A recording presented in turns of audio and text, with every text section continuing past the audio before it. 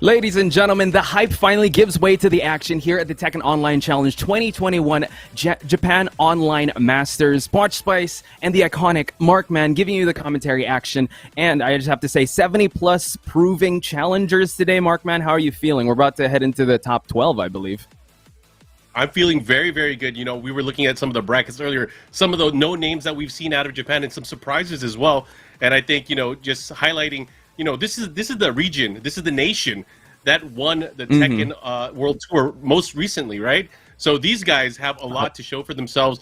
I feel like the changing of the guard with some of the newer players, especially some of the younger players, they're really starting to show their skill and their consistency in these online tournaments, and I can't wait to see how it's going to play out. But man, Poch, it's nice to do commentary with you. I feel like it's been forever. It's been forever. Yeah. It has been, and I'm glad that we have the gift of Tekken to share this day with, and also, you know, amazing matches to look for, because you mentioned changing of the guard, right? I think a lot of players are looking at Gen now as the #1 in Japan, and he's really making a splash. And you know what? He's been entering dojo events, weeklies, and also in the online challenge, he's actually sitting pretty at #1. So aside from Gen, Markman, is there any other player you're looking forward to seeing today? You know, we were seeing some of the matches earlier. Just, you know, from the stream that's going on from the Japan side, and, you know, S.H.O.W is doing really well. Unfortunately, he lost, but Ao, you know, a legend. Ao's been playing since he was very young as well, similar to kind of like with Gen, but Ao is again, I feel like since he's won Topanga League 2 for Tekken 7, he's been really on a tear, kind of really figuring out his place in the game. You know, he kind of went away from using Alisa, started using Leroy a bit, started using Fahkumram as well. And, you know, just playing the good characters, he's been doing so well. So I can't wait to see how he does in the rest of the tournament as well. Yeah, and interestingly enough, Ao did bring out the Leroy against S.H.O.W, if you guys saw in the Japan stream, but he really won it with Kunimitsu, and that's a character that we might actually be seeing from Ao, because he will be on the winner semis against Nobi, a name we all know, a name we all fear, a name we all love seeing play. But another one I actually want to talk about is, Double will be going up against Gen, and Double actually has been making a name for himself. He did make the switch. He does have a Lidia now. He does have the Fahkumram. Like, Markman, let me get your thoughts. How do you feel about the Lidias, the Fahkumrams coming in? Do you think we're going to see a lot of that today? I love seeing it. I love seeing character variety. You know, long been told, Japanese players have always been, you know, very, very focused on, you know, their specialty characters. There's been specialists like for the longest time, and I feel like over the past few years that's kind of changed. You know, a lot of the players have been switching and delving into more and more characters, kind of really having a solution or a character solution for each situation, or even for each matchup against certain players. So we're starting to see that more. And, you know, the reigning world champion from the last Tekken World Tour is actually in the losers bracket. We have Chikurin, who got knocked into the loser side by Yamasa's Yu, which is a big surprise to me. But, you know, those guys, I believe, are running into each other. I don't know who won out of that losers bracket match, but it's going to be exciting to see who comes out on top. Yeah, I double down on what you said there. Like, just the variety of characters. We have been seeing a lot of representation. You do still have some loyalists out there. Shout outs to JDCR. He just won yesterday's Korea Masters with Armor King. He did not switch. There still are those loyalists out there, but it's really cool to see I guess the thought process that comes into certain matchups, and you see that there's a certain I would say a certain meta, or if you would, those top tier characters. We're never going to run away from them. And Lidia has been very present. A mirror match in EVO finals, actually, in Japan. Oh, yeah. And just seeing, again, a lot of the different characters and a lot of the different knowledge. And, you know, talking about what happened yesterday for the online challenge in Korea, that was such a sight. I mean, come on, JDCR versus Saint. What are we, 2017? Exactly. Seeing those two in the finals, it was really nice to kind of see that. I was kind of secretly hoping for a Dragunov versus Jack match, but I don't know if the internet would have liked that. But regardless, I got to give it up. Seeing Ganryu and Armor King. Speaking of which, Armor King, I feel like that character's been a bit more in the spotlight. I see him being used maybe a bit more throughout different regions, but in particular, those character specialists that have a history with Armor King are really starting to shine. One of the players that we were talking about earlier is TaiHeiYo, who actually made the switch over to Armor King as well. He's a long-time King specialist. Of course, you know, it's not too weird to see King using Armor King as well, and, you know, probably these guys probably use that tandem in Tekken Tag too, but to see him being used in Tekken 7, it's really nice, because, you know, no one really used him when he first came out. Yeah, and actually, I think the story coming into this Masters was TaiHeiYo, right? Because he made huge waves in the dojo events. He actually won the recent TSF Cup against Chikurin, mind you. So his Armor King, I mean, his defense is so good. You don't know when he's going to go for that Cobra Clutch chain throws. Unfortunately, he did not make it to, I think he got disqualified. I'm not quite sure, but he's not here. And we are seeing another king emerge, though, in TaiHeiYo. He's a very good king. We've seen him in other tournaments as well. I don't know if he has an Armor King, but he's really known for that king. So that's another, I believe, player that's something that we should look out for in this matchup. And he will be going up against Karei. Yeah, Karei, who is a weapon out of West Japan, out of Osaka, really made a name for himself in early Tekken 7 with his Kazumi style play, but now switching over using Ganryu, using a bunch of other characters as well. And I believe you mentioned he's one of the top ranked Ganryus online. Yes, big shout-outs to Grind's Guys Nature Lover for giving me that information. Actually, if we look at the standings, I wrote them down here. So it's Gen at 370 points. So it's safe to say he's really up there, right? Because the next one following is Nobi at 290. So he's chasing far behind. But what's really scary is Ayo? Sorry, I keep saying Ayo. But yeah, he's at 180. There we go. 180. And right behind him is Naroma with 145, OBK with 125, Kuzin, who's still here, by the way, at 85 points. So this is, I would say, like the blast zone, because it's like you want to be able to take out Ao. And yeah, he's just hanging in there, but he can still be able to make it because he is coming at winners semifinals. So again, it's all about the points, right? They want to make it to that regional finals. And right now, waiting in the wings is Gen, and he is the one to look out for in this tournament. There's definitely going to be heartbreak out of this event. You know, this being a 77, I believe 77 people, close to 80 people that have entered. There are obviously a lot of points online. It being a master event, especially. So these guys, they have to get those points. You know, everyone's been doing work in the dojo with the dojo events, but this is the one that is really going to help propel a lot of these players. Like, you know, Gen didn't need those points, right? He's been doing so well already. He's pretty much locked in. And if he gets first place, those 300 points are pretty much thrown away, right? And then that makes the race between 2nd through 7th even scarier, especially for the guys that are on the bottom half, like Ao, as you mentioned. So I think those guys that are kind of still in contention, it's going to be really exciting to see who makes it out for the Japan regional event that's going to be happening, of course, early next year. Or no, later this year?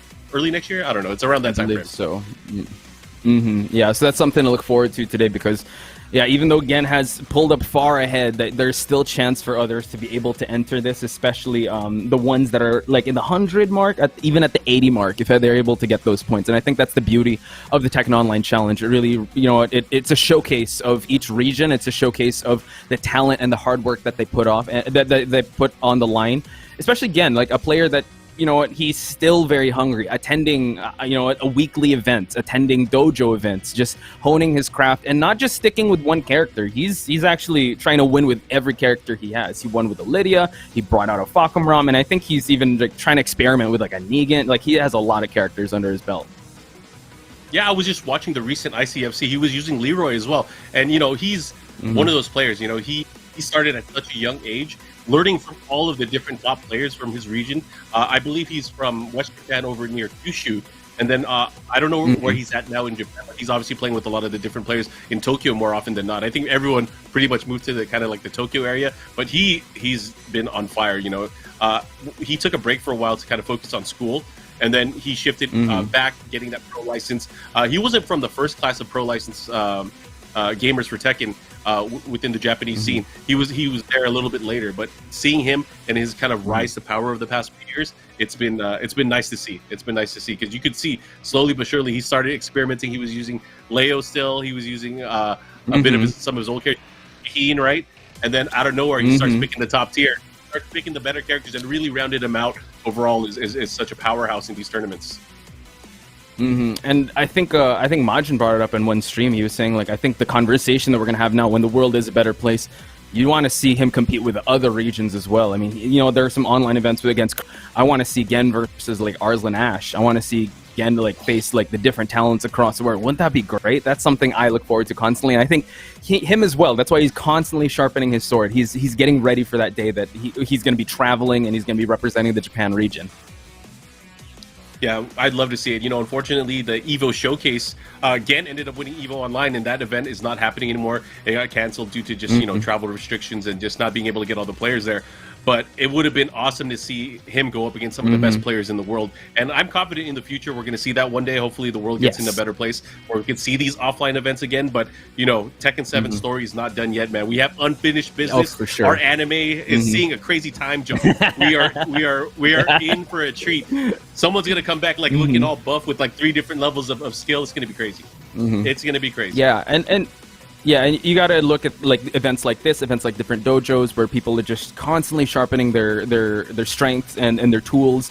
Because once offline kicks in, man, these guys are going to be beasts. And the Japan region has been constantly racking out dojo events. They've been so active in the online scene. It just warms your heart, and it kind of inspires a lot of aspiring players that this is still the gold standard to look forward to when it comes to Tekken. So we're just waiting again, ladies and gentlemen, on the matchup we're about to witness. It's still going to be I believe the top 12. We're just getting ready for that. But is there a specific matchup here, Markman, that you're looking forward to watching? Particular matchups, I'm looking at any of the matchups that Gen's going to be playing because I'm very interested to see the type of characters he uses versus certain players.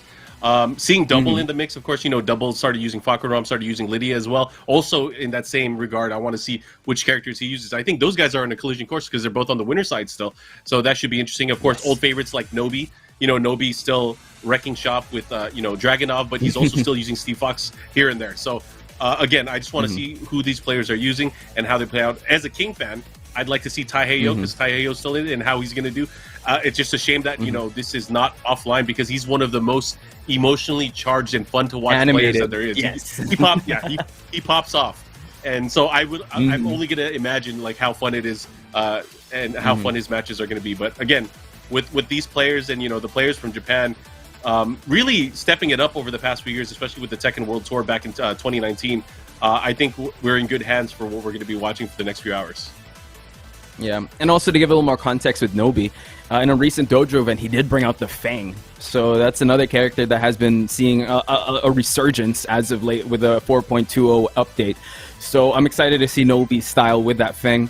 A match that I'm really looking forward to seeing is S.H.O.W versus Keisuke, because you guys don't know, Keisuke is one of the strongest Kazuyas in Japan. Shout out to Tishimon for giving us that information. And S.H.O.W, he's been wrecking shop with Alisa. Everyone has been sort of shifting towards to Kazumi. All the Alisa players have been going, but S.H.O.W, still very true, still very loyal. I mean, Alisa versus Kazuya, that's going to be a pretty interesting match. And it's also, if we're going to build up this match, it's a matchup of loyalists. You got a Kazuya loyalist versus Alisa, and I think that's going to be fireworks. Yeah, very, very much looking forward to that. And again, it's always fun for me to see Mishimas in high level being played. It's always a treat, and I think Kazuya especially, he can get away with some crazy stuff, and we've seen some of that from Keisuke at ICFC. I'm surprised at the lack of maybe Devil Jin being played here. There's obviously a lot of Devil Jin players in Asia, in Japan in particular, but none of them seem to have qualified towards the top. But maybe we'll be surprised. Who knows? Yeah, who knows? I'm sure everybody. Oh, sorry, you Chikurin might. I mean, Chikurin has been using Devil Jin here and there as well. Kuzin has been using some Devil Jin here and there, aside from his Asuka, aside from his Steve. But yeah, as you mentioned, I think I'm excited to see a Kazuya. I'm excited to watch it, but I'm never excited to face a Kazuya. And Keisuke is definitely one of the Kazuyas that's very entertaining, very fundamental, but he can turn on that Mishima gene where he just goes hell sweet. He'll just make you guess in the corner, just put you in that blender. Yeah. So it's one of those things where you're like, it's one of those things where you're like, there's no way he's gonna hell sweep for the 5th time in a row. There's no way he's gonna do it, and then he does it. And then as soon as you duck, the block, he does the wave dash, crouch dash while standing too, and you're done. It's music sometimes. Yeah, it's music. It's at someone's expense, and it's gonna be really fun to watch. I'm so excited to be sharing those moments with you. If let's hope S.H.O.W will be ready for that mix-up, or maybe not even a mix-up. He's just gonna keep going low on him. We're gonna find that out in just a bit. But again, you mentioned TaiHeiYo being I would say the sole king here. He's very much one to watch. I think he's also been making some splashes in dojo events, but he still has to get that one huge win. And who knows? Today, as you mentioned, there could be some upsets. That could be one. He could actually make it pretty far. Indeed, indeed. If you guys are tuning in, thanks for the patience. We are getting ready here for the Tekken Online Challenge in Japan, and we're about to get into our matches. Here we go. First match of the day. I'm not sure what they're giving us, but if you guys want to follow at home, you can type !bracket, and it'll give you guys an idea of where we are in the tournament and how it's flowing. Right now, the matchup that you see on the screen is going to be Keisuke, the Kazuya player we were just talking about, and he's going up against the legend S.H.O.W, the Alisa player. Probably one of the lone Alisa players in Japan still, the loyalist. And we're in an open stage. It was picked on random, of course, as the first match usually is. Let's see how this plays out. Any thoughts in this particular matchup? I know you've been watching Keisuke a lot, but S.H.O.W actually started entering some of these online tournaments as well. Yeah, he's been making a splash in ICFC as of late. Keisuke, not as much, but I think the stage heavily benefits S.H.O.W, so at least he can run away from the Hell Sweep mix-ups and just keep him at bay. But so far, it's just being very both of them being very conservative, just touching each other up just a little bit. No big swings as of yet, but I'm just watching those legs. Oh my god, the low parry.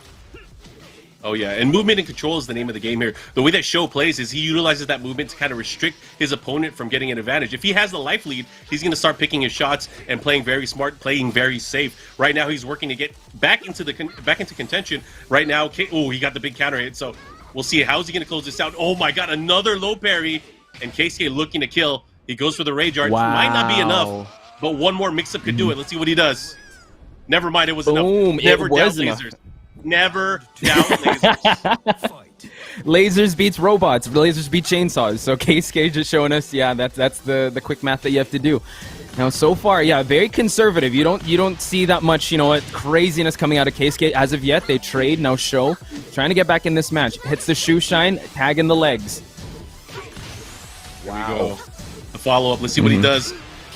Good block. Oh my gosh. Great read there from S.H.O.W. And it's almost scary because it's those situations that you get put into where Kazuya can, start the blender. It's like you start blocking things and usually they go for a punch, but hey, sometimes he wants to go for a low. Sometimes he wants to do the hell sweep just to get the knockdown. It's crazy.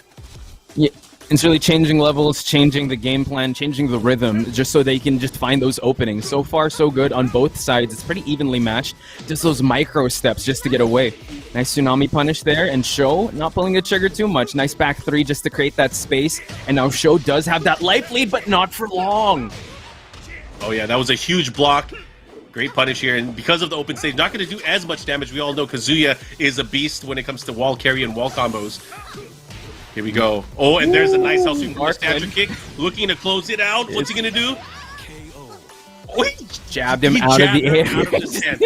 That's crazy. Yo, Keisuke so is lasers beat chainsaws and a jab beats a fly. Yes, there we go. Yeah. Oh, yeah. At the midst of all this danger, yeah, I'm just going to jab you out of it. Goes for the mid. Hey, don't forget, man. Wow. Kazuya has experience in anti-air. He was in Street Fighter Cross Tekken, man. He knows. He has a little 2D in him, too. He was the first ever cross, right? There we go. Yep. Nice. Now he put the break there on the down forward one. Oh my goodness. And now the movement from Keisuke. He woke up with the 1-2 to close that one out. Keisuke. Yeah, I would say very fundamental. He wasn't really going for anything too risky and slowly just picking them apart.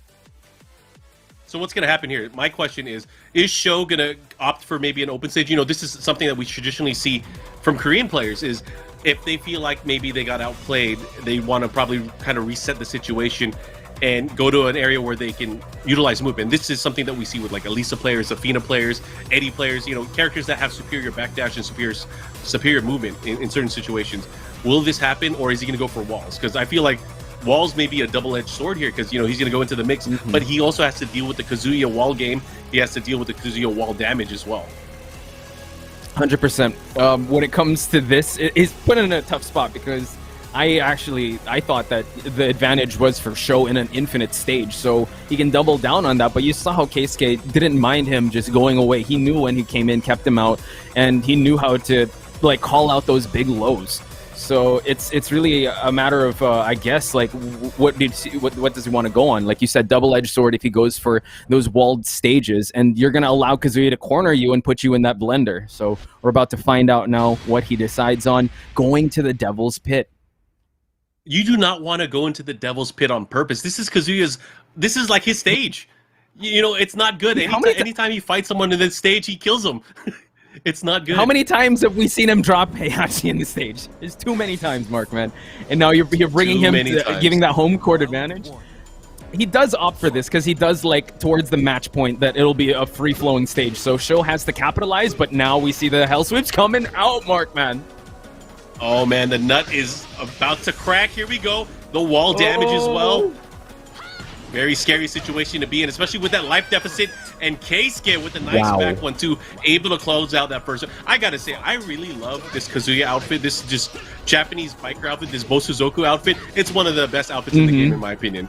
Underrated. Oh, for sure. And, yeah, and Keisuke really dons his outfit. Look at that sequence there. Keisuke, again, just showing his dominance. Now he goes for the ballerina spin. S.H.O.W still in this, trying to shake off the cobwebs from that first round. But you see that Keisuke can turn up those hell sweeps when he chooses to, so S.H.O.W has to be very careful with Kazuya's approach. Okay, blocks the approach. Now S.H.O.W still in the life deficit, trying to open him up, but Keisuke's defense is definitely showing. He's just chilling. Oh, what a great step. He has scouted this matchup out, and look how well he's doing 2 rounds straight here in this second matchup. You think like he's about to 3-stock him. This guy is a Smash Brothers character. He's about to. Wow, oh my gosh! I'll let you take over. I'm gonna lose my breath. Yeah, we were talking about Street Fighter Cross second, but yeah, he knows how to 3-stock you. Now he's gonna go for the hell sweep. He's continuing it. What's he gonna do? Goes for that mid now. S.H.O.W in deep waters here. How he's gonna dig himself out of this trouble? Keisuke now knows when to chill out. The low parry again. How does he know?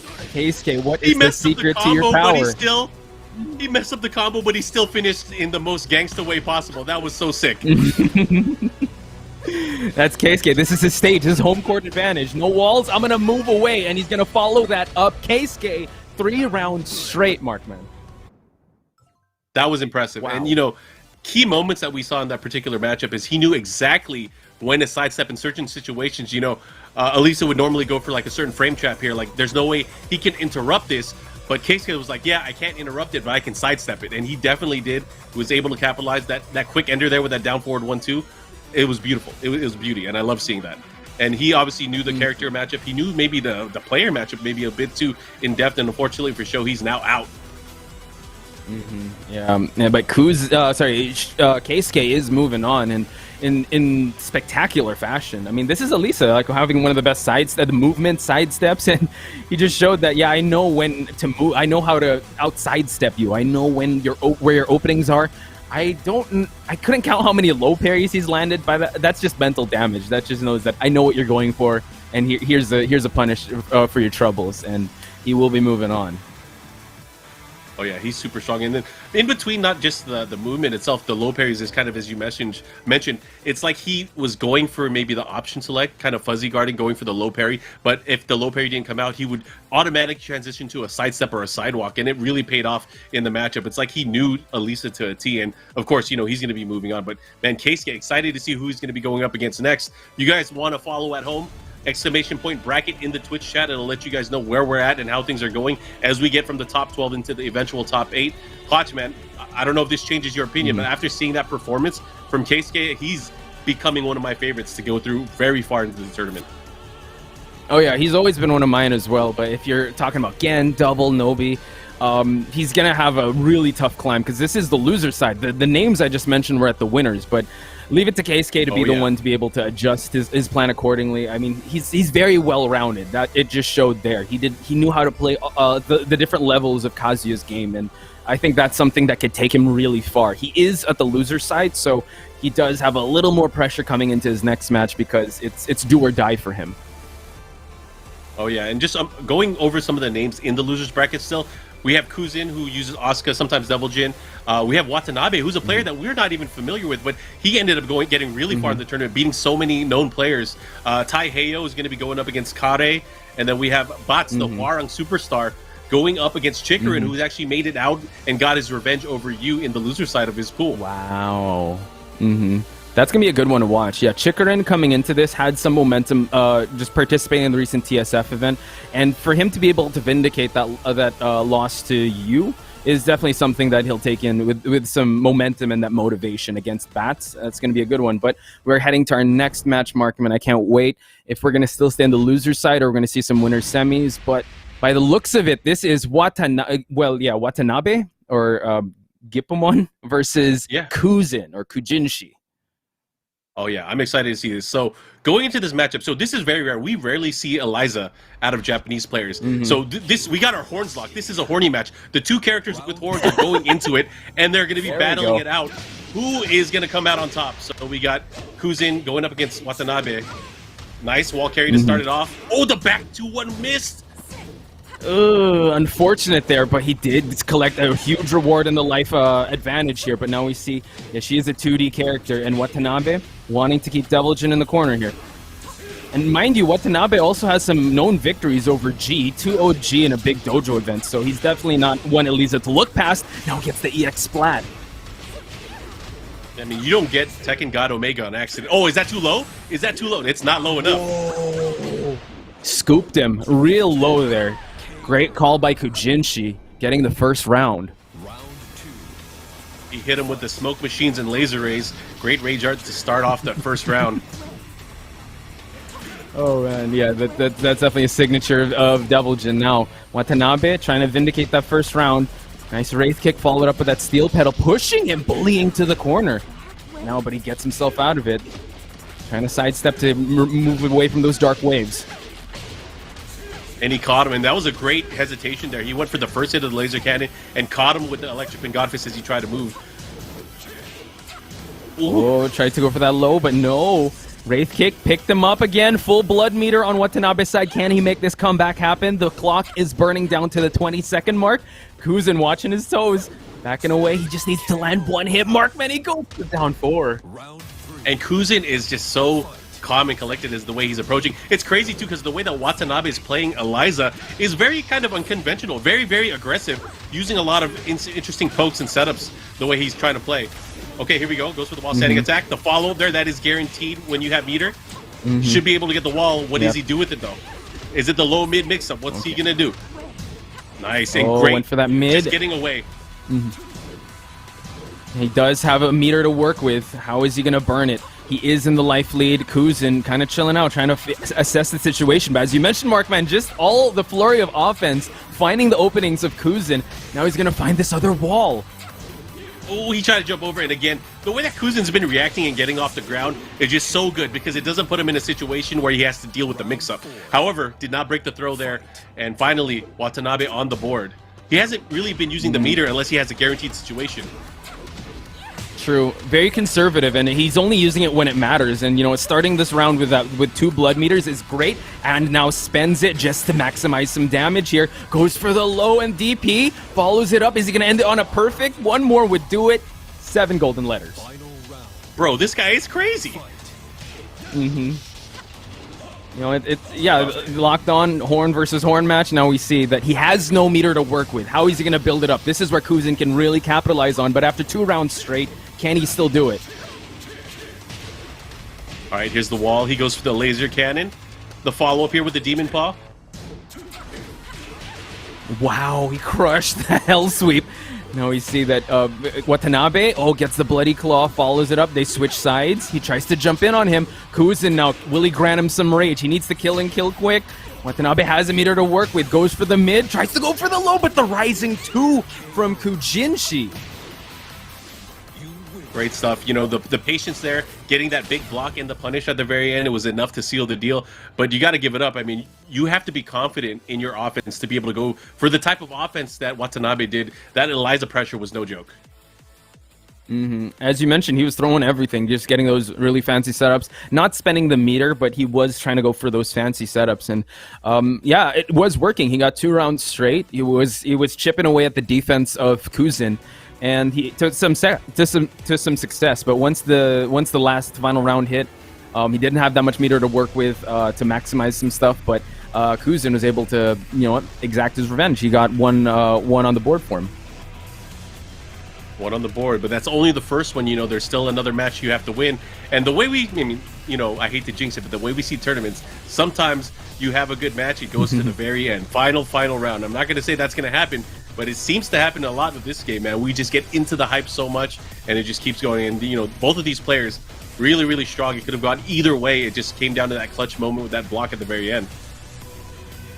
Oh yeah, I think the next match, if it's any indication, if we're just going to follow the trend of what we just saw, yeah, this is going to go down to the wire. So let's see how Watanabe will kind of adjust accordingly to this. Probably going to go for a different stage. Still sticking with that Eliza, based on, well, research, or aka me stalking him. He is an Eliza specialist.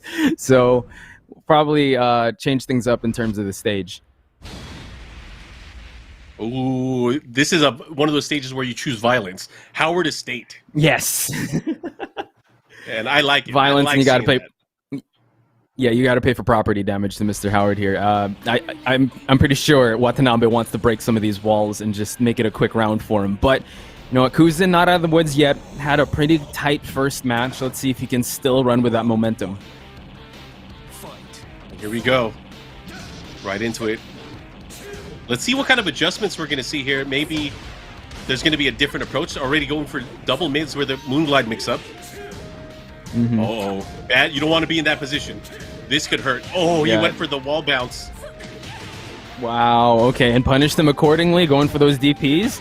Okay, no meter to, burn there. Now we see that, Kuzin wanting to push against the wall here. Still breakable, but look at that dive kick. Excellent. Found its mark, dropped it a little bit, but now we see the electric finds its mark, breaks that wall, and gets the first round. Yeah, great opening round there. I mean, it could have gone either way. One of the things I've noticed is there's a lot of sidestepping going on the part of Watanabe. He's been getting clipped a lot by that laser cannon. Oh, he missed the back two. No, Kuzin open. He did. Yeah, he landed that hell sweep, but couldn't get that back two. Now we see that Kuzin, eats that counter hit, and now we see that two blood meters already ready for Watanabe to use. A dive kick against the wall, uses it for that splat. Now bounces him, re-walls him, and now we see him. He gains the first round in this match.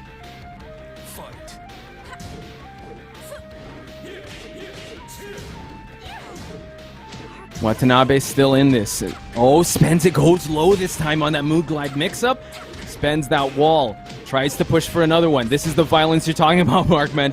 Gets the other wall. Yeah. Can he push for the balcony? Oh my god, this is going to be a highlight. I know, just the fact we rarely get to see the flowers and the garden downstairs, so let's go. Yeah, nice combo there. Kuzin says, I'm not eating that balcony. Okay, max range on that hell sweep. Gets the launch. Yeah, counter hit down forward too, able to capitalize and get the big combo afterwards. Look at this, one more round. He can do it. Will he take out Watanabe? This is, loser's bracket, so whoever loses here is out. Uh-oh, here we go. Oh Good my block god. Again. On the EX mix, the Moonglide now goes for the choke slam from hell, pushing him towards that wall. He does not want to do anything with that balcony. He screwed up the punish. This is not good. He did.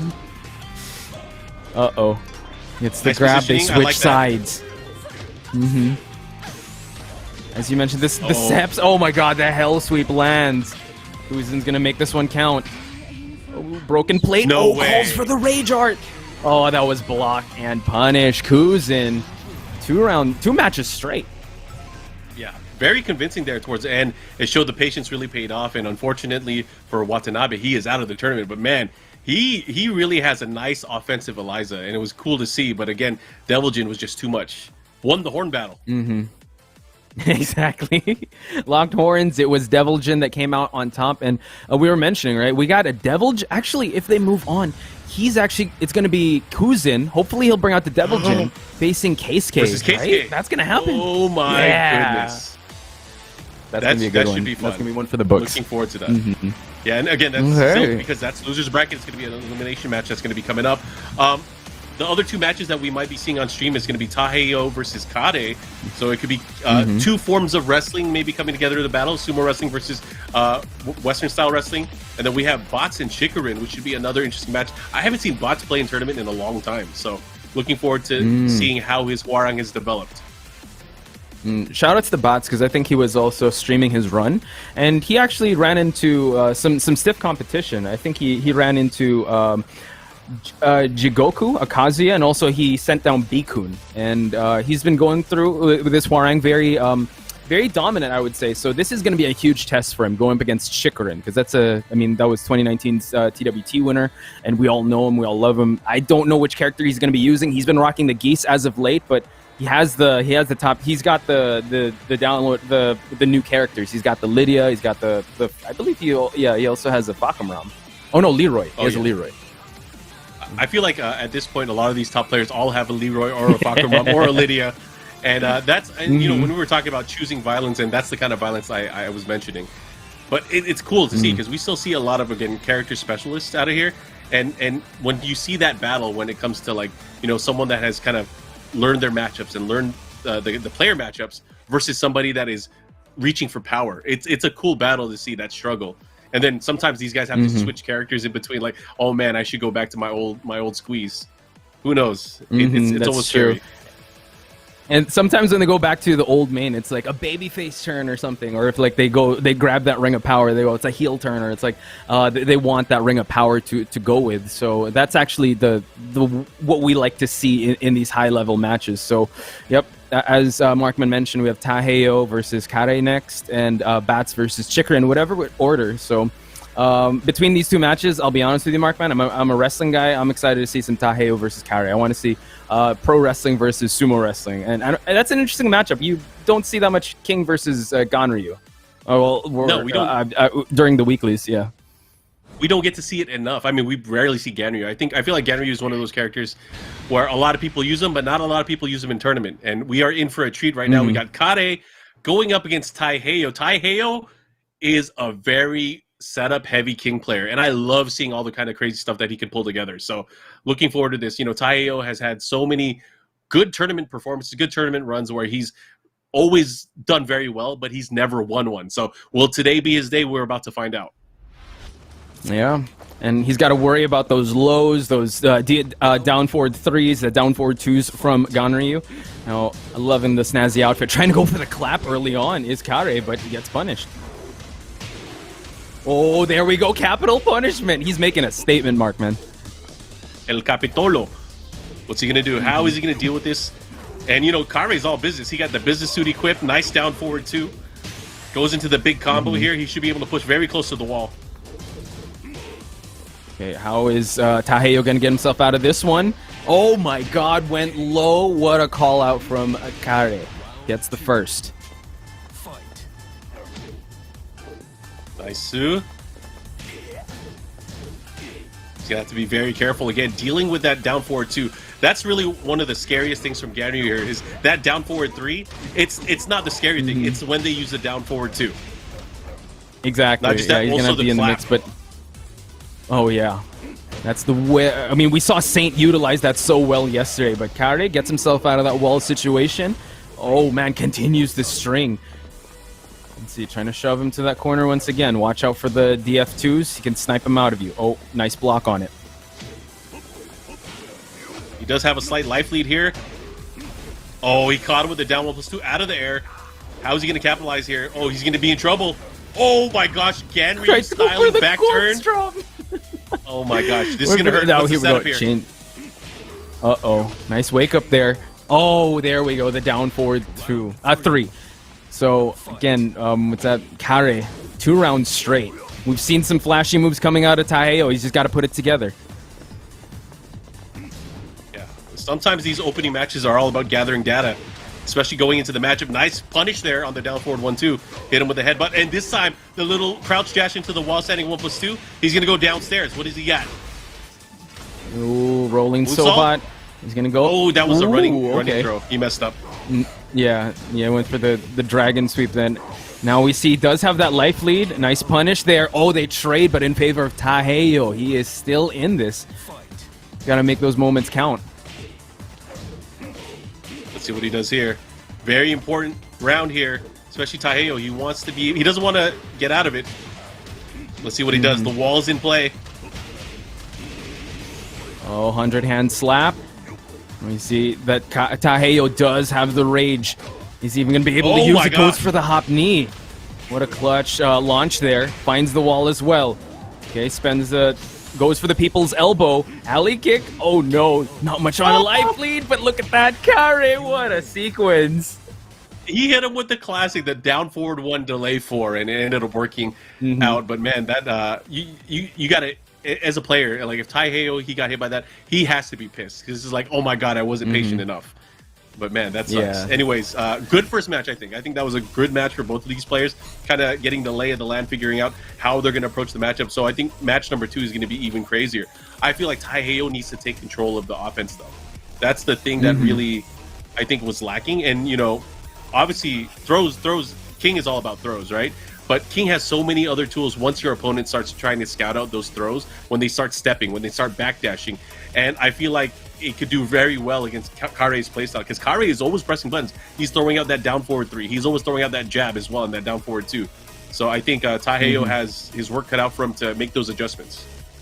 Yeah, as you said, this could be like the, you know, just the feeling out process, the lay of the land. Because I think it was just back one that was achieved by TaiHeiYo. So maybe he will be going for that, because you did see how Karei was very button heavy. And now going to the Howard Estate, you know what? I think TaiHeiYo woke up, chose violence. There we go, Howard Estate. Again, love to see it. We want to rack up the bill here, the cleaning bill. I mean, Ganryu and King, they're not really known for crazy combos on this stage, but I'd like to imagine they can do some, right? I'd like to imagine they can put the hurt on, so let's see it. And the fact that TaiHeiYo picked this stage, he wants to do something with these walls. You know, checking for those mids, the lows finds TaiHeiYo. Still very poke heavy is Karei. TaiHeiYo, one of those players, or those King players, that really tends to use a lot of the moves out of his arsenal. One of the moves, though, that we really haven't seen from him is the down forward 2-1 series. There's no opportunities to try to fish out a counter hit. He doesn't keep his opponent in check. It's probably, I don't know what it is, but we're not really seeing the control out of that move in conjunction with the jab either. That's true. That's something to look out for if he will be using that, because it's quite effective just to keep an opponent at bay. Okay, still so far is Karei just dominating at the neutral and just poking him out. Nothing too big, all just pokes, just racking up. He finally used the move and he got ducked. He finally used it. Don't listen to me. Oh no. Oh. And he's going for the big damage there. He goes for the jab into the forward 1+2, and he has the wall. Let's see what he does. He's gonna adjust. Ooh. Trying to back away. Man, this is a huge deficit. How is he gonna deal with it? Oh, right underneath the back one. He sniffed that out because he's been using a lot of the back one as the approach, but he was ready this time, and he got him with that down forward 2. That down forward 2 has a very deceptive crush window where it can go under highs. We just saw it there in that last sequence. TaiHeiYo in huge trouble now. How is he going to be able to bounce his way back away from this situation? Karei, just the pokes. Oh my god, well-timed clap to collect this huge combo. Nice delay there. Look at that. He is cashing in on the damage. Gets the low parry with the right read here. He's going to have another wall. 100 hands. Oh my goodness. Stomps on him. Oh, no drive for TaiHeiYo, and no more rounds to claim. 3 rounds straight, no round brown for Karei. Karei moving on. These matches are going by pretty fast, Markman. Dude, that was a dominant performance there from Karei. Karei low parried pretty much every low that he tried to get momentum back. He knew that he was going to go for a low, and then he just kept that pressure on, and great performance there from him and his Ganryu, showing his real understanding of the character in that particular matchup against King. So good job to him. Yeah, and big shout-outs to Tai. You know, he is going out of the tournament, but, you know, he had some notable wins. I forgot to mention, TaiHeiYo actually beat Rangchu and sent Rangchu to the losers. And Rangchu was one of the guys I actually had pegged to go really far, and for him to be sent by TaiHeiYo is like the real deal when it comes to King, so shout-outs to him. Yeah, taking out a world champion, that's no easy feat. That is no easy feat. Of course, one of the last matchups on the loser side as we go into our top 8, we have Batz versus Chikurin that should be coming up.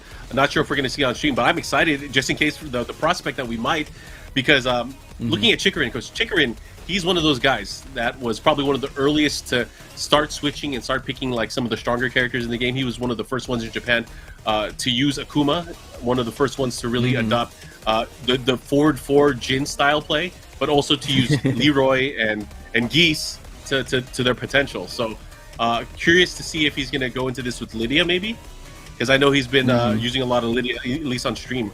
So we'll see. And you've mentioned a who's who of killers when it comes to characters here in Tekken 7 in this season, so he's got options. Batz though, still sticking with that Hwoarang. Maybe, I hope he is, because, you know, it's always a crazy day when you see a character specialist break character and start using another character. You're like thinking in your head, like, what happened? Especially Hwoarang players. It's rare that we see it's very rare that we see Hwoarang players use anyone else. It's That's very true. That and yeah. I think Yoshimitsu and Hwoarang are the two ones where you see that and you're like, what happened? Did they break up? Yeah, they will die on that. It's true. They will die on that hill. They're that loyal and they're that. Well, I would say committed to this character. So yeah, a breakup could have been, but nope. Batz is still going strong with Hwoarang, while Chikurin with this Geese Howard. Yeah, I saw Super Hwoarang in Korea use Heihachi yesterday, and then he ended up going back to Hwoarang and almost did well. Anyways, we're gonna go into the It was a rebound. It was a rebound, definitely a rebound.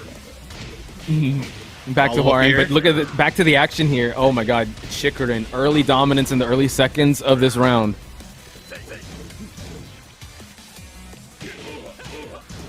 And you see Batz like moving away from the wall.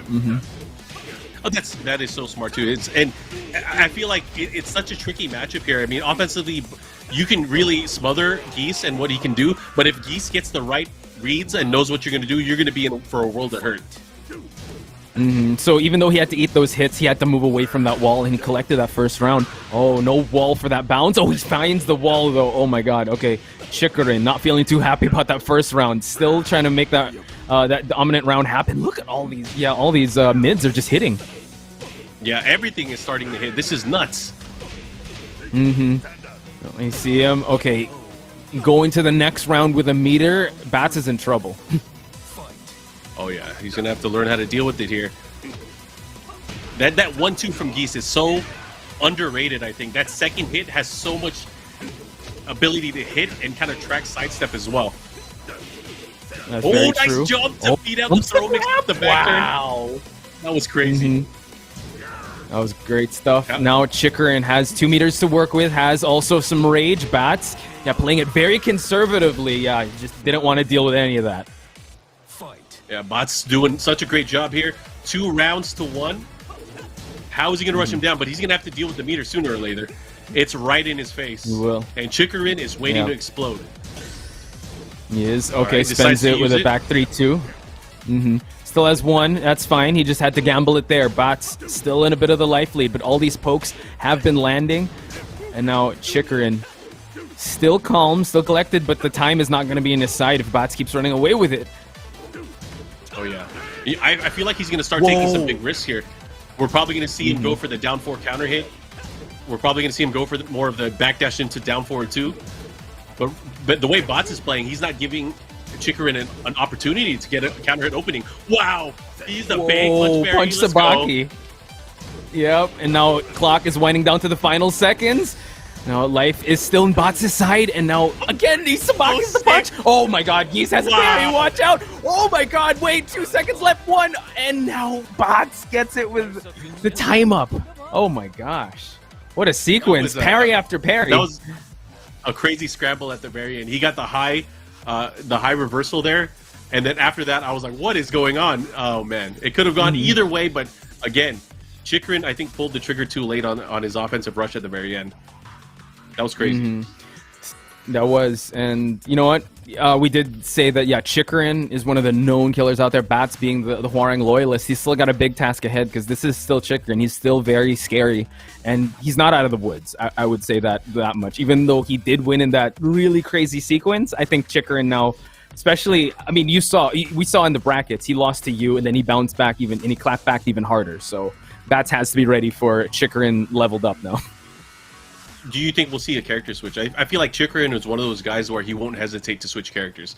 He does not have loyalty. He has loyalty to winning and only winning.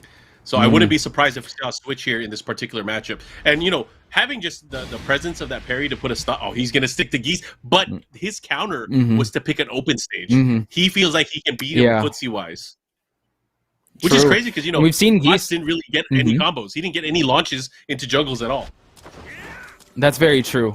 I think he just wants the freedom to, be able to maximize his combos. Because usually, like with Geese's updates, right? He actually does way more damage without that wall. And let's see if that'll pay off. Because you're giving Batz that room, goes for that big low, and let's see if he can take this first round. Oh yeah. Ooh, slides on him. Whoa. Nice wake up into the jab punish. Like what I'm seeing so far. But did Chikurin make the right choice here? You know, Batz has played against some of the best players in Japan since the game's release. You know, he's been regarded as not only the best Hwoarang players, one of the best players in Japan in general. He just hasn't really had the spotlight.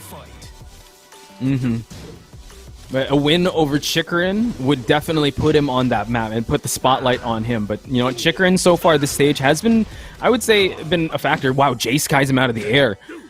No, Chikurin still hasn't been successful with his approach. No big launch just yet.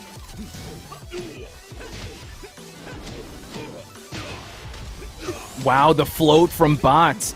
Collecting some damage here. Oh, wow. Okay, Chikurin gets the throw. Batz has to be very careful, has a meter. Chikurin also has that rage. Watch how he baited the Sabaki. And now collects some huge damage and possibly the round. Can't mess this one up. Deadly Rave. 2 rounds straight for Chikurin. It's paying off so far. Whatever adjustments he made here, obviously clutching it out that last round. Up 2 rounds here. If he can get this round as well, 3 rounds straight would be a statement here. I think he's just found the timing, the rhythm of Batz, and he's punishing him for it. You saw that he's going for those punch Sabakis and has been landing the low parry. Second one of this match, and now it's been paying off. Now it just goes for the final. Yep. Closes that one out. 3 rounds straight. This is what we're talking about with Chikurin. He may win the first round, but he's going to clap back even harder.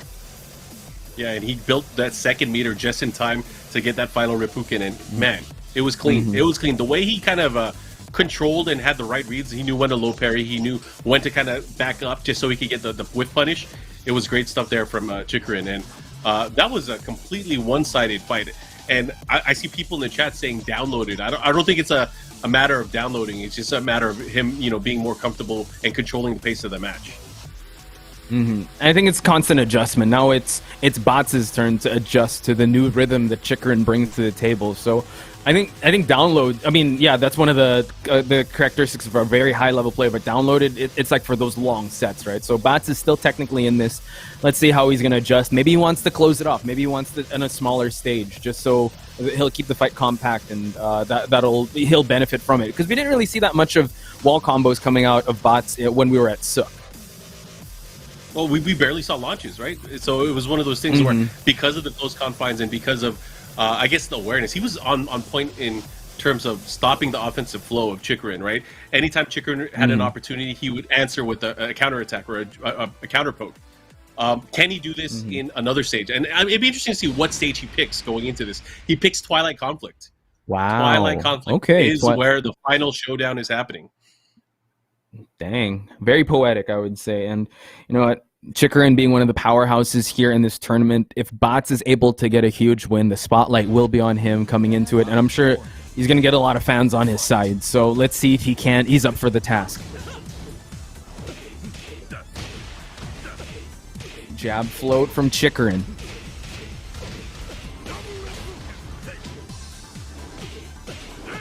Wall's not paying off for Batz so far. Chikurin, no wall to wall here. Early seconds and gives Batz rage. Oh man, he got hit by the last hit. He's gonna have to be careful. Nice, he able to crush. But man, oh, this is a tall order. Nice throw. Working with some momentum. Oh my god, the Reppuken. You saw that J-Sky was blocked. Reppuken for that punish. Chikurin now in the lead.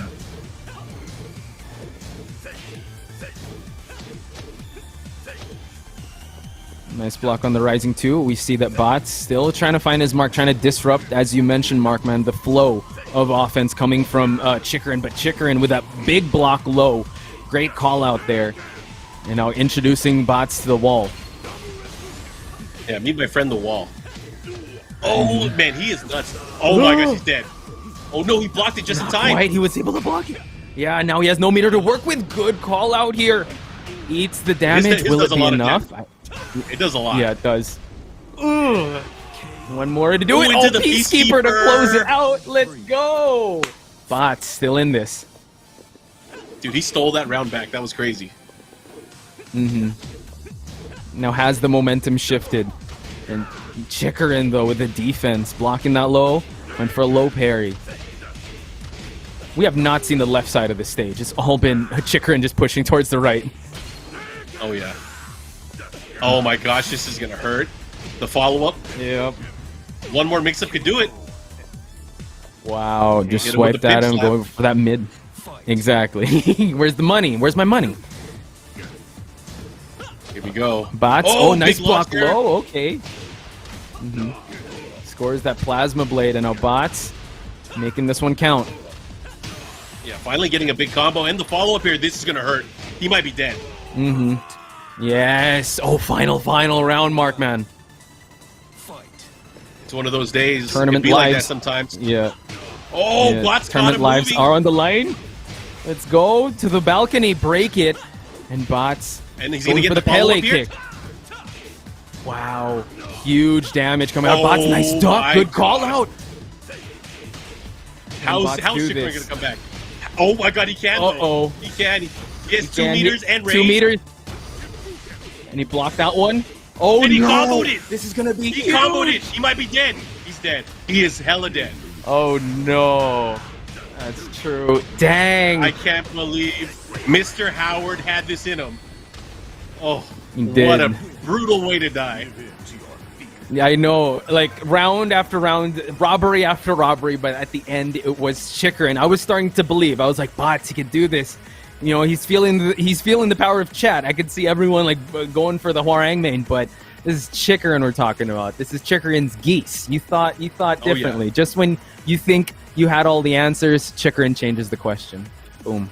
Reigning and defending world champion, of course, he is going to make that happen. It was brilliant. If you look at that last sequence there, he had 2 meters, right? He ended up using one to continue some pressure.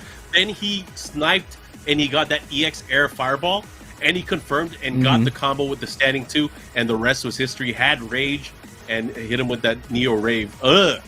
Oh, that was I almost threw up. It was great. It was great. It was great. Oh yeah, in my mouth. That's the excitement in my tummy. Yep. But you got to get up to Chikurin. It really all aligned in his favor. Batz really had all the momentum. He got the wall break. He got the follow up after the Pele kick. It was really turning up to be a Batz round, and that would be a huge upset. But Chikurin moving on. He will be facing Karei in the losers round 2, so that's going to be a good one. Ganryu and. Who knows? Chikurin might change it up, but his Geese Howard is in top form today. Yeah, and again, if you guys want to follow along with all the action that's happening on Smash GG, if you're in the Twitch chat, you can type !bracket. It'll lead you towards our top 12 bracket and where we are with all this that's going on. There's a lot of good matches that are on the way, and I'm excited, of course. Also excited because, you know, I just want to give a shout out to our friends over at S.H.O.W. We haven't given them a shout out yet, but S.H.O.W. gave me, of course, the official headset and mix amp of the Tekken Online Challenge 2021. We're here for the Japan event, and, you know, I'm wearing these 840s, and these 840s, I don't know if you guys can see it on stream, but I tweeted a photo of it. We have these awesome ear cups, Tekken Online Challenge. You guys can see it right there. It's good stuff. Limited edition. And yes, yeah, big shout outs to Astro. Pulled it off of my ear. Oh, cool, it's back on. Don't worry, it's back. It's back. Don't worry, it's not broken, guys. But yeah. Big shout outs to Astro again. You guys make amazing products and all that. So, and also thank you for powering up this event, the Tekken Online Challenge 2021. This is the Japan Masters event. We've only seen the loser side. We have yet to see the winner's semis. So that's still a lot to look forward to, Markman. You still got Gen versus Double. You still got Nobi versus Ao, and you know, and also I'm hoping Kujinshii Kuzin would still pick Devil Jin, so we have the Mishima versus Mishima matchup between him and Keisuke. That's what I'm hoping for. You know, we've actually been very lucky that most of these Tekken Online Challenge events have had amazing representation from the Mishima bloodline. Amazing representation. There was like, going back to, I think it was the South America event, we saw Sergi Master. He was doing some crazy stuff. In the South Asia, a lot of the players from Pakistan, we were treated to amazing Kazuya player. Dark Prince, who's in the chat right now, really showed off some of his amazing Kazuya play. And then in Korea, yesterday, we saw a lot of Mishima madness going back and forth, which is something that we see often from that region. But unfortunately, they did not win the tournament. And I feel like JDCR, because he's a Mishima main, you could kind of see his movement and the way he kind of plays Armor King. It was still nice to see. He's like maybe a different style of Mishima. I mean, I don't know if you guys remember, but like in Tekken 2, Armor King used to have like Thunder God Fist, and he used to have Yes. the Black Fist or the Dark Upper. So, and it was just like the Mishimas then. So, I don't know. I thought that was cool. I always thought that was cool. Yeah, and yeah. Speaking about yesterday's matches, yeah, JDCR.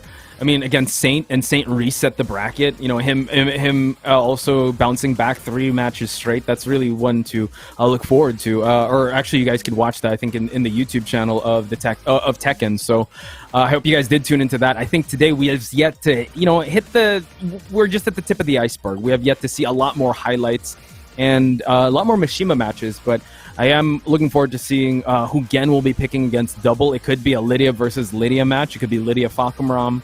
Actually, it could be the top tier matches between those two. Nobi, though, I can't wait to see his Fang if ever he'll bring it out. And yeah, just the different representations, as you said. We already saw back in the Philippines, it was AK that won it. He brought out Shaheen.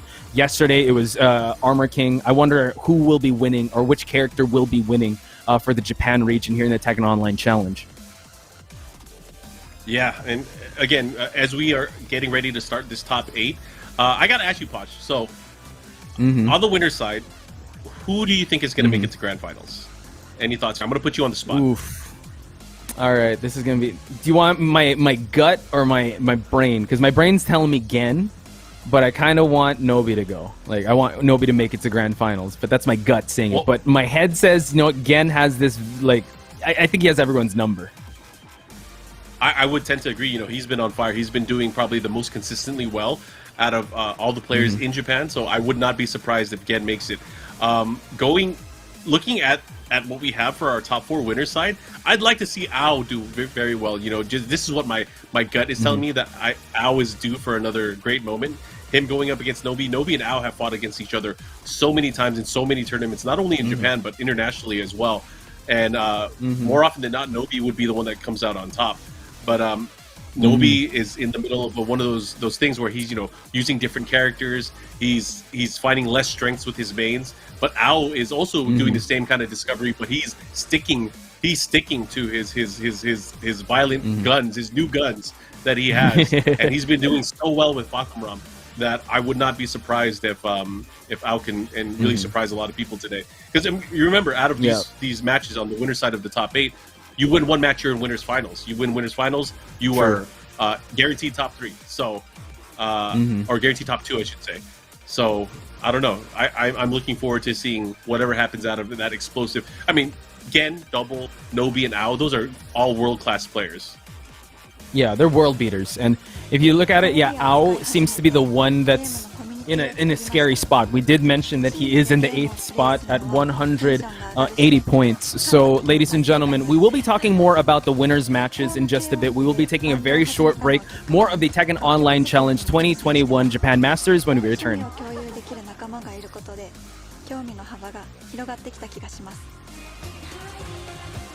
And welcome back, ladies and gentlemen, to the Tekken Online Challenge 2021 Japan Online Masters. I was mixed up there a little bit, but Poch Spice and Markman giving you the Tekken action. Markman, how you feeling so far? We're at the top 8 already. I'm feeling good, man. We were just talking about, we saw some amazing play from a lot of the notable players here in the Japan region, but we're about to get into the nitty-gritty. We got our top 8 ready to go, and everything's looking good, and it's sounding good, and it sounds good because our friends over at S.H.O.W Gaming, got to give them a big shout out. Shout outs to S.H.O.W, of course, the official headset and the mix amp of the Tekken Online Challenge 2021. Got to give them lots of love for always supporting Tekken and the fighting game community at large. So much love to the S.H.O.W family. But Poch, man, looking at it, I mean, just going over the winners bracket in my mind, we kind of asked and talked about it right before we went on break, is who do we feel like is going to do well here? And I think we both unanimously said that Gen is the one to watch out for. Gen has been doing so well, maybe even very dominating in online events and online tournaments. He won the EVO Online event. He's won so many online events as well. And I think he won the last Topanga League event as well for offline play. Yeah, in Japan. So he's been on fire. He's been the one to beat. And part of this is because he kind of stepped away from using Shaheen, but he's using every other top character that's known to everyone at the moment.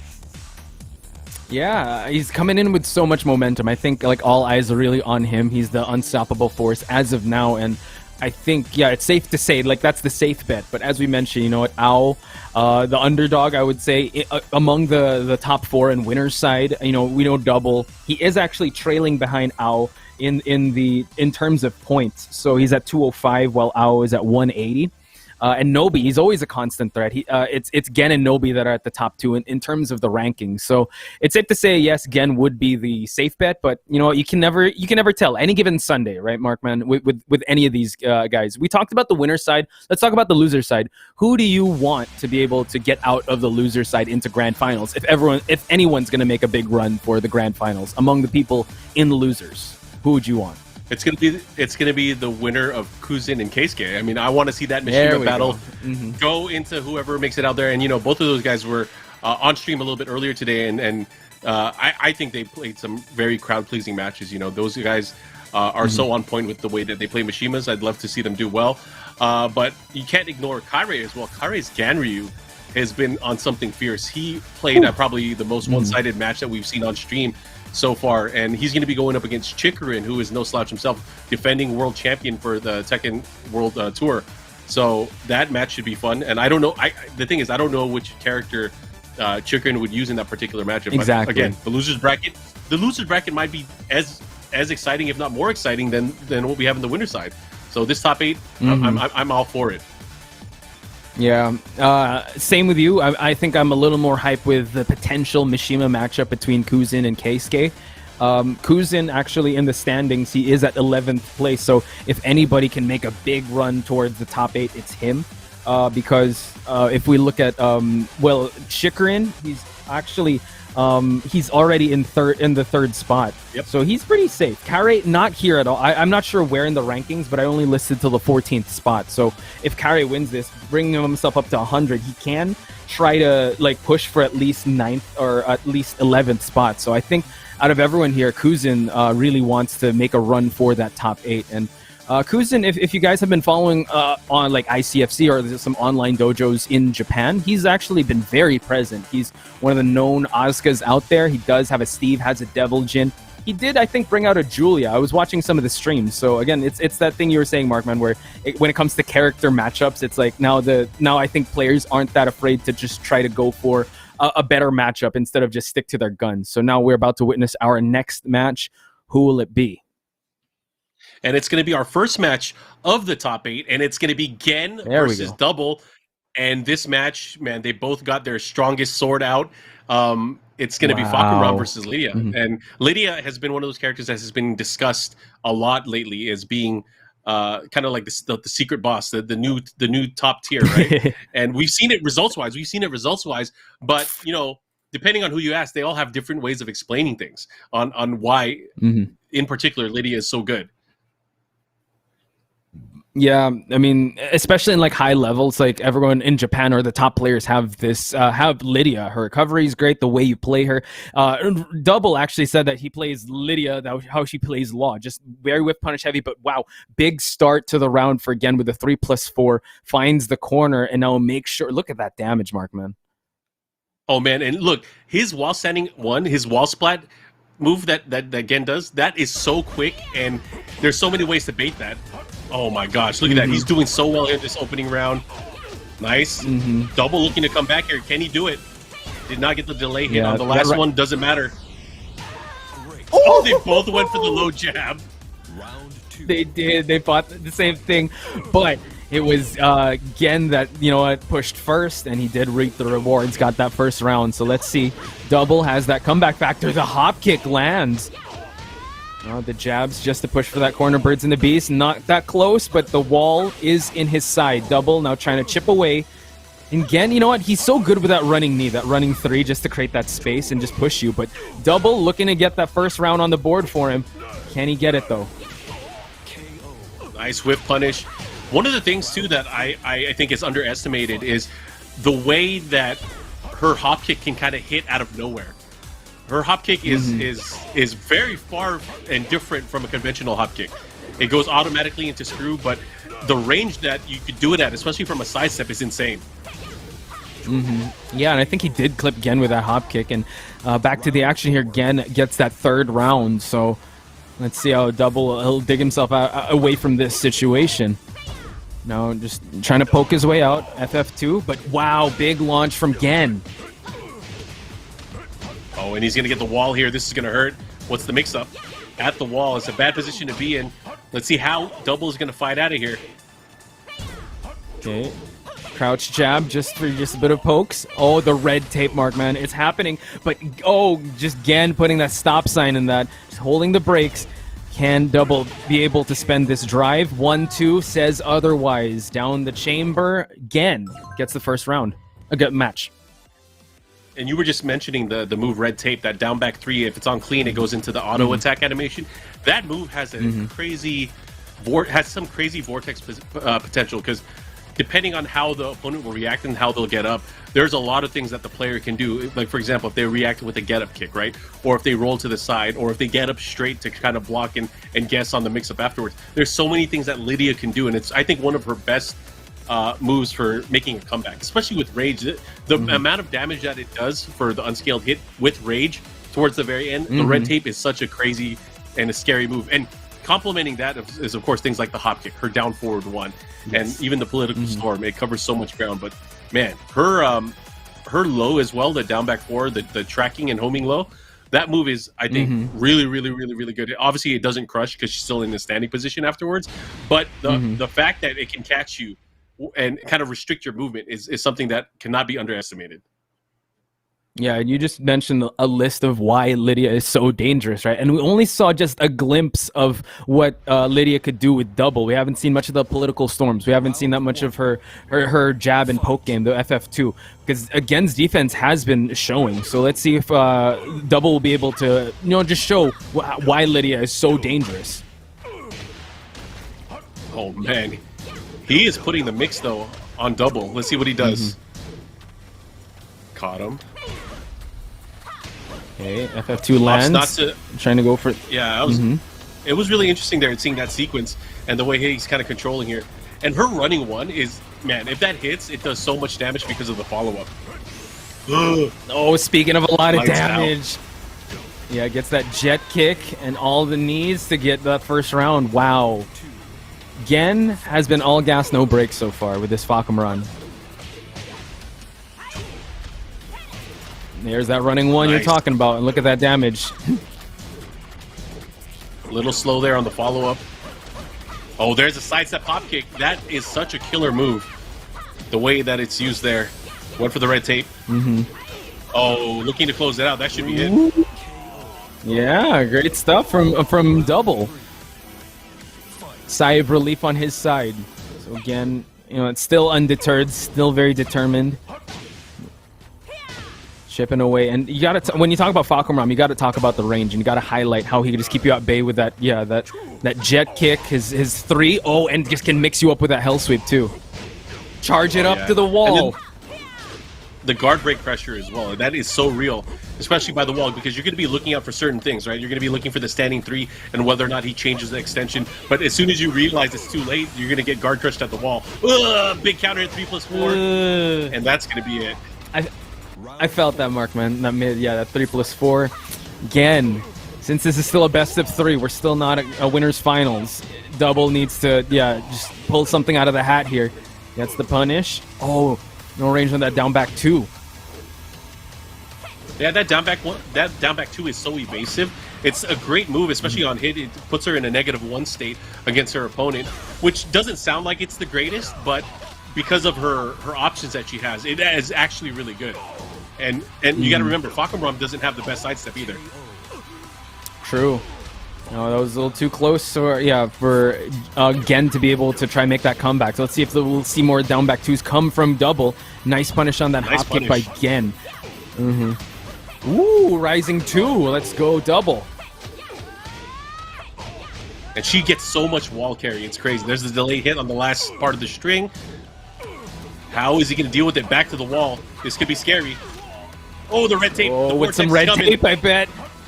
Is it though? Oh, he's trying to push towards the wall. Gen's going to have to put his defenses up, but no. Grant double some rage. Final seconds here. We're halfway through the last round. It's so important for Double to get. Oh, wow. Turns it to a triangle kick, and Gen moves on. Go for it. He ducked. He thought it was going to be the high extension, and he ducked. You saw it. He went for the wall setting too, and then he got popped in the face. Right again, read, just able right to read, wrong move. Exactly. And that's the thing. It has like maybe a few frames of leniency about which one he's going to do, and you can't visually confirm what it's going to be. You have to guess. It's crazy. Yeah. And it all boiled down to that one sequence, right? And it caught double ducking, and went with that for that follow up. Gen, what a beast! You know, he's sitting pretty now at winners finals, double going now to the losers quarters. With I would say he's one of the strongest Lidias out there. So for Gen to be able to get a victory over double, that's a huge feat. So we'll be waiting on what double will be up to. But yeah, Gen does move on. All right. Looking at the bracket again, if you guys want to follow along at home, you guys can type in on the Twitch chat !bracket. It'll let you guys know what matches we have coming up. We're going to go to the other side of the winners bracket for our next matchup. It should be Nobi versus S.H.O.W.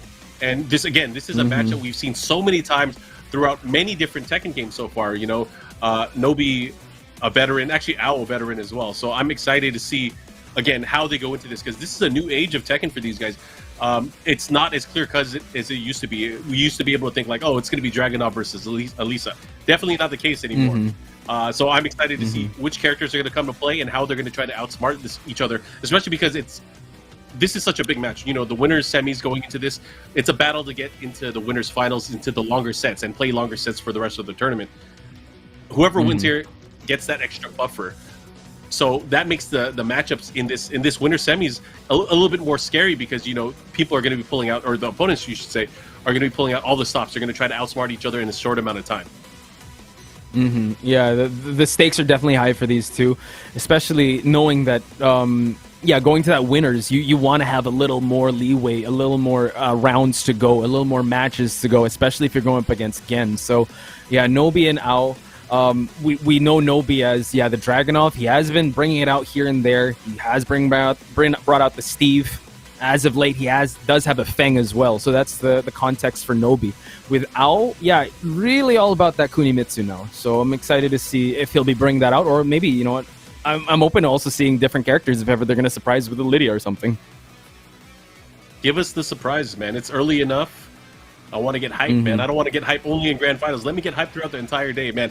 I'm just saying, like, you know, this matchup, great that we're going to see Nobi versus S.H.O.W. I love both of those players. But, man, the losers bracket is looking crazy. The losers bracket is going to be insane. So we have, after this, we have Keisuke versus Kuzin, the Mishima battle, right? Or potential Mishima battle. The winner of that match has to fight double, who we just saw. And then after that, it's Karei versus Chikurin. Oh, my gosh. I can't wait. Who's who of killers that you just mentioned there, Mark, man. And the loser of the Nobi versus S.H.O.W. will have to face the winner of Karei versus Chikurin. So it's not an easy feat. Actually, this whole top 8 is super stacked and packed. So it seems like great matches from here on out. And, you know, an amazing match between Gen and Double. But, yeah, Gen just proven I would say the trend right, where he's acting very dominant. Can anyone take a shot at the king known as Gen? We are seeing, though, this next match, S.H.O.W. with a Kunimitsu and Nobi with his signature, I would say his calling card with his Dragunov. Well, surprise. Well, not really a surprise. He still does use Dragunov quite regularly. But the Kunimitsu pick, who we saw from S.H.O.W. earlier, he has quite the roster of characters nowadays.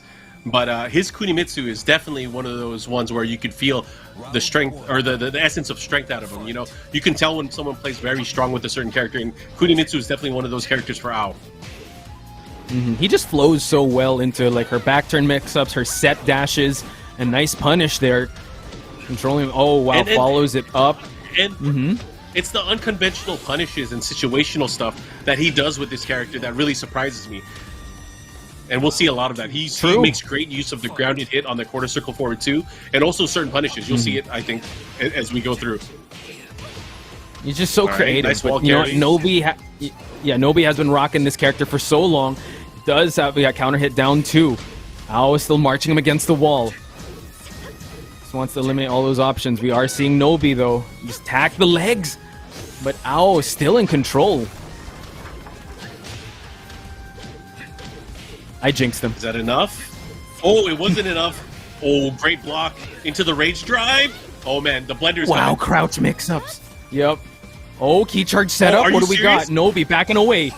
He does not want to deal with it. Oh, wanted to go for the counter hit, like mid. It's that mid hit from that kunai knife, but Nobi hanging in there. Muda des. That was so just sticky. cancel that out. Mm-hmm. Okay, how's he Quite gonna do? Familiar with this match. Mm-hmm. I mean, if he landed that set 2 into the counter hit combo at the end of that first round, that would have been crazy. Yeah, it would have been. Nice quarter. He kept that key charge for so long.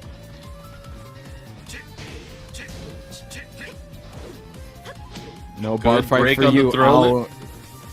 Yeah, still very dominant here as wow, they exchange. Ao has some rage to work with, but no, Yamasa Nobi just keeping him at bay, playing it very calculated. Yeah, I like the way he's been playing, you know, the way he's approaching the matchup, not really letting Ao go crazy. And Ao can go crazy with this character. He just has to find the right openings. Oh, good stuff. Wow. Chain it up and break that arm. You know, just dwindling the life of Ao, not even able for him to breathe. And nice punish. Nobi, kind of a rocky first round, but he was able to pull everything together. Yeah, I like what I'm seeing here. Ao, I think, has the challenge where he has to kind of figure out how to break Nobi and how to really get in there, because he really didn't have an opportunity where, you know, he was able to get a reaction out of Nobi. Nobi was always very counterintuitive for the way he was playing. There weren't a lot of, you know, missed opportunities. You know, everything was either on block or on hit from Nobi, so he didn't really get to steal the flow back from him, which is something that his style excels in. Is, you know, he's a Alisa player. Usually he would backdash or sidestep and create opportunities for himself. He didn't get to do that with Kunimitsu in this matchup. So I wonder if he's going to try to shift into another character and create, like, you know, with Leroy and maybe even with Fahkumram, he has the ability to take more of an offensive charge. And whether or not Nobi would be ready for that, who knows? But you have one match, you have two. Well, exactly. Whoever you pick, you're stuck with that character. So you have one more chance here to kind of change things up. But I wouldn't be surprised if he stuck to Kunimitsu. Yeah, he still has like ways to try to get in, but as you mentioned, Nobi playing very stoic, right? He did not falter in the offensive Ao. Even when he went for that key charge, he was like, "All right, I'm just gonna chill. I know that you're trying to bait a counter hit out of me." You just saw how patient he was to just weather out that early storm. And Nobi, like towards the end of those rounds, it was able to exact his offense. So can he still do that?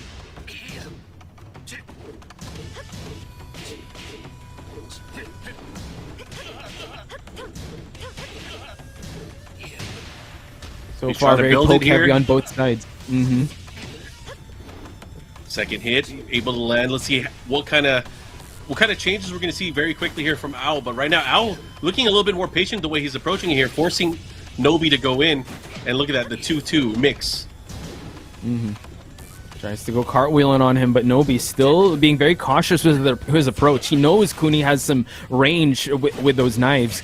And now, yeah, just blocking all the set dashes here.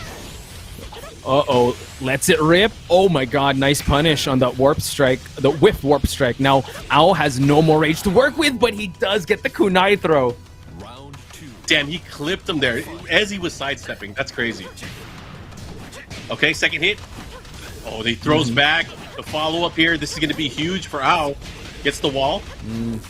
What's the mix? What's the mix? Oh, I think that might have put him in a bad position, a worse position now. Yeah, you know, forcing him to move away. Nobi has rage now. Ao still trying to play the range game, backing away, but Nobi slowly stalking his prey, closing out that distance. Down 2 lands, rising 4. Oh, rage drive already spent halfway through the second round. Okay, he's now in rage. Let's see if he uses the rage drive. Goes for the low double hit, and the while standing 4 follow-up, able to close it out. Ao up 2 rounds here, trying to turn things around, and it's working out for him so far. Ao answering back here. Could it be 3 rounds straight? That would be a huge, shift of momentum. You see him go for those knee spins, just going low. Nice punish on Ao's side. Nobi trying to go for that launch. Step. Now back turn. Whoa. Oh my god, what a sequence. Into the mix. What's he going to do? Oh my god. It's all landing. He might be dead. Yo, okay. Nobi, once again, yeah. Nobi's just getting started. So let's see if Ao can just get that one round just to put one match on the board for him. Nobi doing a great job, not being deterred, like knowing when to come in. Backing away, down 2, poking away, then just backing up. Oh, gets the tackle. Yo, he wasn't ready for that. The follow-up here. Good life lead here from Nobi. Nobi's probably going to calm down a little bit here. Not take too much of a risk. But Al's going to have to go in. Nice slidey. And Kuni's got those tools to just close out that distance, right? Nobi has to be constantly on defense. Okay, gets the low. Almost in the life lead. Is out. Okay, followed it up with the climbing shadows. Lows. He wants to close this one out. Nobody. Oh my god, the frost slide lands, Markman. Able to pull it off, and look at that, we're tied up now 1 apiece, and I feel like the defensive approach that Ao took early on to kind of force himself to get counter hits here and there definitely worked out. Now it's on Nobi to make the adjustment here, because man, that's a big change of pace here. Yeah, you saw how calculated Ao was, not really forcing anything, just kind of relaxing, going for those pokes. I mean, Kuni can play the poke game and move away, but you also saw that when Nobi did get that life lead, he was trying to like back up a little bit, and that's when you saw the aggression come out of Ao. So Nobi has a big task ahead of him. You know what, Ao already made the right adjustment, 2 rounds straight. Nobi was able to bounce back but now, yeah, momentum is on Ao's side.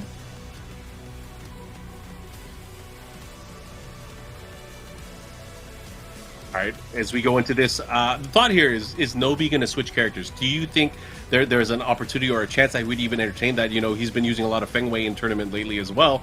We'll see. I mean, I feel like Feng Wei has been a lot of players' choice recently. You know, we saw a lot of Marduk for a while. Now we're seeing a lot of Feng Wei for more and more people. But he's going to stick to Dragunov, it looks like. Okay, probably just a timing thing. He's just going to change things up, change up his approach. So probably, yeah, maybe the Fang will come out later on. Maybe even his Steve might come out later on. But he is still sticking to Dragunov. We're going to S.H.O.W. So kind of a compact stage here. So Ao has to be careful with what ground he's giving up when he's backdashing, because he could find himself with his back against the wall, literally. Nice. Oh, look at this offense.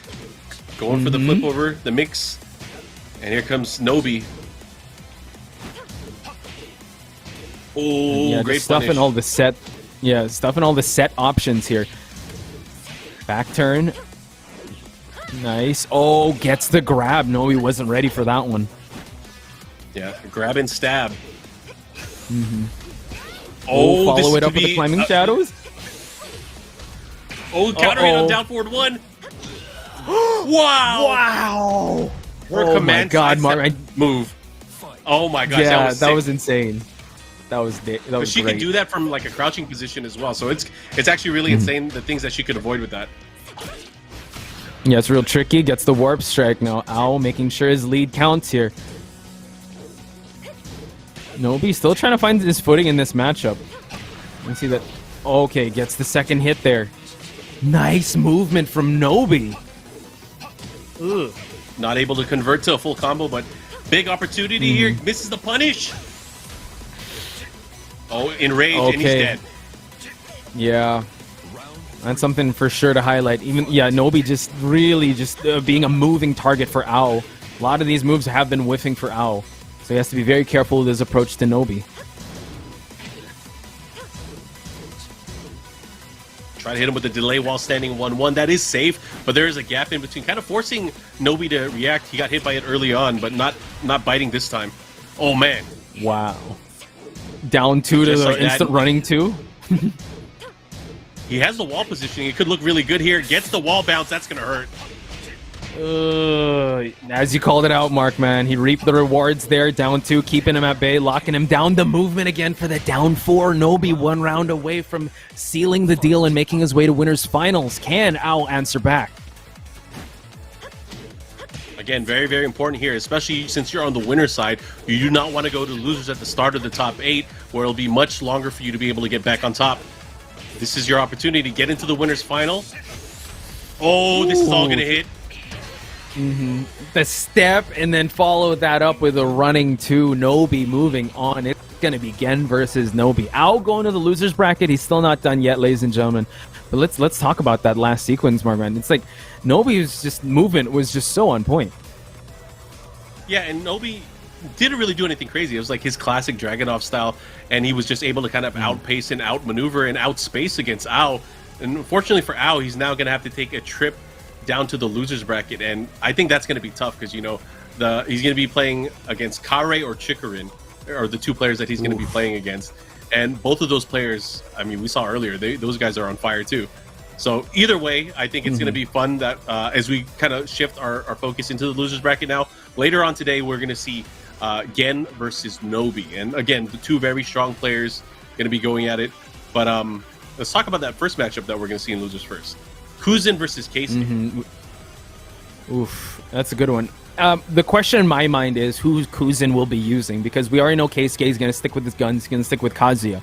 But Kuzin has options. He even has a Kazuya of his own. So he might actually consider, well, he knows the matchup, but you're playing Keisuke, so you're going to have to play the player and not the character. So I guess it's the character he chooses. I'm hoping to see the Devil Jin, but I'm not quite confident because I know Kuzin has a lot more characters, so it really depends on him. What about you, Mark, man? Like you said, I think we kind of hyped it up within ourselves that I'd love to see Devil Jin versus Kazuya, but I won't blame the players that they don't go with it. You know, I feel like whenever I've seen Kuzin play, especially in the online tournaments, I see a lot more Asuka than Devil Jin out of him. So won't be surprised either way, but I'm hopeful just to see some good old Mishima battles. But looking into that matchup, and then the other side of the losers bracket, we have Karei, who has been using Ganryu, going up against Chikurin, who can use a number of characters. He's using Leroy, he's using Fahkumram, he's also using Geese, which is, you know, the character that he's been using, I think, the most over the past few years. But those particular matchups, it's just going to be interesting because we don't get to see Ganryu in tournament play. And I say that off the heels of yesterday, where we saw Saint getting second place with Ganryu. So obviously we're in for a treat this weekend. It is big boy weekend. It's been working out. Yeah, the Doisuke boys are definitely like raving and hoping that Karei will be able to make it far. Chikurin, though, has a lot of characters. I'm thinking that he might still stick with a Geese because he's been putting in a lot of work, especially this week, especially coming out of TSF Cup.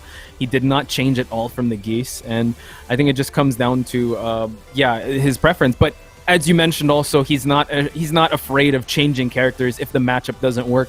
And we have to admit that Karei and Chikurin had possibly some of the most dominant matches we've seen. Karei, 2-0 TaiHeiYo. Chikurin, you know what, he did experience some trouble with Batz at the start, but once he got the rhythm and flow going into that Infinite Azure 2, it was a good done deal for Chikurin. So I'm excited to see these two players match up. But as you mentioned, we are going to our first losers match today. It is going to be Kuzin going up against Keisuke, and we are seeing the Steve Fox. Steve, I'm not mad at. I think the Steve pick is great. Steve naturally has been so good against Mishimas. The ability to kind of restrict things they can do, especially with things like 1-2-1 and back one. That is the killer there. Back one is the ability of the keep out for back one to beat out not only the Electric Wind Godfist, but also to beat out the Hell Sweep. It really kind of changes the perspective on the approach. And there's the back one beating out the dashes. I hate to call it out that way, but that be like that sometimes. Yeah, asking you shall receive, and now Kuzin following that up, that back one with a low parry combo. He's putting himself on the highlight reel, Markman. And Kuzin is cruising right now with Steve. The way that he's kind of just playing the textbook style that you want to do against Mishimas is not let them get in, get those punishes that you need, and just kind of outpace them with your offense. Oh, big counter hit there with the wall standing 2. He's going to push towards the wall. This is going to hurt. Yeah, it's just so much damage coming off the bat. And we see Keisuke already on the back foot here. Does get the splat, going wall to wall here. Spends the drive. We're seeing Devil Kazuya. Can't even use it though. Exercise the devil. That's Steve Fox. Yeah, he's not a boxer. He's an exorcist. Yep. And right now things have been working out, but the rain is starting to pour here in this opening match.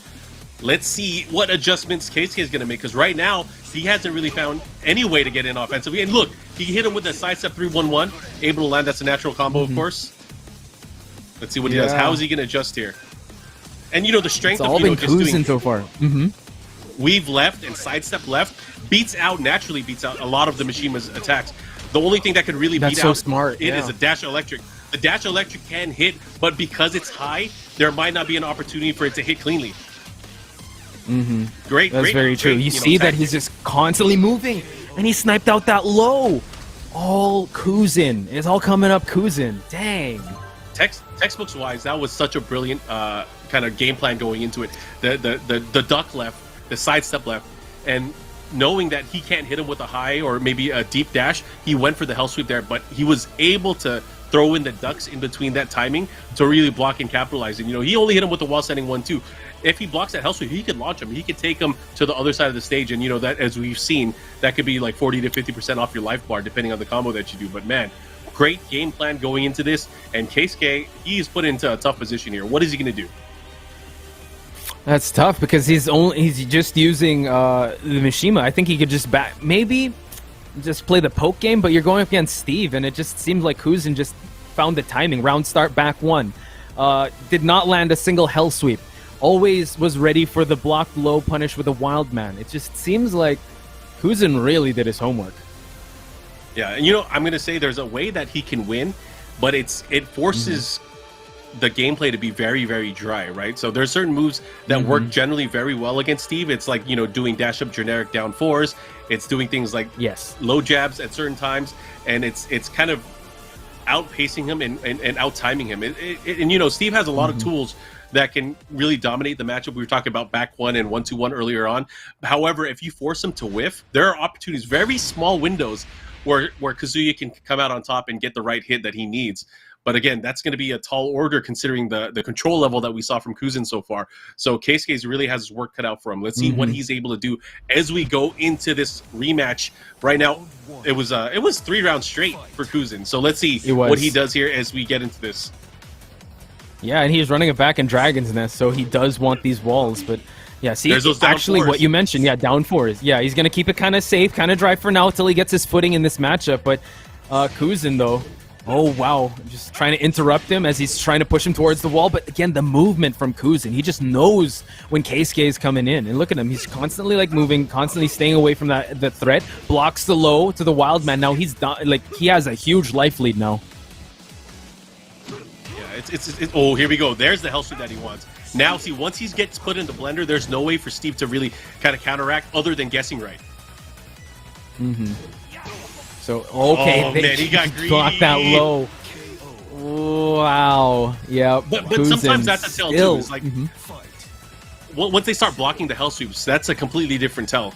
So, he has an opportunity still, but again, sometimes collecting the data, you got to do it early on, and we've talked about it so many times. The hell sweep is something that you live by and you die by. He might have to, make those gambles come out, and probably not even throw caution to the wind to throw off the rhythm and the reads of Kuzin. So far, so good on the side of Keisuke. Oh, he's going to break that guard with that blue stuff. Pushing towards the wall now with Kuzin bullying him. Oh, gets him out of the hell sweep state. Pushing against the wall. Now just slowly just dissecting the health, and Kuzin, 5 rounds straight. Can he make it 6? Oh, man. I mean, I liked what he was going for there. But right now, Kuzin is on fire. The way that he is approaching the matchup, he's really taking apart the playstyle that Keisuke is comfortable with. Oh, that was sick. Normally wouldn't be able to sidestep it the way that he did. But look at that 10 count throw. Running to. They trade. Look at that. Yeah, still in favor. Oh, get the Twin Pistons launch. Now this could be the momentum shift that we're looking for. Keisuke finally puts one on the board for himself. I'm surprised we really haven't seen use of the wall setting 1+2 from Kazuya either. I know it's not really a move that you can just throw out willy-nilly, but I feel like on Wake Up, and at least the way he dashes in and tries to create opportunities, it's a move that could net him some positive here. Oh my god, he's so good with that. The guard break. Oh, but look at that. Oh, wasn't able to get more out of it. And now we see that Keisuke fighting with his back against the wall. He just needs one big launch. Rising 4, follow that up with a steel pedal. Final round, Markman. That was a huge risk there. He went with the mid and able to pay off. Right now, Keisuke looking for that opportunity. The big sidestep, that was huge. Oh. just gets some jabs, playing it a little conservatively, and Kuzin's gonna rack up a huge life lead here. Kuzin is so sick. Oh my gosh, speaking of sick, my stomach! Yeah, just hold that for me. While we see that Keisuke's enraged. Uh-oh, below the belt. Now we're seeing him get the electric! He's hella dead. Yes. He is hella dead. Wow. Keisuke. Flipping the script here. No, we're not moving on just yet. We're taking it 1-1. We're going to take this all the way to the third match. It's a best of 3. You know what's crazy? I felt like Keisuke lost every single round, even though he won the match. I felt like he lost every single round, but it came down to the clutch moments at the very end, whether it was that down forward one into the follow-up with the steel pedal, or that clutch electric when Godfist. He definitely was on the verge of losing, but he clutched it out at the very end. Yeah, man, what an answer! It seemed because, like you know, that. I was gonna say, like, leading into this and kind of seeing the game plan, right? The game plan that Kuzin brought to the table looked like it was something that was just locked and loaded, undefeatable, right? No way for Keisuke to get in, but he made it work. He made it work towards the very end, and he was able to still kind of play his style and take those big risks and make them count. And just to highlight what you said, right? The way he won those, it really went down to the wire. So it seemed like he really had to go through a lot just to get that game plan going. And I think that goes with that. I guess he turned up his playstyle of being conservative. He brought it up a little bit, but you saw him take a little more risk with those hell sweeps. You saw him take a little more risk to just go in like that. So it's going to be quite tough, and this victory will be well earned if he's able to get it. So let's see how Keisuke will try to maintain this lead. But you know what? Kuzin can still adjust. He still has he's still got levels to his Steve. Yeah. Again, I think this matchup can evolve a bit more. You know, there's a lot of things that we really haven't seen from Keisuke yet. I saw him go for the standing 4 counter hit once in the matchup, and he wasn't able to pull it off. But that kind of shows you that he's looking for ways to kind of bait things out. There's a while standing 1+2 that we haven't really seen from him as well, which has some admirable tracking. And just the ability to kind of get in and create these opportunities. You know, he landed a big risk there with that wall standing too, kind of test his opponent. So let's see what he does. Now using the forward 4, and this time the electric lands its mark. He's going to get the wall as well. It's going to hurt. Okay, big damage coming on the early rounds. Still maintaining the lead is Keisuke. Now moving away, he doesn't want his back against the wall. You see the constant movement from both these players. Kuzin, gets hit by the hell sweep, and the forward for Keisuke finally in the lead. Yeah, and what a way to kind of turn things around. Oh, he caught him on the get up. The follow up here, he's gonna get the wall. This is gonna hurt again. Yeah. Okay, nice patience there by Keisuke, not waking up right away, but look at that, the wake up 3, the wake up low. Kuzin trying to go for that massage in the wall, but no. Keisuke now realigning himself. Oh my god, Markman, my gut. Yeah, great adjustment there. Look at the damage. Uh-oh. Keisuke is playing out of control. But nice, he did a back turn albatross to avoid that final sequence. That was pretty sick, except it just wasn't enough.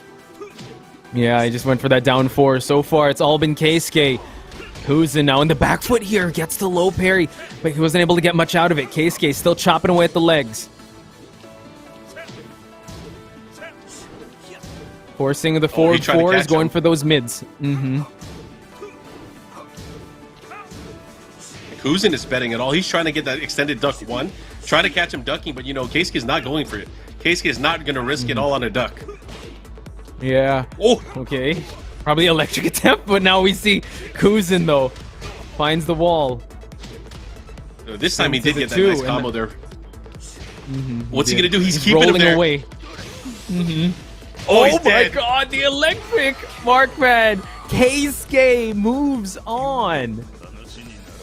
You know, looking at that first match and the way Kuzin controlled it, there was no way that I would have, between matches, put money down on Keisuke. But Keisuke definitely buckled down deep, and he made it happen for himself. So I got to give it up. That is a brilliant sequence of events that really led to his victory, and for him to continue his tournament streak. Because right now, Kuzin is out of the tournament, unfortunately, at 7th place. So I got to give it up. Some great play that we've seen from Kuzin, and good Steve, of course.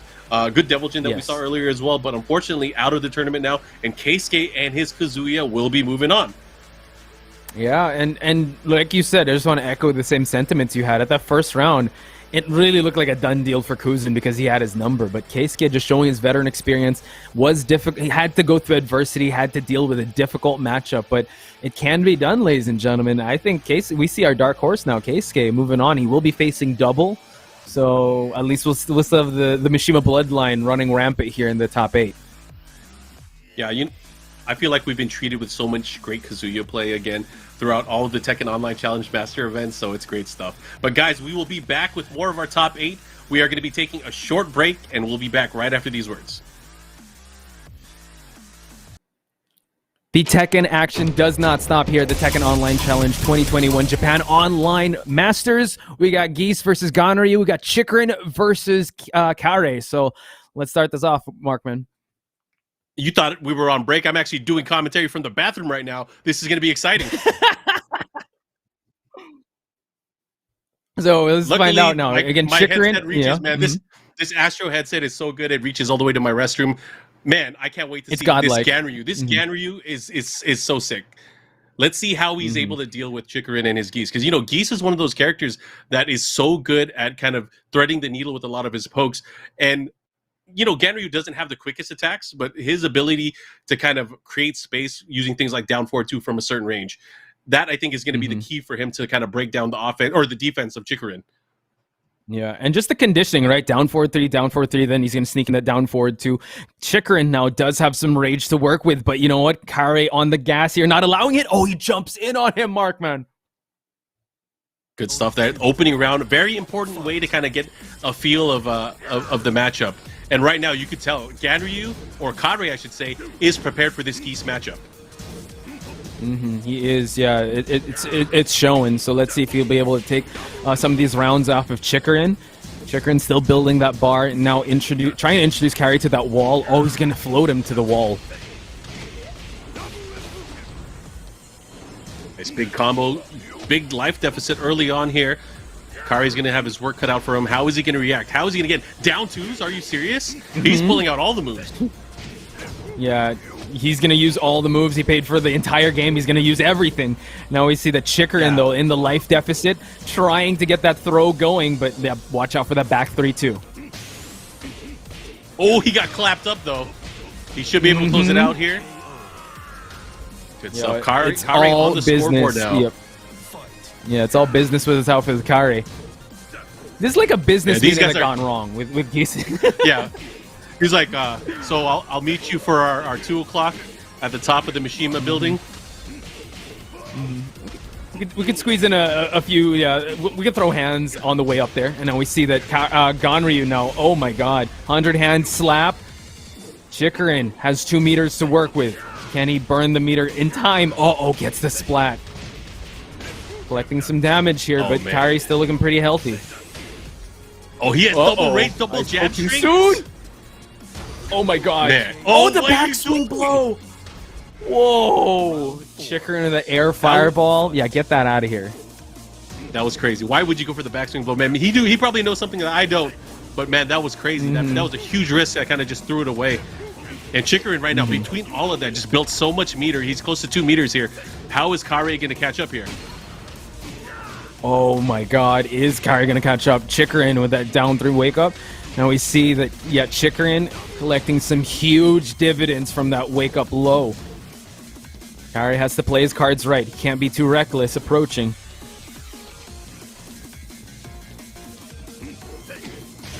Backing away. Oh, the back 3-2 lands. Yo, that dunk and punish was sick. Whoa, we're going the other way. There we are. Karei working on a comeback here. Chikurin just needs to land 1 clean hit. Can he get it? Final seconds of this round.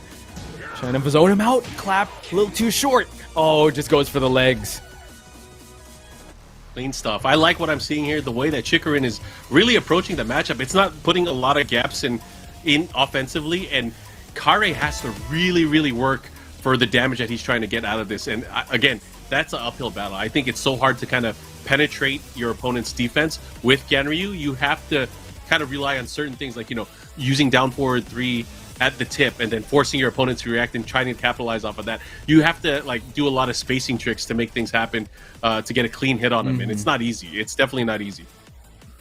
Yeah, especially going against Chikurin. We did say that Karei seemed comfortable in the Geese match early on, but towards like the final rounds of that match, you just saw how Chikurin was able to find ways to get around the low. He jumped the low and just got the dive kick, and we saw that he was able to just really manage the range and not even allow Karei to even get in. So yeah, Karei's gonna have to do some adjusting here on out. Absolutely, and I'm trying to think, like, in my head, like, what can he do in the matchup? I mean, obviously, anything that he goes for, like, in terms of, like, putting pressure on his opponent is going to probably bring more risk. And, Chikurin, the way he plays, it's like he's a wall. He's always been, like, a wall in the style that he plays. So I feel like, again, he's going to have his work cut out for him. I think it's going to be one of those situations where there's going to be a lot of trades, there's going to be certain scrambles, and it's whoever really clutches it out and comes out on top that's going to get that and take it to the round level and eventually the match level. But right now we're going into the Twilight Conflict, which is the stage of choice here for Karei. We seem to be settling a lot of these bouts in Twilight Conflict, so let's see if this will pay dividends for Karei. And gets the sumo throw him down. Whoa, oh my god, parry. He knew. He knew. He did. Chikurin seeing into the future again, stuffs the low option, finds the opening. Thankfully for Karei, didn't have a bar to spend. Now he does. 1-1-2 to close it out. Chikurin had two huge reads there. He knew when to do the parry. He knew when to do the jump in. This guy has a read on the matchup. Look at this. While standing to punish. Dude, he's so good. Yeah. Now what are you going to do? Big reads here, and it's been paying off. Uh-oh. Yeah, he's able to get out of that situation. Let's see, though. Chikurin has been making these huge reads, and it's been paying off so well for him. Karei now just backing away, trying to create some distance. Clap gets blocked, and now Chikurin still trying to find his opening. He's not going for anything too crazy just yet. Now has 2 meters. Jumps in again! He baited him for that, too. He knew at that exact moment, once he did the running one, that his opponent would try to react with some type of blow, and he got the jump in on him so clean. Nice punish. Yeah, okay. Nice DF2 here.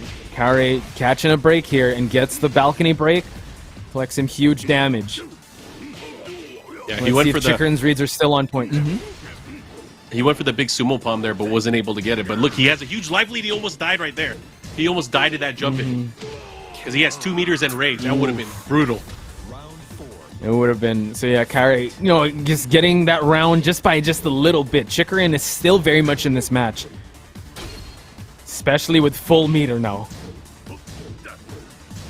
How are you going to deal with it? We might see something brilliant here. I mean, he has 3 meters. Only good things can come out of 3 meter combos. If you're using that Geese, but Karei has to be very careful. Okay, rising punish there. Catches a break here. Pushes for the wall and still keeping, things real close quarters here. Let's see what he does here. Again, having to deal with all this meter, it has to be in your mind here that you're going to have to change it up. Oh my god, he's going for the lead. Nice. He just needs that one big jump in, though. But Karei, tries to jump in on him. Final seconds mark, man. How is Karei going to close this one out? He's trying to run away with it. Oh my god, he almost found an opening there. Final seconds. Is it enough? Oh, he went for the time up, but it was enough. Wow. That was the last hit at the very end. He was able to beat him on time. Man, that Chikurin guy is really good. And going into this, we saw how strong Karei was, especially in his prior matchup when he played against TaiHeiYo. But Chikurin on a different level from what we've seen so far. He definitely controlled that, and of course he's gonna move on, man. He's good. That boy's good. Yeah, who is this Chikurin guy? My gosh, he seems like a world beater. He's a world champion, and even the way he was able to get that time up was just insane. You saw how the life lead. We were thinking Karei was just gonna, we're just gonna throw it all in that down forward 3, but Chikurin had other plans. So moving on, he will be facing S.H.O.W in the losers quarterfinals. Yeah. So looking at what we have for our upcoming matches, that puts things into perspective. We got Double versus Keisuke. We have S.H.O.W versus Chikurin. And then, of course, on the winner side, we still have Gen and Nobi. So the final 6 players are ready to go as we kind of figure out who's going to be getting 5th place and who will be getting even more points with 4th place onwards. So, of course, lots of Tekken that will be coming up even more so. Good stuff, man. This top 8 is stacked. I like what I'm seeing. And I feel like it's a gradual increase in hype with the matches we've been seeing. Like, that was definitely one for the highlight books with how that ended. And I feel like from here on out, it's going to be highlight after highlight because of how stacked these matches are going to be, these top 6. So I'm excited to see from winner side all the way to losers. Like, you cannot miss a single match, ladies and gentlemen. Oh, yeah. So we're close to the halfway point of our top 8. Again, I want to thank everybody that has been tuning in and watching, all of these Tekken Online Challenge Master events that have been going on. This is going to be the final weekend for these events as we shift over into the regional events that will be happening starting in early November. So I hope you guys are ready for that, of course. Seeing a lot of familiar faces, obviously players that have been qualifying. Most of the ones that are in the top 8 are probably going to be in the regional final as well. But there's a lot of guys that have been doing work, at least on the dojo side. A lot of different tournament organizers running events throughout different regions around the world. And, this year we've hit more regions than we have in the past when it comes to tournaments. A lot of that is thanks to having the organization and working with a lot of the communities to be able to do this kind of stuff. So, again, looking forward to what we have in the future for these regional events. And then hopefully we'll be able to get back to offline events sooner or later. Yeah, and it just shows that the community is still finding ways to just help each other grow, and also with the dojo system, as you mentioned, it's constantly growing. So I'm really excited to see once everything's opened up and how everyone has grown in this crazy time, right? And we have things to look forward to, like the regionals. We have the Tekken Online Challenge Masters, 14 regions, and with what we're witnessing now, Japan has always been that gold standard, and they have also adapted to the online environment, and they have been constantly grinding. I think there's dojo events left and right each and every week, so you gotta really look at the Japan scene now and note that when offline comes in, these are the killers we have to look out for. We gotta look out for Keisuke, we gotta look out for Kuzin, we gotta look out for Karei, all these guys that we've been seeing today. And I think this is just a milestone in their journey once we're able to open up to offline. Absolutely. And in the meantime, we have these online events that are happening, and in Japan they actually do a lot of esports activities for the game officially. They recently had, as you mentioned, a lot of dojo events. Tishumon, our friend who actually does commentary for ICFC, sometimes he ended up hosting ICFC special and running a tournament as well, and that one had a lot of people playing, some of the players that we see in this top 8 today. But again, it's just really cool to see that we've kind of shifted as a community from going from these offline events and being safe, staying home, and shifting to these online events.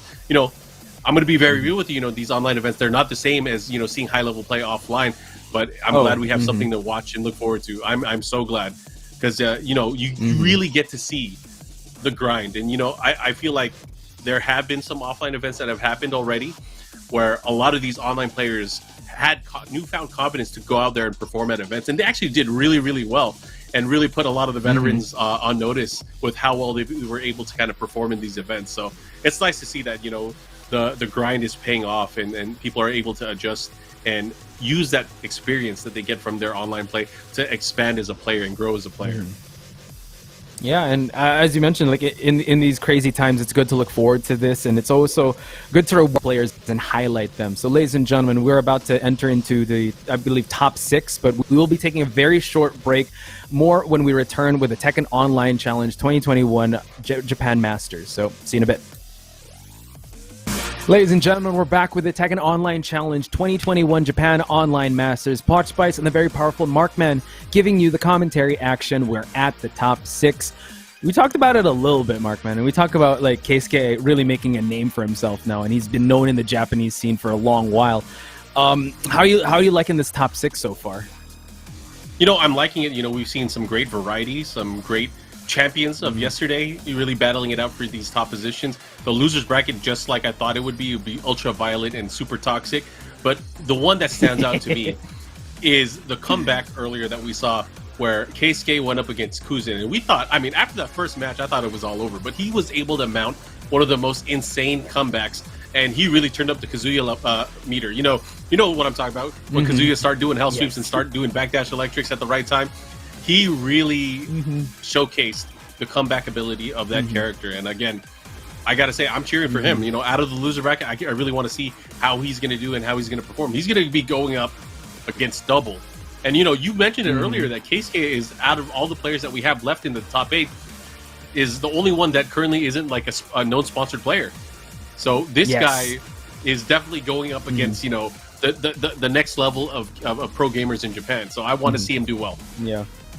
Yeah, he's the real deal. And I remember one time when Tishumon entered ICFC, and he was, you know, accusing Majin of breaking the brackets because once he landed, his first match was against Keisuke. I'm going up against the best Kazuya? Like, come on, man. Then he got sent to the loser right away. Keisuke is the real deal, and I hope this platform, the Tekken Online Challenge Masters for Japan, will showcase that, because you got to put respect in his name, and you know what, just showing that he has levels to his Kazuya and turning up the level, the Mishima bloodline of that toxicity, just going for those hell sweeps, going for those electrics, really putting Kuzin. I mean, in the matchup wise, on paper, Steve was really good, and for him to face that adversity, he's definitely has ahead of Steam, but he is going up against Double, which when we saw it on stream against Gen, he didn't really have a chance to highlight his Lidia.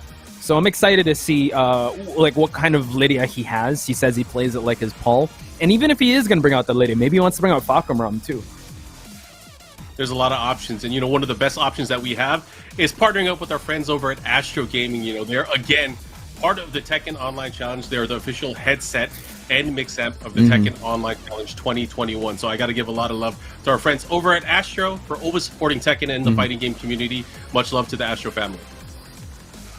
Yeah, and whenever we like react with like high-pitched screams, whenever we hear the counter hits, it's because of these bad boys right here. They make you hear the insane action. So please, if you guys are looking for headsets or mix amp, look no further than S.H.O.W because they do support awesome events like the Tekken Online Challenge. So with that, I mean, I'm excited to see the rest of these matches, and let's talk about it a bit. We got again Nobi. And this has been a match we've seen in online dojos as of late. And I think this is what prompted in the ICFC dojo when Gen faced Nobi. This is what prompted Nobi to go for the Fang, I believe, because that's when he showcased the Fang lately. But with Gen, we still haven't seen, I would say, his final boss, which is Lidia, because Lidia was the one that got him that Evo win and so many wins. He just brought out the Fahkumram. You think Gen's going to go with Fahkumram first, then Lidia, or just save Lidia like for grand finals or for like a really tough match? I think it depends on the matchup. You know, we've seen Gen play a bit on stream earlier, but when he picked Fahkumram, it didn't seem like he had really that much trouble going up against Double when he was playing. I feel like for him, the matchup starts when he picks the character, and it's not how he reacts and adjusts, because the character that he's picking, he's intending to win, and win probably with the least amount of friction and the least amount of trouble. And so far, so good. I feel like whatever character he's going to use, like if there's a need for Lidia, obviously he'll use her. I feel like Gen is that calculated as a player. And speaking of calculated, we saw how Nobi was able to have a very calculated, very measured approach going up against Ao, forcing him to not really go for that stick and run playstyle and forcing him to try to open him up. So we'll see, because I think out of the two matches, it was Nobi that had to go through a little more adversity since it was a 2-1, while with Gen, it was just utter domination from bell to post. So that's going to be one to really watch out for and see, because these are technically the top two in the standings. It's Gen with 370 points, while Nobi's trailing behind with 290. So it could be a big shakeup, and also when we hit that regional finals, it's also good for them to run into each other now, so they'll be able to develop a game plan going to that regionals. Oh yeah. Either way, just looking at the remaining 6 players that we have, maybe the player that we haven't really talked about as much is Ao out of all of them. So Ao is going to be going up against Chikurin in the loser side of the bracket. Yes. And between those two players, I feel like those two guys, that matchup is the one that's going to decide the losers bracket. Even though, you know, my heart is cheering for Keisuke as he goes up against Double, I feel like those two players are the ones to watch out for in the losers bracket. Whoever gets out on that side is going to be the one to watch out for in the grand finals. Yeah, 100%. We saw how Chikurin was able to have an amazing performance against Karei. Ao, unfortunately, you know what, did fall to Nobi, but he's still a big threat. We in top 4, you did say that your gut is seeing Ao, and he could make an amazing run. But looking how Chikurin deals with like round 1 matches, it could go either way. So let's see. Our next match is about to be in front of us, ladies and gentlemen. It is going to be Double versus Keisuke. We're seeing a martial law. Is this a new character? I've never seen Double use this character. Is this a new character? That's crazy. I don't know, man. I'm pretty sure you got some good ass Tekken t-shirts with that martial law. Hope you guys can check that out. But we see martial law versus Kazuya, a legacy matchup, if you would.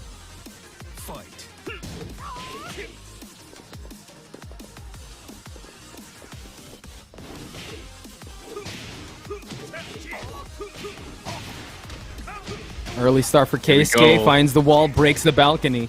Now we see him just play his dominance here.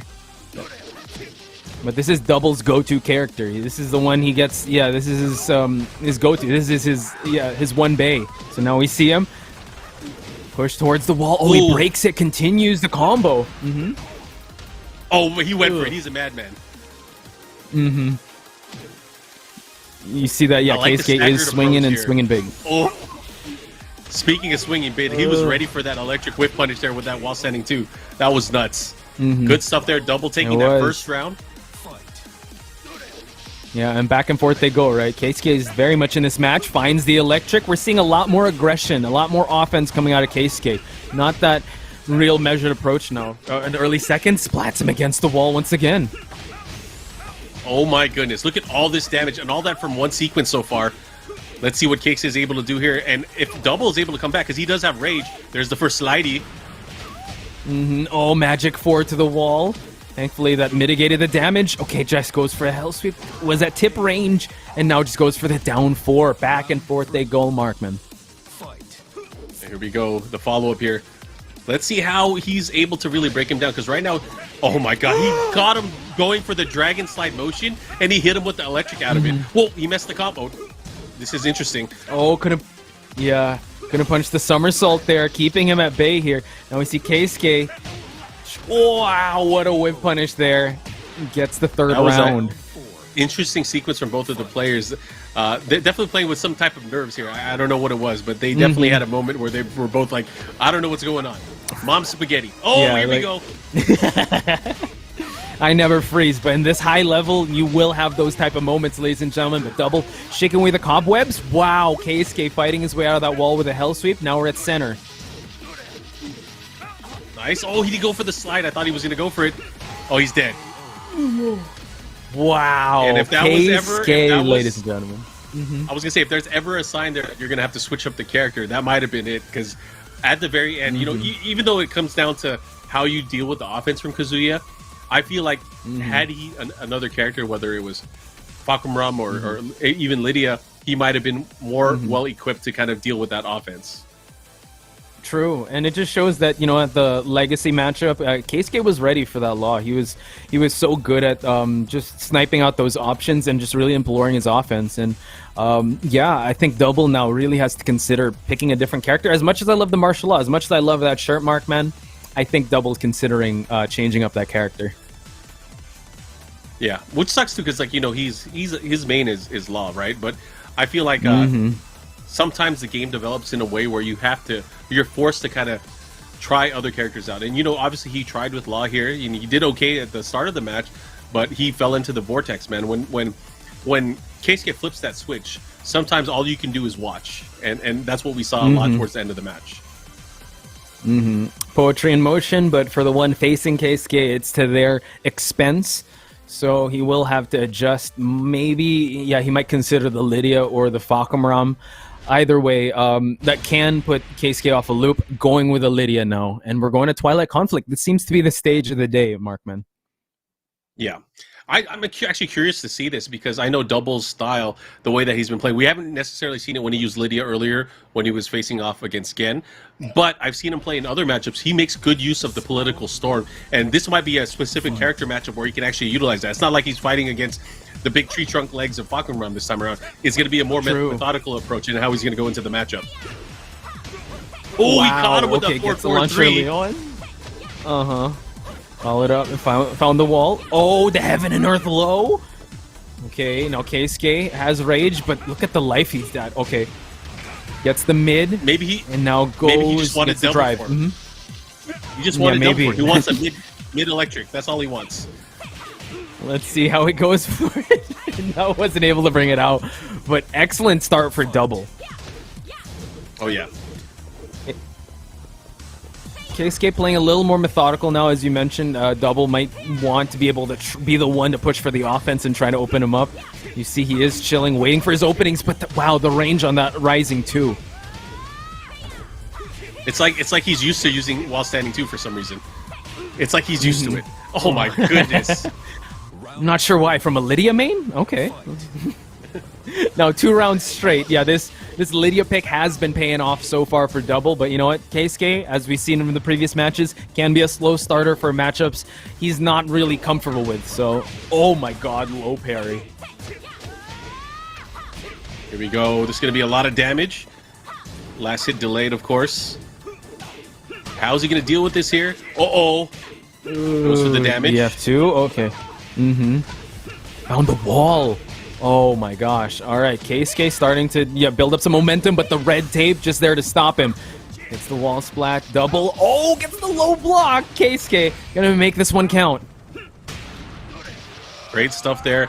Hitting that glorious Demon God Fist follow-up into the combo, into the Rage Art. Finally getting around here against Double's Lidia. Let's see if that momentum will help him carry and maybe even up the rounds. Still a tall task. Oh my god, that down back 2 tracking is crazy. It's so crazy. Yeah. Can't believe that hit found his ankles. Anyway, yeah, that's one of the moves to go to. But then there's that political storm you were talking about. Another low parry. Nice delay there. Uh-oh, this is big. Gets the wall splat. And he's gonna go downstairs. Found the balcony. Oh, he missed it. Roll off axis. Oh, he's putting on the blender. Oh my god, the rage drive from Lidia. And now breaks the balcony. Dead. Double, taking the round and the match. Huh. Who knew? All tied Lidia up. So it's pretty well in this match. One apiece. Yeah, Lydia's a good character. I think a lot of people have been talking about it recently, but it obviously works out for Double in his playstyle. It gives him more tools in the matchup as well. And I think one of the things that we saw is, I guess maybe the fear of Lidia getting up close and how Keisuke reacts to it. And it obviously worked out in Double's favor because, you know, he started getting certain things like the wall standing 1 string. He started getting the wall standing 4s. And then we really haven't seen him use too many of her tools. We haven't seen the hop kick. We saw obviously the wall standing 2 during certain situations. But I think that's been key so far. But again, I feel like you can't count out Keisuke and his Kazuya, because again, all it takes is 1 hell sweep, and that'll start everything. A series of unfortunate events. That's true. Then that sequence, I mean, that snowball can turn into a landslide easily with how Keisuke managed to get himself out of that situation with Kuzin. And yeah, you know, he can never count him out. Even though Double, I would say, he was able to win that in dominant fashion, but still Keisuke was showing some signs of life, showing some moments of brilliance there. And you can also make the same case for Double. He did not show the full toolkit of Lidia, not much hop kicks. I think there was like 1 down back 2 that was hit. We did see some rising 2s there, but we haven't seen like how we see like high level Lidias, like Genyu's Lidia just yet. So still a lot for these 2 players to showcase in this matchup, and it's still pretty evened up. So Double versus Keisuke, only one can move on to the losers semifinals. Who will it be and where are we going? Devil's Pit. Oh man, home field advantage, and you know, he's recognized it. He had good luck early on as he played on this stage, and we're going back again. Let's see how this one plays out. Devil's Pit, a very unique stage. It's one of the only stages in the game where it's the potential final round. It goes into an open area. And we saw that he can deal well in open areas, but now who's going to take advantage of these walls? Nice punish from Double, followed up, peppered it with a little low there. You know, Keisuke being very measured with his approach. He doesn't want to get caught with anything big from Lidia. Oh, nice sidestep hop kick. That was great stuff, and he's going to get the wall this time too. Yikes. Big damage. Tried to go for the sidestep 4, but caught him with the mid, and now Double. Yep. He's all warmed up with this Lidia. All right, he caught him with the wheel kick, the follow-up here. Let's see what he does. Ooh, he caught him out of the air. He's going to get the conversion. Fast thinking on Keisuke's side.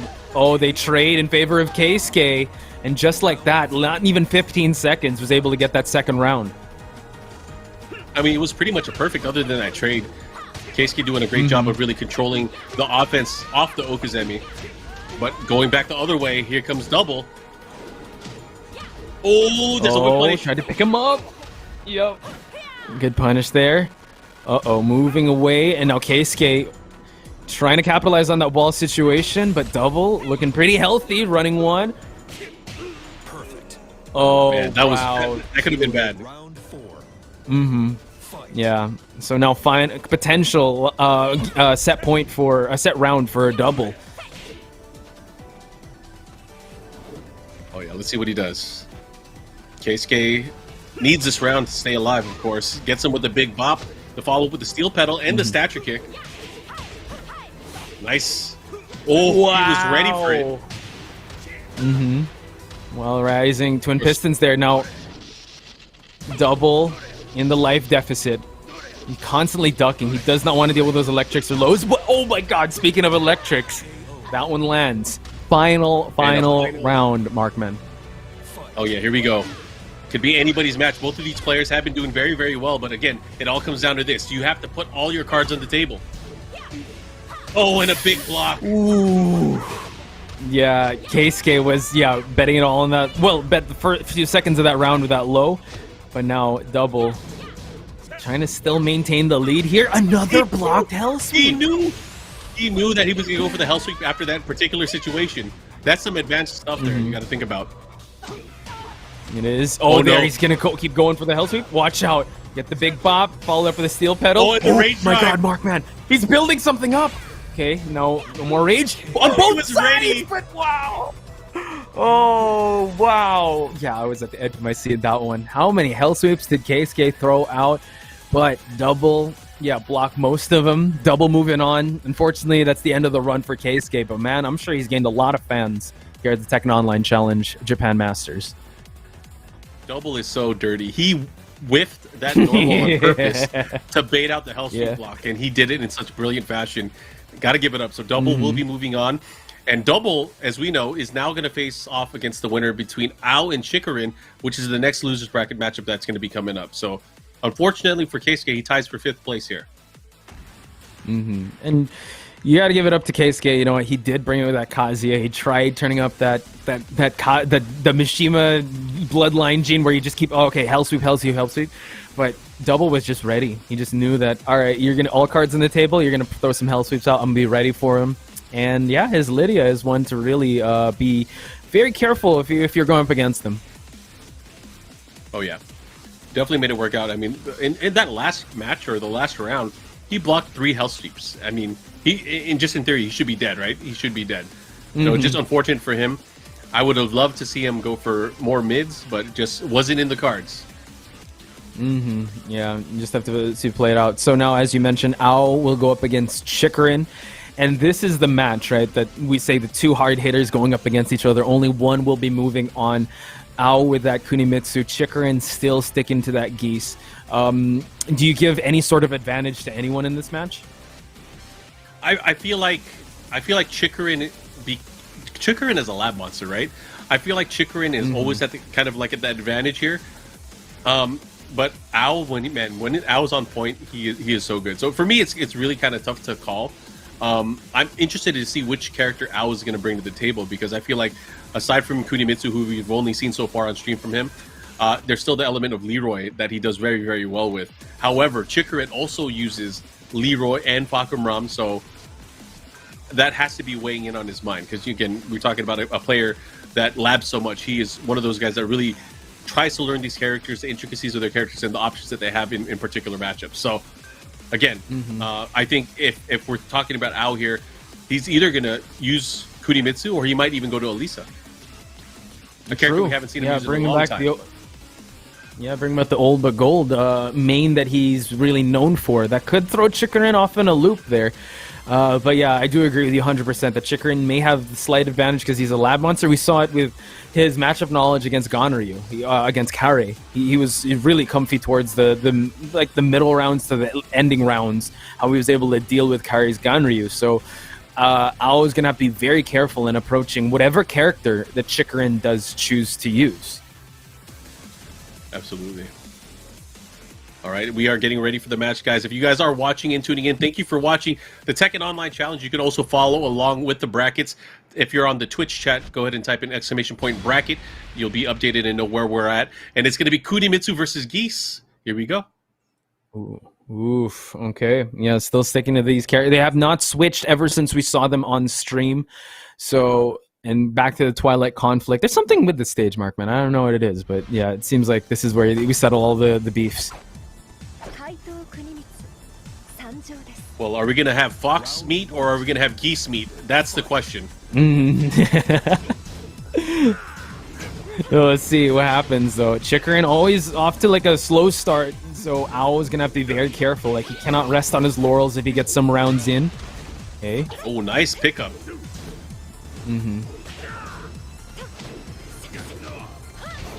Good timing there with the up forward 3 and the follow-up here. He has the wall. Now, what's the mix? Wow. Nice. So far, so good on Ao's side, but we know Chikurin's slowly gathering data. He's a download machine. He's a monster when it comes to these type of matchups. He's probably just getting the timing, but these lows have been landing so far for Ao. Nice punish there. He crouch canceled into the follow-up knee, and now he's going to get the full carry into the wall. Oh, he almost closed it out there. Not looking too good for Chikurin. 2 rounds straight. Ao's starting to believe. Yeah, Chikurin's going to have to come up with something, or Ao's going to get no round. Big launch. Wow, just in the middle of my sentence. Ao just, yeah, putting it all on the line now. That was a huge opportunity there. He missed the combo follow-up, but it doesn't matter. He gets the stab. Oh my gosh, Stabby McStabberson, and look at that, ending it with a very convincing perfect. Yeah, getting away with murder there. Excellent. 3 rounds straight. So, I mean, we were Chikurin, yeah, does download at the start, but Ao giving him nothing there. And you know what? This is still a best of 3. So if Ao could pull that same thing off, Chikurin might not even have time to download. He's going to have to act and act quick. Bro, I didn't think it was going to be that one-sided, this opening match. So I'd like to see adjustments here from Chikurin, which I know, of course, he probably does have ready. But I feel like the way he was going into the match, and we talk about Chikurin, he's a wall, right? Sometimes he's just a defensive wall, whether it's throwing out safe pokes or he's playing very conservative. He could not handle the offensive mix-ups, the lows, the spacing, and the whip punishes that Ao had at the ready. So, again, he's going to have to change it up. Otherwise, we might be seeing more of the same. Yeah, that's true. It's just, yes, you can kind of like try and give a couple rounds just to collect that data, but I think at some point, like you're gonna have to like, all right, I'm getting like cycloned into this mix-up already. I need to learn how to deal with this. I need to deal with it quick, and I think he needs to just show, like, put it all on the line now when it comes to this next match, because it's really gonna come down to the wire. And Ao, ladies and gentlemen, mind you, Ao actually in the standings is tied with Noroma. They're both at 180. So I just checked right now. So they're both at 180, and Ao really needs more points on the board to secure his spot here at the Tekken Online Challenge, for the regionals at least. Well, one more match will definitely help him out in his quest for points. And we're going back to the Devil's Pit, man. Twilight Conflict and Devil's Pit have been the stages that we've been seeing a lot of today. But every time we've had Devil's Pit, it usually is the end. So is Ao going to get a 2-0 here? Let's see. Chikurin, again, has to make some adjustments, because right now he is just watching and guessing wrong against a lot of Ao's offense. But this time getting a big low parry to follow up. Okay, collecting some huge damage. Early seconds here. Chikurin now getting a good read on that low parry, but let's see if he'll still continue. Ao, yep. Mudades gets blocked. Okay. And Ao just knows when to go on the defense. He knows when it's too dangerous for him to press forward. Nice sidestep the Reppuken to the dagger throw. See, final seconds. Chikurin, no meter to work with just yet, but does have rage. Ao, nice punish. And that whip punish. Oh. Nice. I like what I'm seeing here. Ao is really showing that not only is he putting the offensive mix-ups into him, but he's also putting the brakes when he needs to get a punish. Yeah, he's aware. He knows when like not to go tunnel vision and go all offense, and we saw that in those final sequence. Now Chikurin, significant life lead in the early 15 seconds. Jumps, okay. So far, so good. The wall is starting to close in. The wall known as Chikurin, the defensive wall, is showing up now. Ao trying to open him up, able to get a few sequences in, but Chikurin now cashes in the meter. Oh yeah, he's going to close it out nice and easy. And this is the first, match round that we've seen really go in Chikurin's favor. Hopefully he'll be able to continue that momentum, especially now that he has some meter on his side. No duck on the second hit. The second hit is high.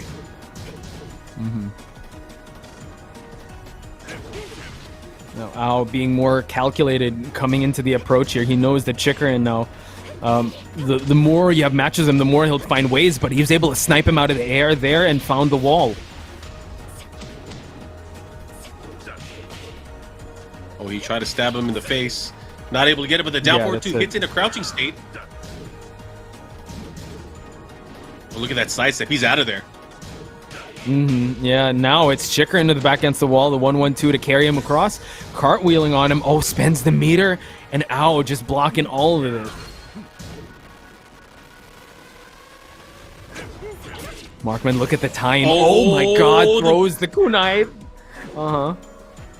And he just flips he's out of there. I love it. I love it.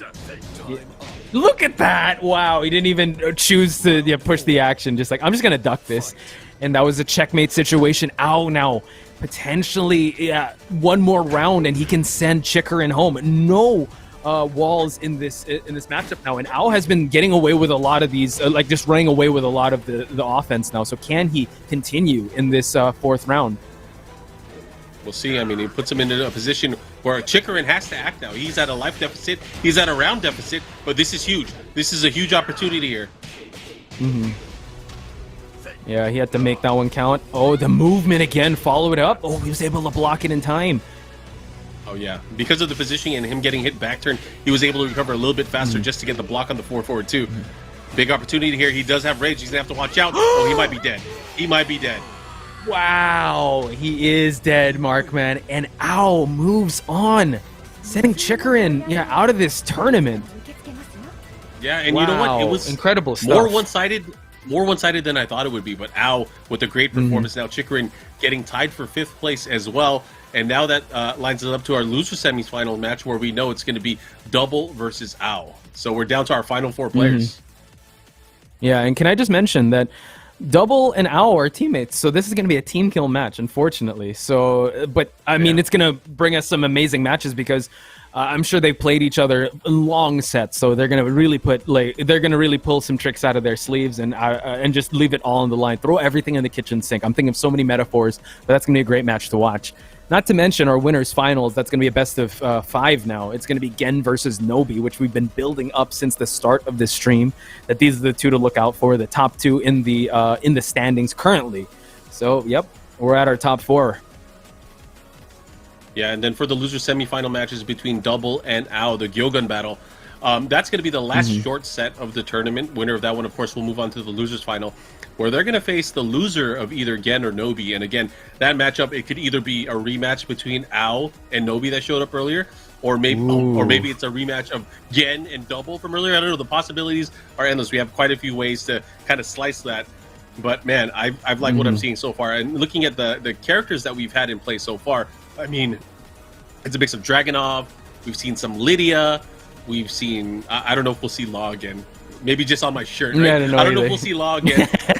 but I think there's going to be a lot of potential to have Lidia. Who knows? Maybe Nobi's Fang is going to come out. We'll see. Yeah, so far it's just the 2 Lidias. We've seen Fahkumram as well. We have yet to see a Leroy on stream, which is something that maybe we have to just put out there just in case like someone's feeling like a Leroy. Maybe Gen might bring it out, or maybe Owl might bring it out. But yeah, it's still a lot. I mean, the possibilities are endless with how this is going to shake out, especially with Gen versus Nobi. Anyone can take it, but looking at how Gen has been performing, he has been pretty dominant. But leave it to Nobi to be able to punch his way to grand finals with whatever character he chooses. Yeah, that's a statement. He's doing it on the winner side, right?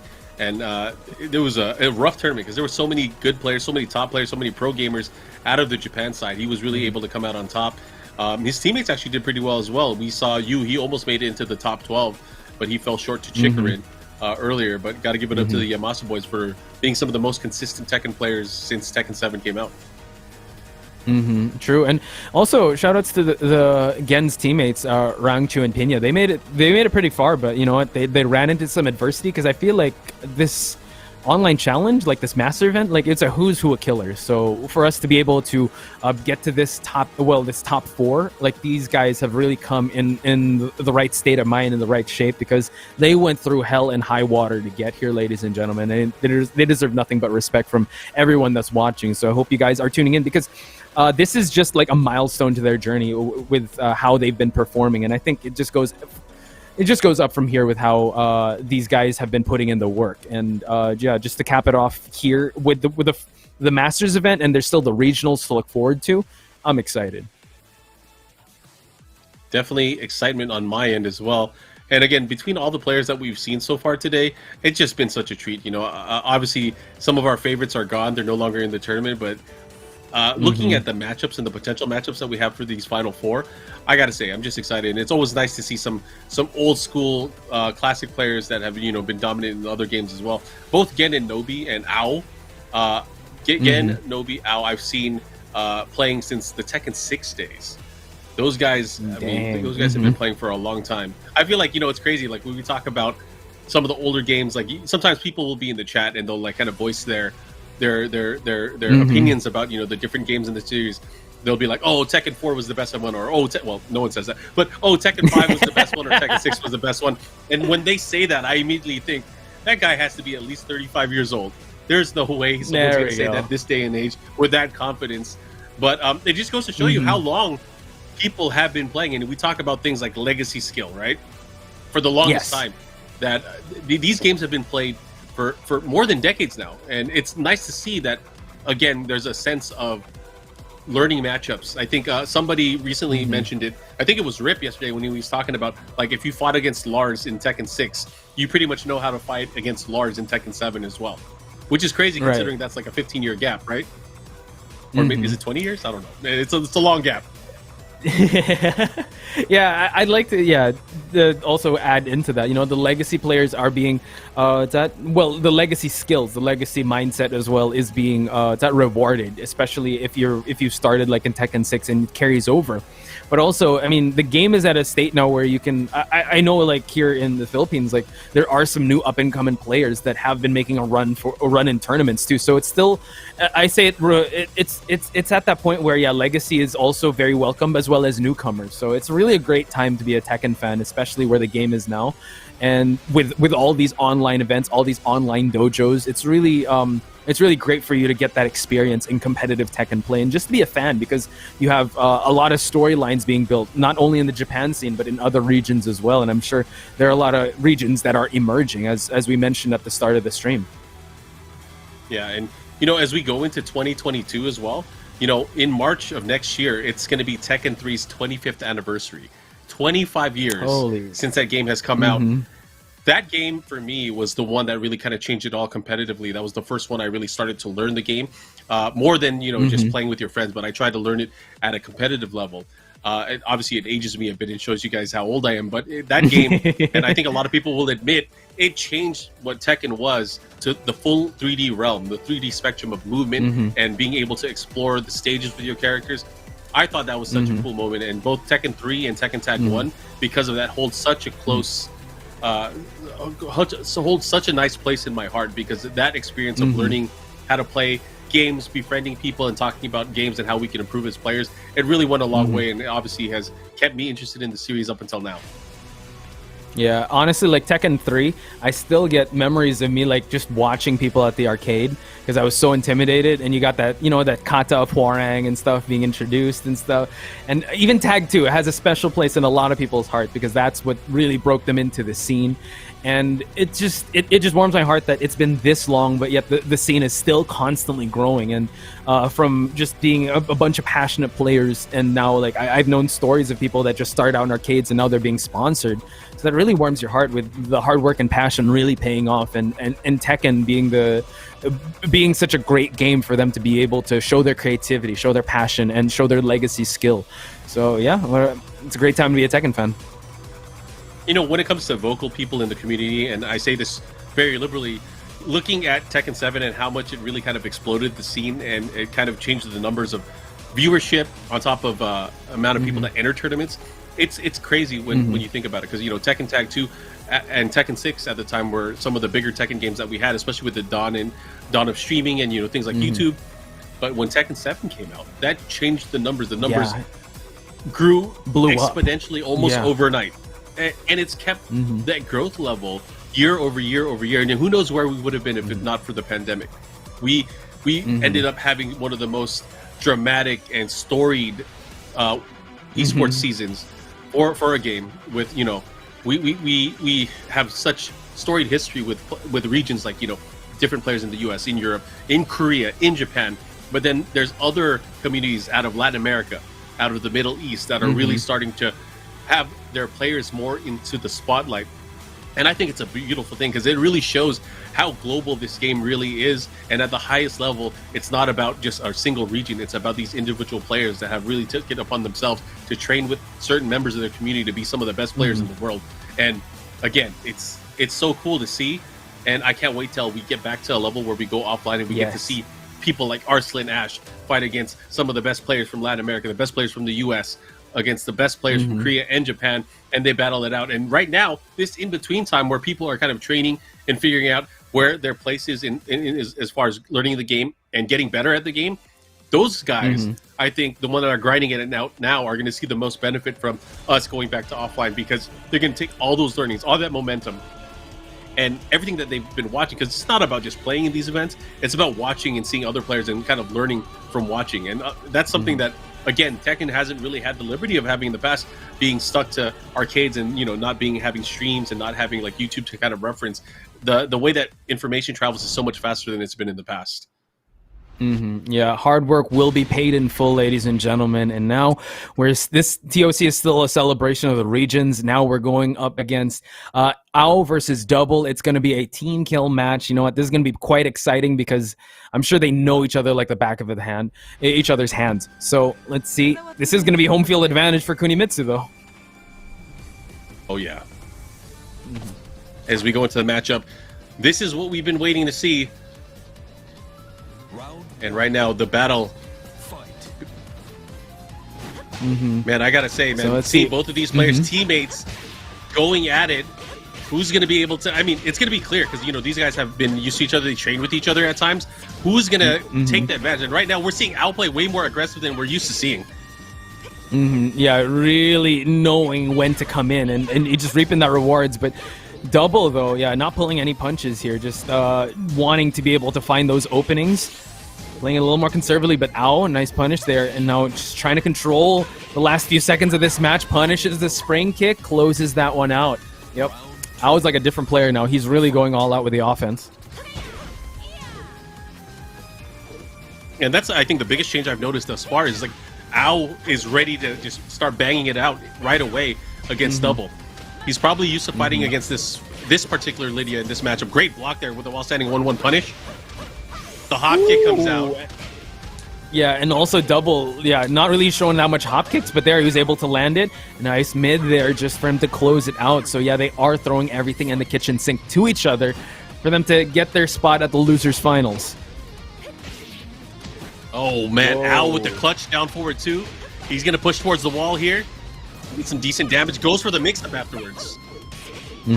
The walk, oh my god, S.H.O.W gets the splat, converts it, oh my god. Head towards, though, able to convert it, and now just one more chip damage for him to be able to close this one out. Nice wake up there. S.H.O.W gets the third round. And S.H.O.W's situational presence of mind is so good. He knew, because he was sideways into attacking against Lidia, he went for the 1-2-4 instead, and it netted him so much extra damage. Now, speaking of damage, Double just showing us what Lidia is capable of. Back turn mix-ups. Oh, follow it up with the wheel kick. Nice punish there. No wall, and now Double choosing, doesn't want to overextend here. He knows S.H.O.W is still a threat with rage. Nice block on the low rising 2 to take us to the final round. Yeah, you don't block that on reaction. That's one of those things that you know from experience, that he'll go for the dash into this big sweep. So obviously the experience showing off in this matchup here. Right now, Double with a slight life lead here. Let's see what he does. Good punish there from Ao. They're going back and forth. So far, so good on the side of Ao. And now Double trying to work on a comeback. Yeah, the red tape will help him get there. Now backing away. Ao does have the wall to... Yeah, a little there, but oh my god, the hop knee from Ao. That was such Beautiful. a sick whiff punish. That patience there from Ao, it really showed, like, you know what, he's gonna hop kick me, I'm gonna let him miss, and I'm gonna whiff punish that. And it's great stuff. Good stuff from Ao there. Woo, that was crazy. Yeah, and speaking of, like, those hop kicks, right? Lidia, one of her strengths is just the recovery on her moves. So the way he was able to punish those whiffs, especially at that last sequence, just shows that he's very comfortable facing doubles Lidia. And for them to go to the final round just shows that they know each other. So now they have to pull off. That's the thing with team matches, right? They train with each other. Now they got to show off the secrets. They got to pull something off for them to solidify their spot at losers finals. Yeah, sometimes just playing outside of the box, because again, you got to talk about these guys train together. These guys have played each other in the past. They've been watching each other play all day on the stream. So of course you're going to have to kind of change things up, because if you're going to throw out a move, you don't want it to whiff, you don't want it to get blocked. You want to make every move count. And that's really what we've been seeing from Ao from most of today. But I mean, obviously it still went down to the last round, could have gone either way. But again, these are the moments where you play for. Sometimes it comes down to that one single moment that'll change the momentum and go in your favor, and that's what you need. That is what you need. Yeah. And Double, let's see what he'll need. Still sticking with the Lidia, I'm assuming, and will be changing to the Precipice of Fate. So again, it was quite down to the wire. I feel like that's how this match will end up being. So Double needing to just try and figure out the timing and figure out, like, the ways to implore Lidia's known tools. All right, here we go. Again, this is a shorter set, so this is a race to 2. This is the last short set that we will see in the remainder for our top 4. But again, it's coming down to these two very skilled players and teammates going at it to see who will be facing off in the losers finals. Okay, trying to go for those stance mix-ups. Ring 2. We see that Ao, just gladly goes for the frostlight, floats him, couldn't get anything out of it though. And now we see the hop kick come out at Double though. Uh-oh. That was great, and you know, the range of the hop kick, he knows it so well. He was able to hit it at the max range and still take that wall carry. Even though it does go auto screw, it still has insane carry because of things like the back 3-4 series. Yeah, it does. Yeah, just for him to be able to just find the wall just shows that Lidia's wall game is just on the next level. Tries to go for that teleport overhead. Now we see Double get himself out of that wall situation. Oh. The mini steps just to get away from the offense and the red tape. He's going to go for it again. Just went for the mid. Constantly poking and, just count on Double for just him to swing big. And tried to go for that hop kick once again. Ao able to punish. Nice. This time goes for the back step afterwards. About even on life for both of these players. But Double does have the round lead. Let's see if Ao's going to take a risk here. But he gets grabbed and that might be it. No, he has a sliver of life left. Oh my god. Rising 2, the finisher of Double. He didn't even have to do while Rising 2, but he was able to do it and just put that exclamation point. But a counter hit, this is going to hurt because it's going to do a lot of damage and the wall carry as well. Ugh.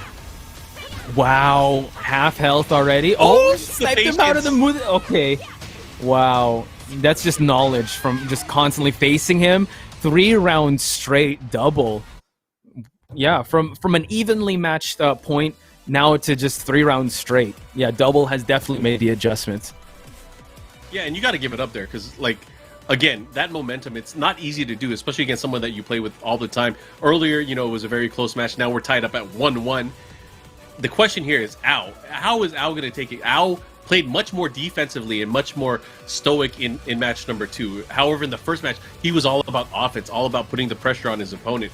Now, Double started blocking a lot of key things that would have, otherwise got him into trouble. So I'm thinking here, at least defensively and the comfort zone that, Double is playing in, it kind of changed the basis of the matchup between both of them.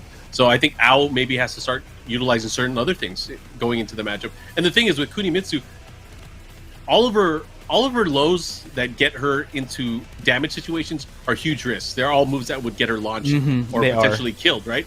And that tells me here that, do you think we're going to see a pick where it goes to a wall stage? That is my question. Ooh, or are we going to see an open stage counter? That's a good choice. Or Devil's Pit. No, going to Vermilion Gate. Again, a pretty big stage, but I think Ao does want to utilize that wall. But you're right. When it comes to the lows of Kunimitsu, she does put herself in a really tough spot. That's why her comeback factor is pretty tough. And you know how Double, like with Rising too, just those block punishes are so on point. So Ao will have to be able to change things up and, yeah, probably kind of risk more to gain more of the reward. Anyways, we're going to go into this. What is the final matchup between these two? Unless they get a double KO. Please don't do that to me. I don't want to leave. I will leave the commentary booth if they get a double KO. Don't leave me, Markman. But yeah, that would I'll come back tomorrow. I don't know, like teammates. It's in my contract. I'm not ruling it out. It's in my contract. Oh, it is? I'm leaving. Okay. I should have put that in mind. Oh no. 20 seconds already burnt, and now we see that Ao is in the deficit, but trying to fight his way back in this. Poking his way in this match. Oh man, he tried to get him preemptively with that down forward too. Right now, slight life lead for Double. Oh, he's gonna have to be careful. He tried to jump. This time counter hit set too. Okay. The follow up, and this is gonna do a ton of damage. Oh, the side wall stuff, but he still picks it up. Oh, tacked it on with that low, and Ao gets the first round. So yeah, stepping on the gas a little bit with the offense has seemed to have paid off, but there's the big low, and Double ready with that rising punish. You couldn't see it, but I muted myself and I said a bad word. That was crazy. Counter hit. Good on the mute there. Oof. Nice. Ao is definitely turning things up. What a low parry. That was insane. With his back against the wall, he really read Ao well there. Halfway through the second round, Double. Can he stop the momentum of Ao? Ao is playing out of his mind now, risking a lot. Nice duck. One more. Low to tack it on. Looks like an even match to me. Go round number 3. Let's go. Back and forth between these two players. And looking at the offense, things are starting to change right now. You know, Ao was very, very aggressive. Now he's starting to tighten up. What is he waiting for? What is he trying to bait out of Double? We did see him get that set 2 counter hit. Oh my god. That was so close. Double now backed himself up to this corner. And now we see it try to go for the side step 4, followed up. Oh, gets the grab instead. Double now has wall advantage. Red tape him. He tried to catch him. That would have netted him a positive on hit. What's he going to do here? Nice whip punch. Oh my goodness. Yeah, what a punish by Ao. Collecting as much as he can. Double. Like, just like stepping his way outside of that wall situation. No political storm gets blocked. Nice block on the low. Following it up with a rage drive. Oh, the axe kick. Wow. Surprise, surprise. 2 rounds to 1. Double now on the verge of guaranteeing himself a spot in our losers final. Ao needs this round to stay alive. He does. Cartwheels in with that low once again. Risking a lot. Double. You saw he was able to punish that in previous sequences. Ao. Okay. Just hacking in the damage. Nice walk there. But Double still has that comeback factor. Blocks the DF2. Oh, he's going to have to be careful. Big moment for Ao. He wants to take this to final round. Exactly. What's going to happen? Oh my god. Double. One more, but do it. Follow that up. Not enough.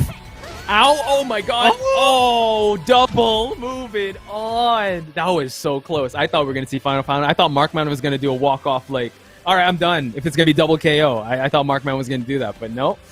Double. It was close. We almost got there.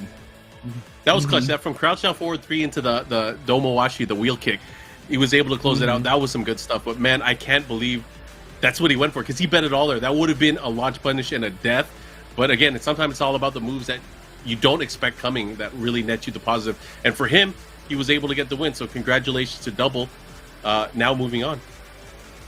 Double moving on, and Ao, ending it in the 4th spot. I think he's still going to get some points and moving him up in the leaderboards here. I think away from that 8th spot with Naroma. So excellent stuff. I know it was a team kill match, but yeah, Double is going to be moving on. He will be facing the winner of the match we're about to witness, which is Gen versus Nobi. And you said this was going to be the last time we're going to see best of 3s. Now, from here on out, it's going to be best of 5s. Oh yeah, best of 5s. Should be exciting. Again, Gen and Nobi, 2 storied players we've been seeing throughout many iterations of Tekken, and still playing at the highest level here in Tekken 7. Gen, more often than not, has been using a mix of Lidia, Leroy, and Fahkumram lately, and then Nobi still tried and true with Dragunov, Steve, and then a sprinkle of Feng Wei as well. Yeah, so that's the context we're going to set that stage in, but it is winners finals, so really important for them to just get that win, just head to the grand finals, just so that they can kind of relax and chill just a little bit, because you'll be facing him against Double, and I'm sure that his Lidia is more than warmed up now. I know Gen did 2-0 Double, so Double, Gen does have a target on his back, and I know Double really wants to run it back against Gen. And it very much has a chance to do so. I mean, again, the final 3 players of this tournament, we got to give it up. Those guys are going to be going off with the most points, and I'm pretty sure between Gen and Nobi, they're pretty much a lock, right, into what we see for the finals. And then Double, I think, had a good amount of points as well. So these guys, obviously, we'll be seeing them in the regional finals. I think Ao is probably going to benefit the most from what we see, because he was tied for 7th on the points leaderboard. So he's obviously going to get a handsome amount of points. The other person that was tied with him, as you mentioned, was Naroma, but Naroma didn't even crack the top 9. True. So, yeah, rest assured that Ao is going to benefit from making it this far in the tournament. And note that Double not too far behind from Ao. He's actually in the 7th spot with 205 and Ao at 180. So really helpful that Ao was able to bump up his points and just kind of further the gap between the 8th and 9th spot. So big shout outs to Ao bringing us that Kunimitsu gameplay. And just an incredible set with him in Double. Oh yeah. And as we get ready, again, thanks guys for tuning in and watching some of the Tekken Online Challenge with us. Again, if you want to follow the action that's happening in the brackets, if you are in the Twitch chat, you type !bracket for more information on where we're at. As you can see, we're down to our final 3 players. As we go into this, so our next match is going to be the winners finals we were talking about. It's going to be an extended set. Do you have any thoughts between these 2? I know we had probably a little bit more time to think about it. Do you think it's Gen or do you think it's Nobi, Poch? What do you think? The way I see it in my head, maybe Gen is going to take it, but then Nobi is going to fight his way back to grand finals. That's how I feel the storyline is going to happen in my head. But then again, that's how I see it. How about you, Markman? I think it's hard to doubt Gen right now. Gen is what a lot of people say is the best player in Japan right now.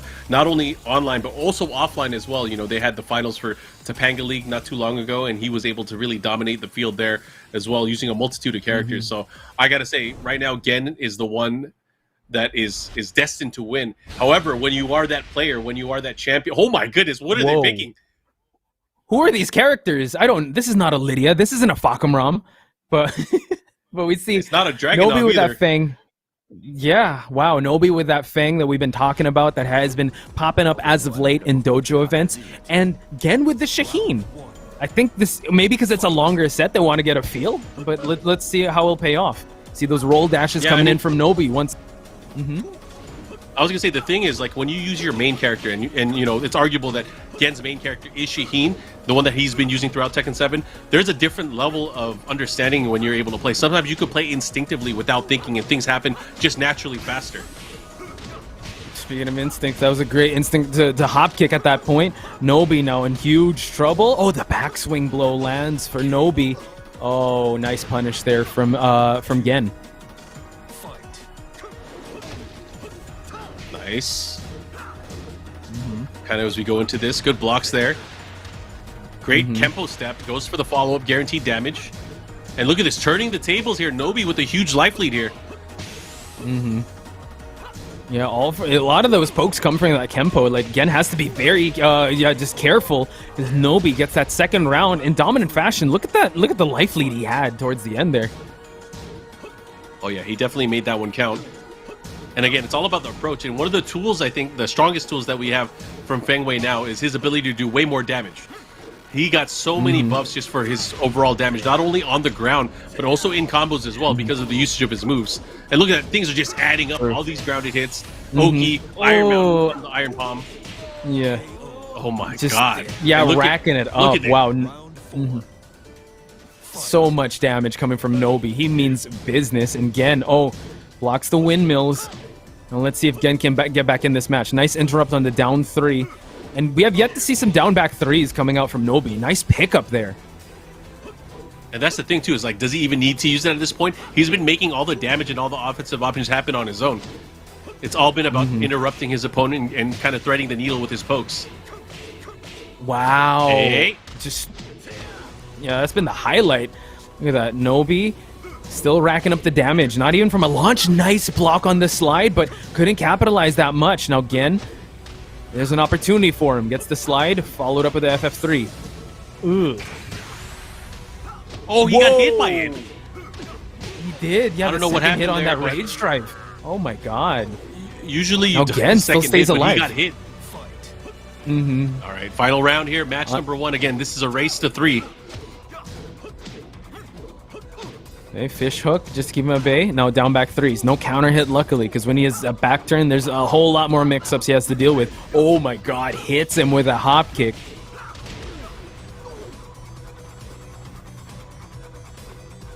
And look at the way he's just kind of threatening, just by moving into his space. Oh, nice block. Oh, good conversion. Ooh. Oh, there we go, down back 3. Oh my god! He challenged, and again, reaping the rewards there, gets the first match. But Markman, it was back and forth. I'm excited. We got a Fang and a Shaheen. Yeah, he got very greedy at the very end there because, you know, he got the counter hit down back 3, puts him into back turn state, went for the chunky back turn 3, and unfortunately he got low kicked out of it, and he got into the combo that ended up losing the match. So something to think about as you go into that situation. You don't want to be put into the same situation and lose out time after time again. But I'd have to say, from both of these players, they both really showed their resolve in going into the matchup. Very strong showing from you with Fang. I feel like you should probably stick to the character. He definitely did very, very well. However, for Gen, going back to his his old main character, Shaheen, proving that he's still just as strong with that character as ever. Yeah, this is like his... When he first bursted back into the scene from that hiatus, he brought the Leo, but he really found a lot of success with Shaheen, and now bringing it out now, I think, yeah, he's conserving his strength for probably the later rounds, and this is technically his main, right? So bring out the big guns right away, but note that he can go back to that Fahkumram, he can go back to the Lidia. He's just that good with those characters as well. But on Nobi's side, though, I still think, yeah, maybe still stick with the Fang because it did yield him some results. And yeah, just the constant harassment from the pokes have been paying off. And we are going to Kinder Gym. Kinder Gym it is. It's funny too because I'm looking at the chat and a lot of people they have comments about character choice. You know, you got to remember, these guys aren't picking characters for you; they're picking characters to win, something that you guys can't do. So keep that in mind. Okay, here we go. Very true. Follow up, nice counter hit. Okay, nice punish there from Gen. Back turn. Oh, the Kenpo once again, but couldn't get much out of it though. Oh, he went for the wall standing too. He went for the big punish. Now moving along nicely, threatening the slide, but still.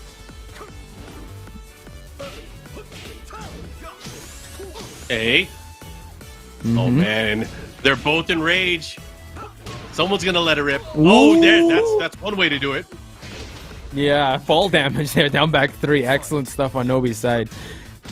So we've seen this before, right? You know, Nobi getting some wins, but then, you know, Gen is always a constant threat.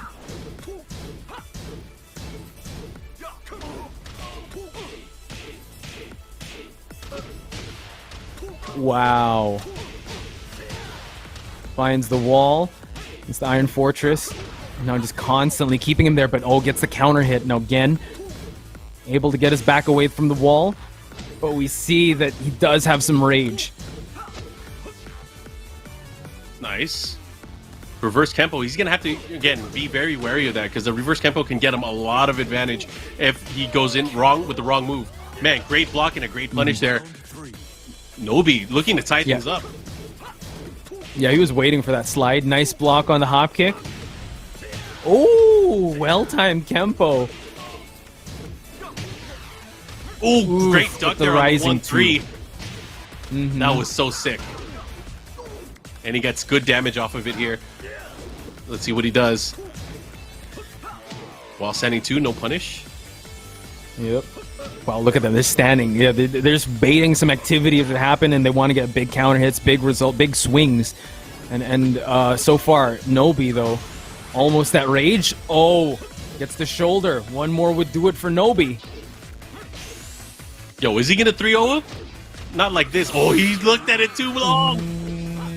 Deer in headlights. Yep. Sometimes you just freeze like that. And again, able to act first. Oh, down back 3 counter hit. Didn't get anything out of it, though. But playing it a little more safe than the previous one.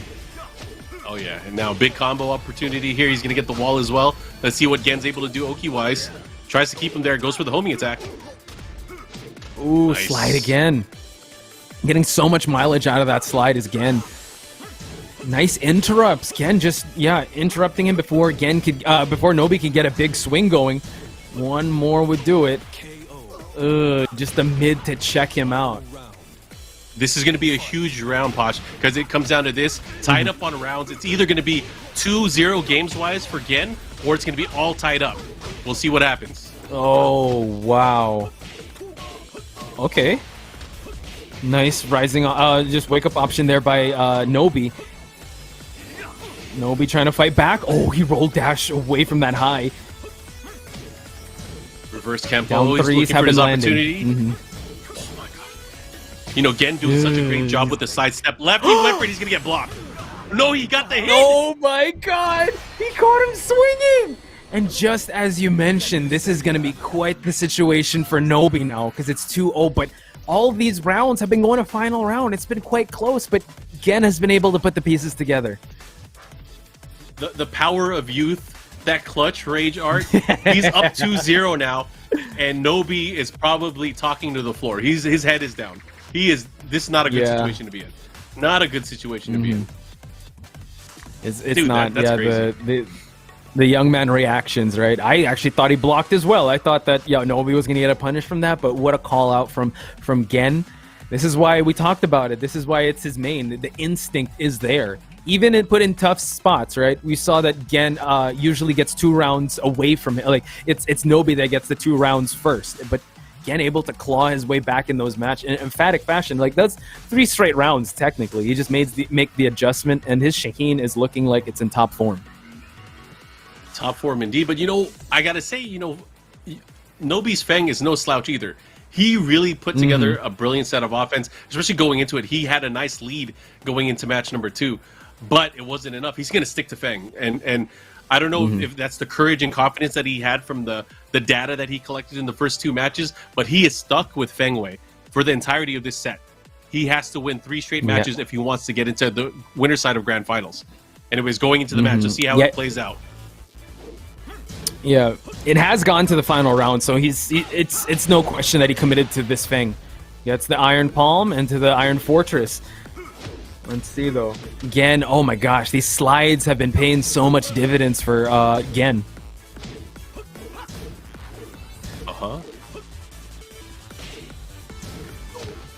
Nice blocks, man. Gen is so on point when it comes to situational preparation.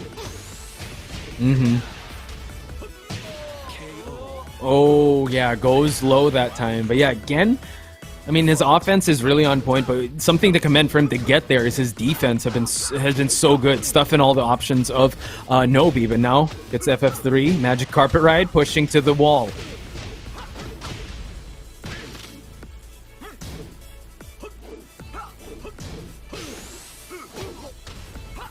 Uh-oh. Nice. Uh-oh, this is going to be a big hit. Situation. Ooh, look at that. Stomps on him. You saw that Nobi was trying to go for the kill, like just trying to go all out, but yep, just tagged him with a down 3. Again, still back in this match.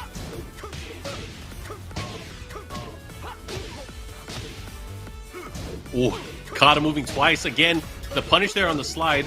He's going to do decent damage and also get the wall, but the side wall still gets the full combo. Okay. Ooh, Nobi okay. showing much like we've seen in previous matches that he can take it to a round point, but will he be able to clutch it out? That's the question. Yeah, we've seen this story before. Can he close this one out? Again, getting that launch, though. Okay, nice adjustment. Yeah, a little off axis, but the low parry could change things for Nobi. Here we go. Look at the wall carry. Has a good position here. Let's see what he does with it. However, Gen can get out of this pretty easily. All he has to do is sidestep quite a bit. But he's not going to let him go. He's not going to let him out. There we go. Nobi staying alive. Yeah, he needed to capitalize on that situation. Did not want him to go anywhere. And for him to just carry him towards that wall, this is where the thing is really paying off, because this could have been the same results of the previous two matches. So, yeah, as you mentioned, he cannot drop a single game here on out if he wants to head to the grand finals in winner's side. Oh, yeah. Definitely a very interesting take. You know, we've seen Nobi and his approach and how he kind of keeps the pressure while he's at the wall, and he's always guessed right. You know, his use of the lows to kind of really open him up and make Gen maybe second guess his offensive or his defensive capability there. I gotta say, you gotta give it up for Nobi, because Nobi is so good at forcing his opponent to kind of guess at the wall.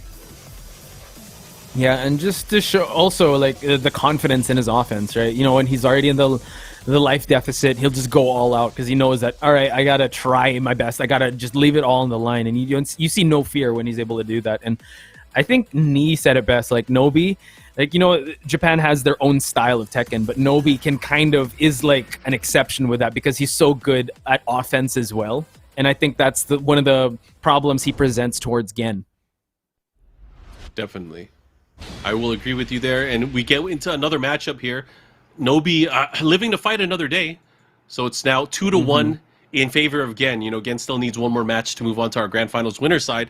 However, Nobi, with that momentum and with that newfound offensive confidence, will it be enough to kind of turn the tide here? We'll have to see.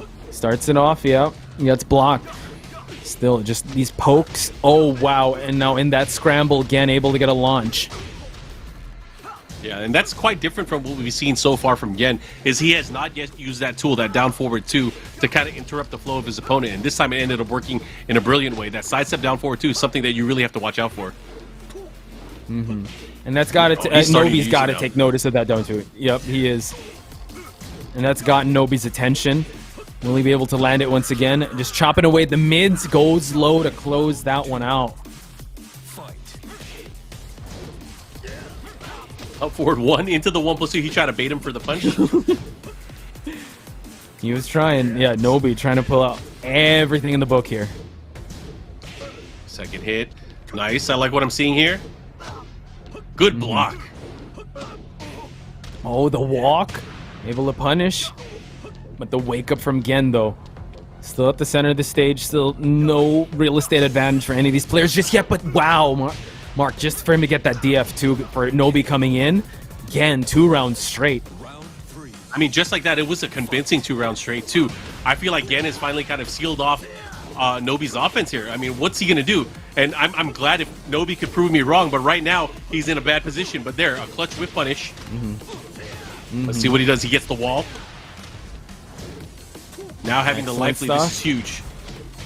Whoa. Bro. And the pickup sticks. And it, in emphatic fashion, Nobi's still in this, but yep, next round, let's see if he can still sustain this momentum. The second he wasn't expecting. Wasn't expecting it to hit on his counter hit, but still got some decent damage out of it. Look at the life lead. Gen is looking to run away with this here, but again, Nobi can't count him out. He was able to make a huge comeback in that last round. Oh, never mind. Ooh. Never mind. Gen. Yeah.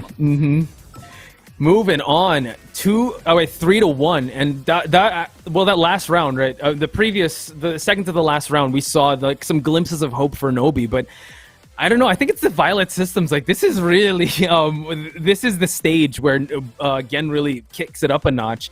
And usually, when the round starts, or like it's Nobi that gets the first few rounds. But on that last one, Gen was really making a statement there. He he was saying like, yo, I adjusted accordingly. I'm able to snipe you out my DF2s. I'm able to interrupt you. You haven't been blocking my slides. He put it all together there, and now very earned is his spot in the grand finals. And Gen, going to the grand finals, and now we see that Nobi will be facing Double in the losers finals.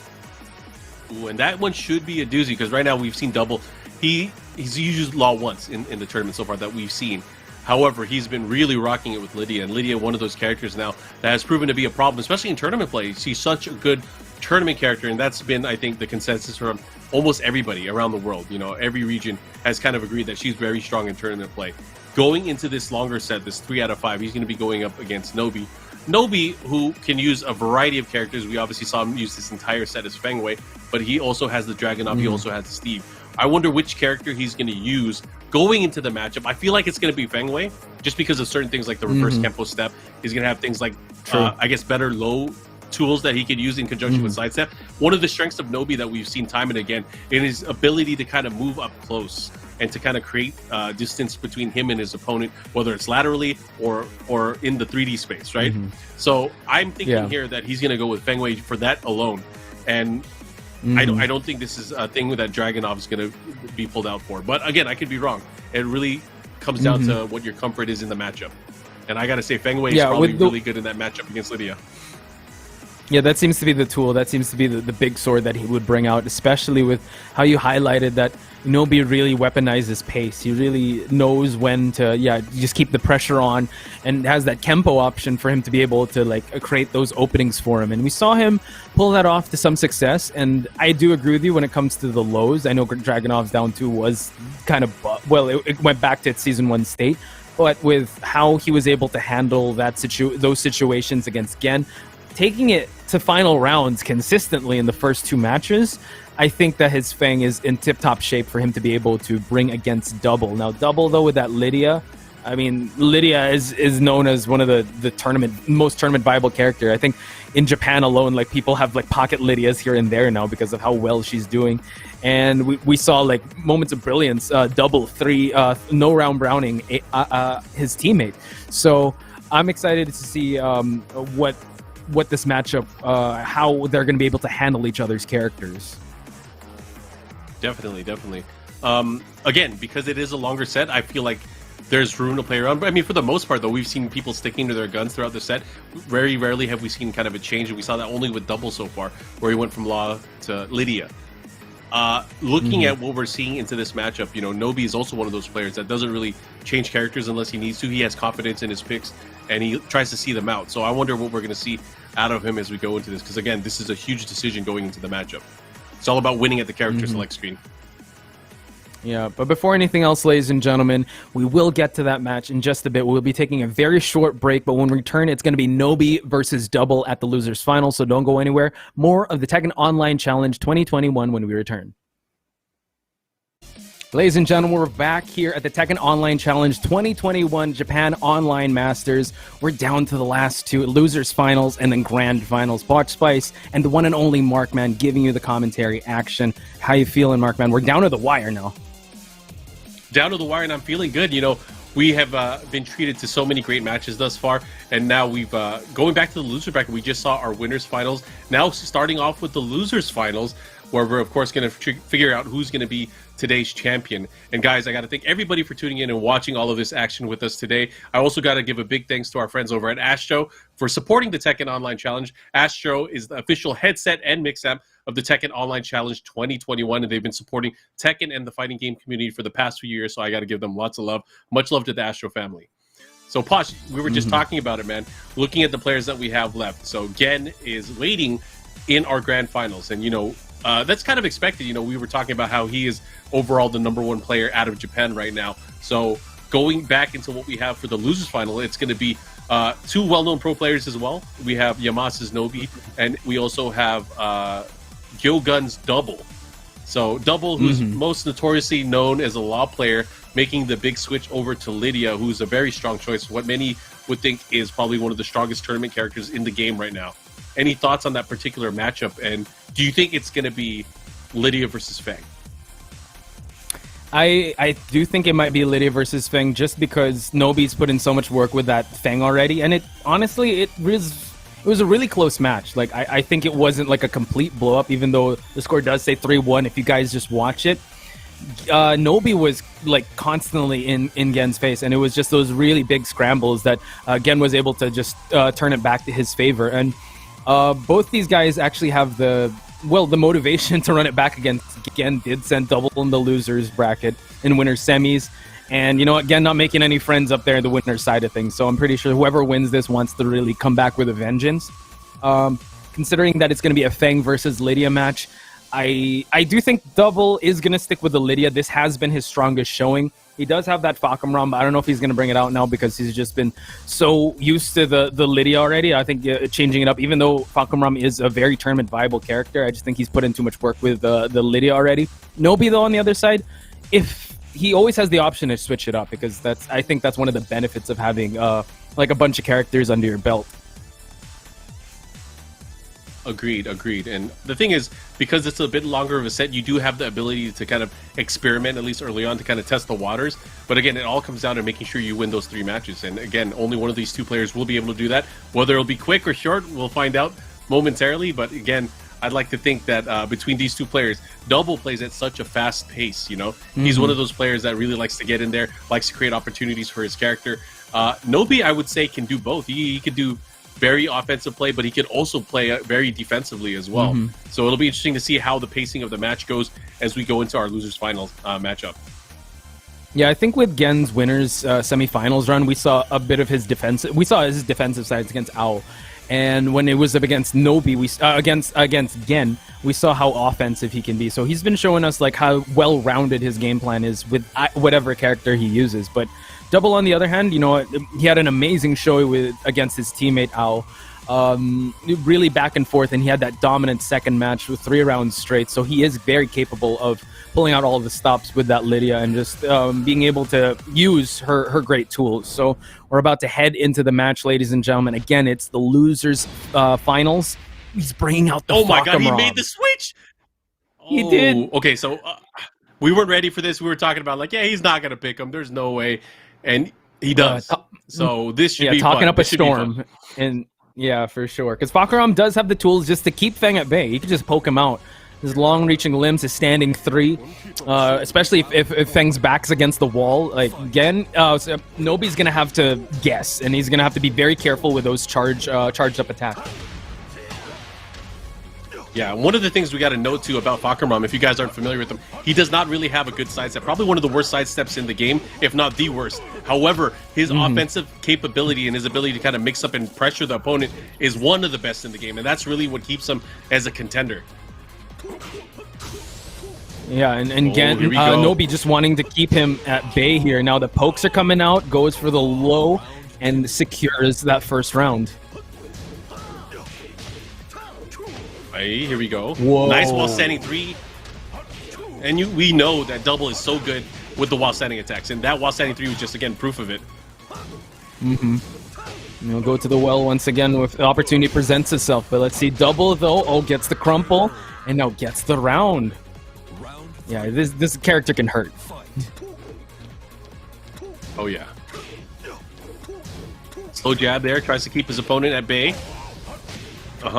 Guaranteed down 4 after that. Whoa. But a big 4 1+2. Yo, big characters, eat it. Yeah, exactly. Yeah. But yeah, he can just hell sweep his way out of it. Tags on a little more of those lows, pushing to the center of the stage. Double now, yeah, able to get himself out of that really tough spot. But Nobi again trying to press on the offense just a little bit. Grants him rage. Oh, didn't pull the trigger on 2-hit launch. Whoa. Oh, he's going to do the rage art. He should be able to get this. Wow, that was looking like it was going in Nobi's favor, but yeah, leave it to Double to pull off a comeback just like that. Great patience on Double's side. All right, here we go. 2 rounds to 1. Double right now, showing that his pick paid off. He goes for the punch reversal, gets him with the kicks, and the wall here is in play. How is Nobi going to deal with this? What is he going to do? Okay. Able to get out of that that jet kick. Yeah, sidewall though. We've seen him make comebacks before. Can he do it once again? Didn't pull the trigger on the forward 4-4. Oh, able to float him. He ran into it. Jabs him. Yeah, he ran into that. Downstairs? Oh my no. God. Oh, doesn't need it. Doesn't need it. Final round here, match number 1. Kenpo start. Okay, nice punish there. Ooh, the death mills. Now followed up the wall combo. Tries to switch sides, but no patience on double side. Wakes up hell sweeps and follows it up. He's playing like a Mishima. Oh, he caught him with the jet kick. Oh my God. Oh, this might be it. Oh, no, the wall wasn't there. Oh, dang. That was close, yeah. Oof. Back and forth they He go. tried to chase him down. So did. I have this thought in my mind, right? You know, obviously it was still close. It was still close, but however, the problem being just the matchup with Fahkumram is in general is having to battle with him, and you could tell Nobi was much more limited in how he was able to approach the matchup because of certain things. I have a feeling if he is going to switch, which he might, the only switch he would make is not to Dragunov, but to Steve, because Steve is one of those characters that can kind of help restrict what he's going up against with Fahkumram. So that's my thinking, or my line of thinking here. But then again, I'm not one of these pro players. I'm just a guy that wears shades and does commentary. We're just on the mic. We're like the professional fans. We're just here to watch the matches and get hype. But I agree with you, though. If he chooses that this matchup isn't for him, even though it did get to that final round, I think Steve is the pick to go for. We've seen how Steve is able to just cancel out those options and just be wary of the approach. So that back one is constantly a threat. He knows how to get in, and he can duck those high jet kicks. But seems like he's about ready for more of the Fahkumram of double. So he is still sticking it out with Fang, but changing it up, going in a smaller stage, Dragon's Nest. So this could, as you would say, a double-edged sword, because Fahkumram shines when he's pressing you against the wall. Oh yeah, he has so many options, and we're not just talking about wall carry, but his ability to pressure at the wall, his guard crush moves, but also certain things like his wall rising 1-2, able to splat from so far away. He definitely has great advantages in smaller stages. Ooh, yeah. Still fighting at the center of the stage, but we see that Nobi's still undeterred here, still trying to work his offense. But yeah, double just getting the pokes and the 2-hit launch, and we're gonna see the wall too. Oof. Great stuff. What a good first opening round here for double. Again, continuing his lead. Oh, he's letting rip. Uh-oh.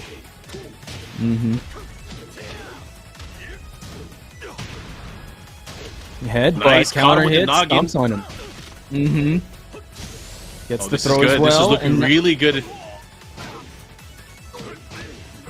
Trying to go for the punch Sabaki. Nice movement from Nobi. Okay. Back and forth they go.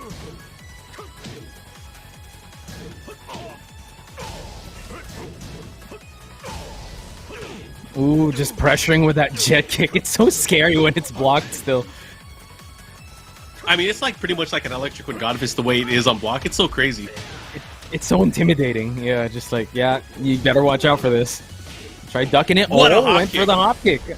Excellent stuff. That was wild. Nobi. Oh, the big boy combo, too. Ooh. Nice challenge. Nice challenge here with the low. Yeah, Nobi taking that third round.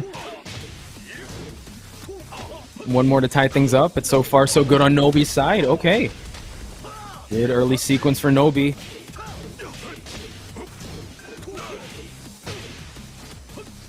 Nice interrupt here. Nobi looking really, really good here in match number 2. Oh, the second hit. You got to watch out for it. You can't rest on double. You saw he's very capable of those comebacks. Oh, but I smoke Bro. soon. Nice hop kick from Nobi's side.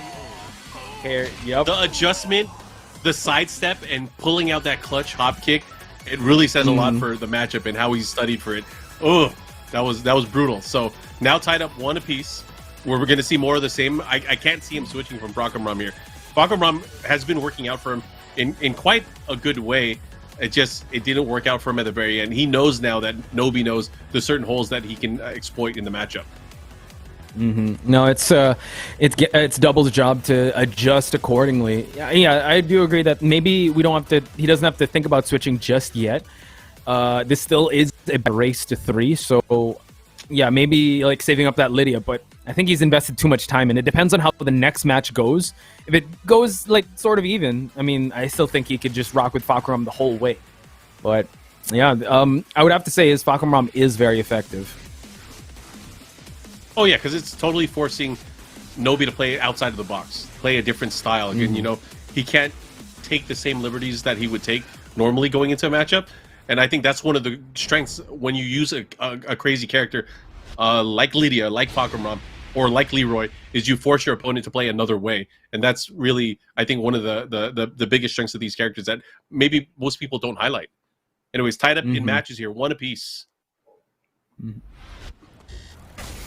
And I like that you mentioned that he had to play like outside the box. He had to really create those openings, those micro steps, and for him to be able to capitalize on the openings that Fahkumram presents, and being very careful in making his approach.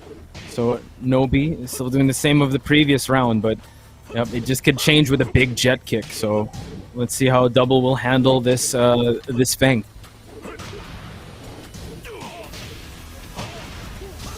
Oh, Nobi doing such a great job right now. Gets the pick up. Ooh, okay, Nobi still on fire. Gets the first round. Let's see.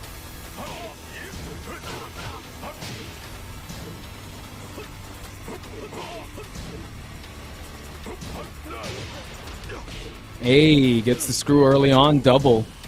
Oh, not able to capitalize. Nice block on the low, rising 3. And Nobi able to capitalize and gain so much damage. Look at that life already gone. Follow it up. Oh, he the caught range him. drive, but the wall. Yeah, the wall messed up everything. It ruined it. He just needs one more. How are you gonna deal with the? Nope. How are you gonna deal with the blue shoulder? What are you gonna do? Because that can chip him to death too. Oh. Try to risk it there, but yeah, Nobi so far making a huge statement, getting 2 rounds straight. Double's gonna have to act. Look at that. Canceled out that charged up punch. Goes for the hop kick instead. Yep. Nobi is comfortable now in this matchup. Uh-oh. He's chopping away at the legs. This is what he does. Oh, what a whiff punish there. Nobi locked and loaded. Jet kick just for just some compression. Yep. Uh-oh. Hits him out of the back turn. A nice escape there from Nobi. Followed it up. Oh my god. Oh, that's going to whip punish. Can he block? No! Wow! He's going to take the 3rd round. Double. What a call out there in that rage art. Round 4. Fight.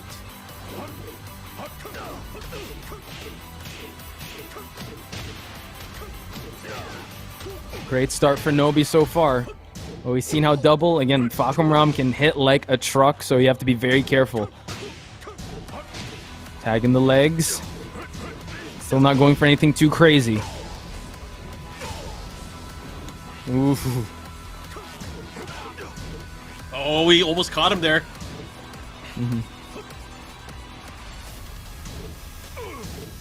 Look at the pressure. The 3+4. Yeah, he's really swinging big. Okay. Nice escape from Nobi. Grant doubles some rage away from... Oh, caught him coming in, but no, he's going to block that. And there's that shoulder you were talking about, Mark. Nobi up 2-1. Quite the change here. I gotta say, Nobi's doing such a great job of kind of spacing out against Fahkumram. Double's in trouble. Double has to figure out what he's going to do here in this matchup, whether it's going to be changing characters or starting to rely on different moves to really open up his offense. I don't know what he's going to do. Yeah, you just saw the defense on Nobi's side. Like, you know, he was trying to threaten with that the back forward 4, the jet kick. We saw that he was trying to just open him up with pokes, but yeah, you know, he did tag him just a little bit, but the bigger swings really went on Nobi's favor, and he was able to, I think it was the 2nd round or the 3rd round, he was able to just get wall-to-wall combos. So now, as you said, Double, he's in deep waters now. He's going to have to think about a game plan to try and counter Nobi, because Nobi has his number as we speak. So could it you think it will be involve a character switch or just a change of play styles with Fahkumram? I think it's hard to tell. I mean, I feel like Fahkumram is working, but it's not working the way he wants. It was working especially well at the start of the set, but maybe it's time for a change. It is. There we go. Yep. Hitting the nail right in the head, going with the Lidia. Now, this is going to be quite tough because Nobi is running with a full head of steam. Double, like, made the Fahkumram work just a little bit. It is 2-1. He's going to have to, sweep Nobi with this Lidia. Very important because he is stuck with Lidia for the duration of the set now, and he has 2 matches that he needs to win.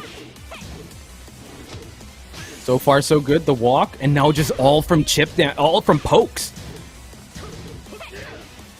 Nobi, okay, forward 2. Oh no, Nobi gets punished there and double. Yep, Lidia, so far so good.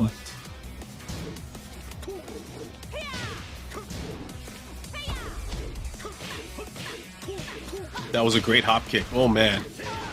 Here we go. Has the wall. This is going to do a lot of damage. Okay, still controlling, Nobi keeping him at bay. Nobi looks so ready for the matchup.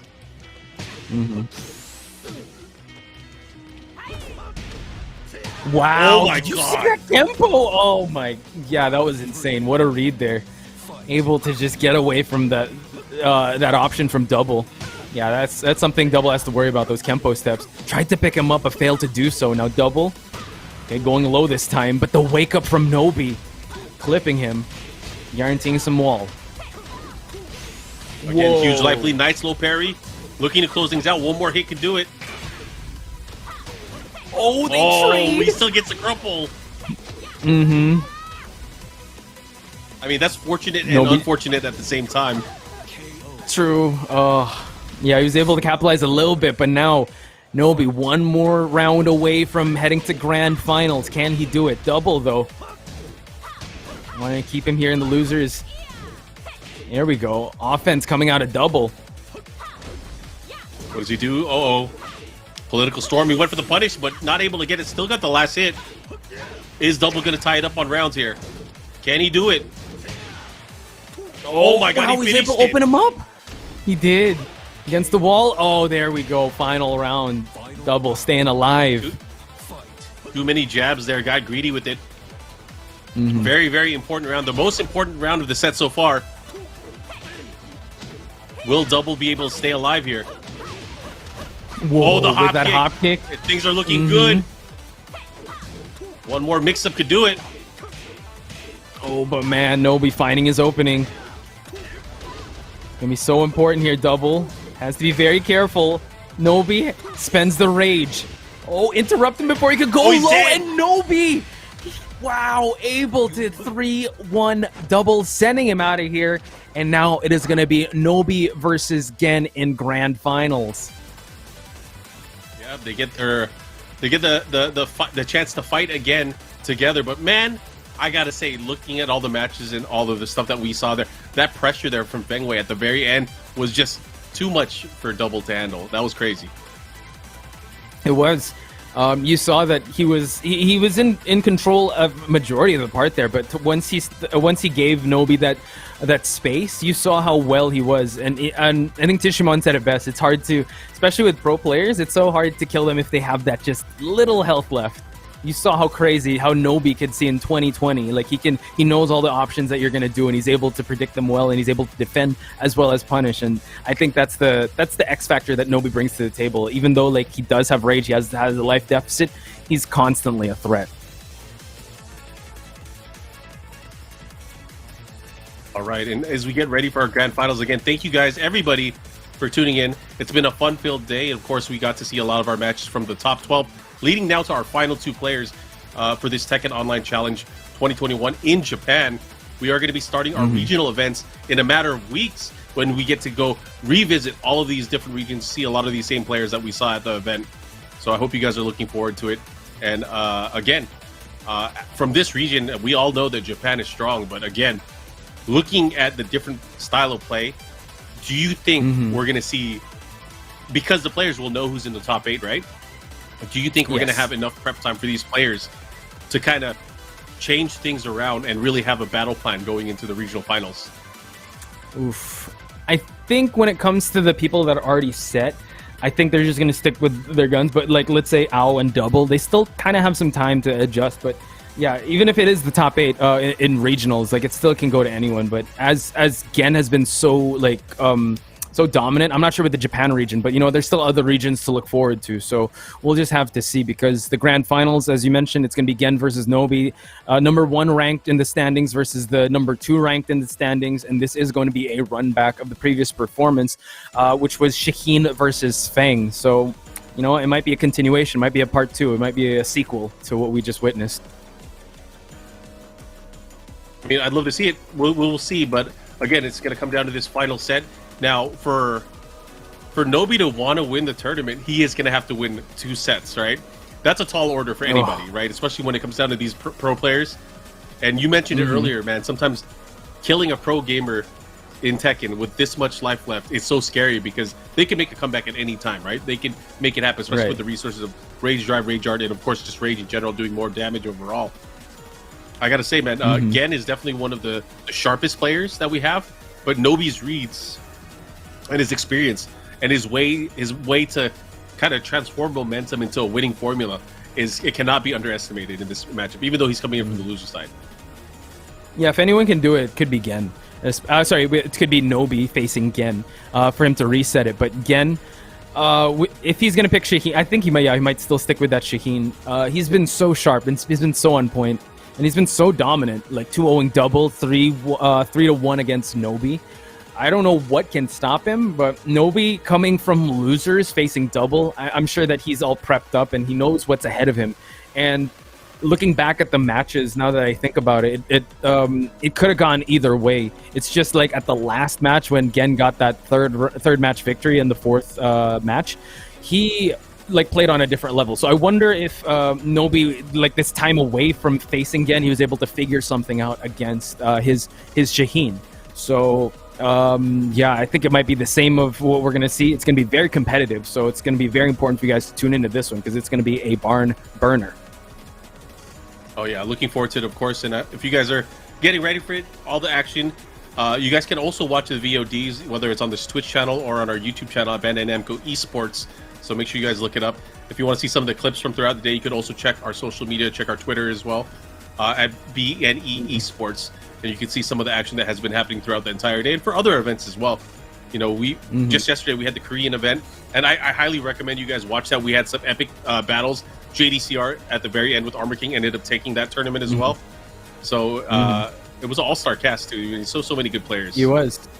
And I think one of the stories there was Infested. Rock's Dragons Infested really added people on his list of people. He upset John Ding. He upset a lot of people that you would say would make it to that top 8. And it's really important for you guys to tune in, because I mean, we had Keisuke here that really showed and gave us so much highlights of his Kazuya gameplay. So yeah, do check out the VODs, check out the highlights in those matches, because there were some pretty hype sets yesterday and also from today. So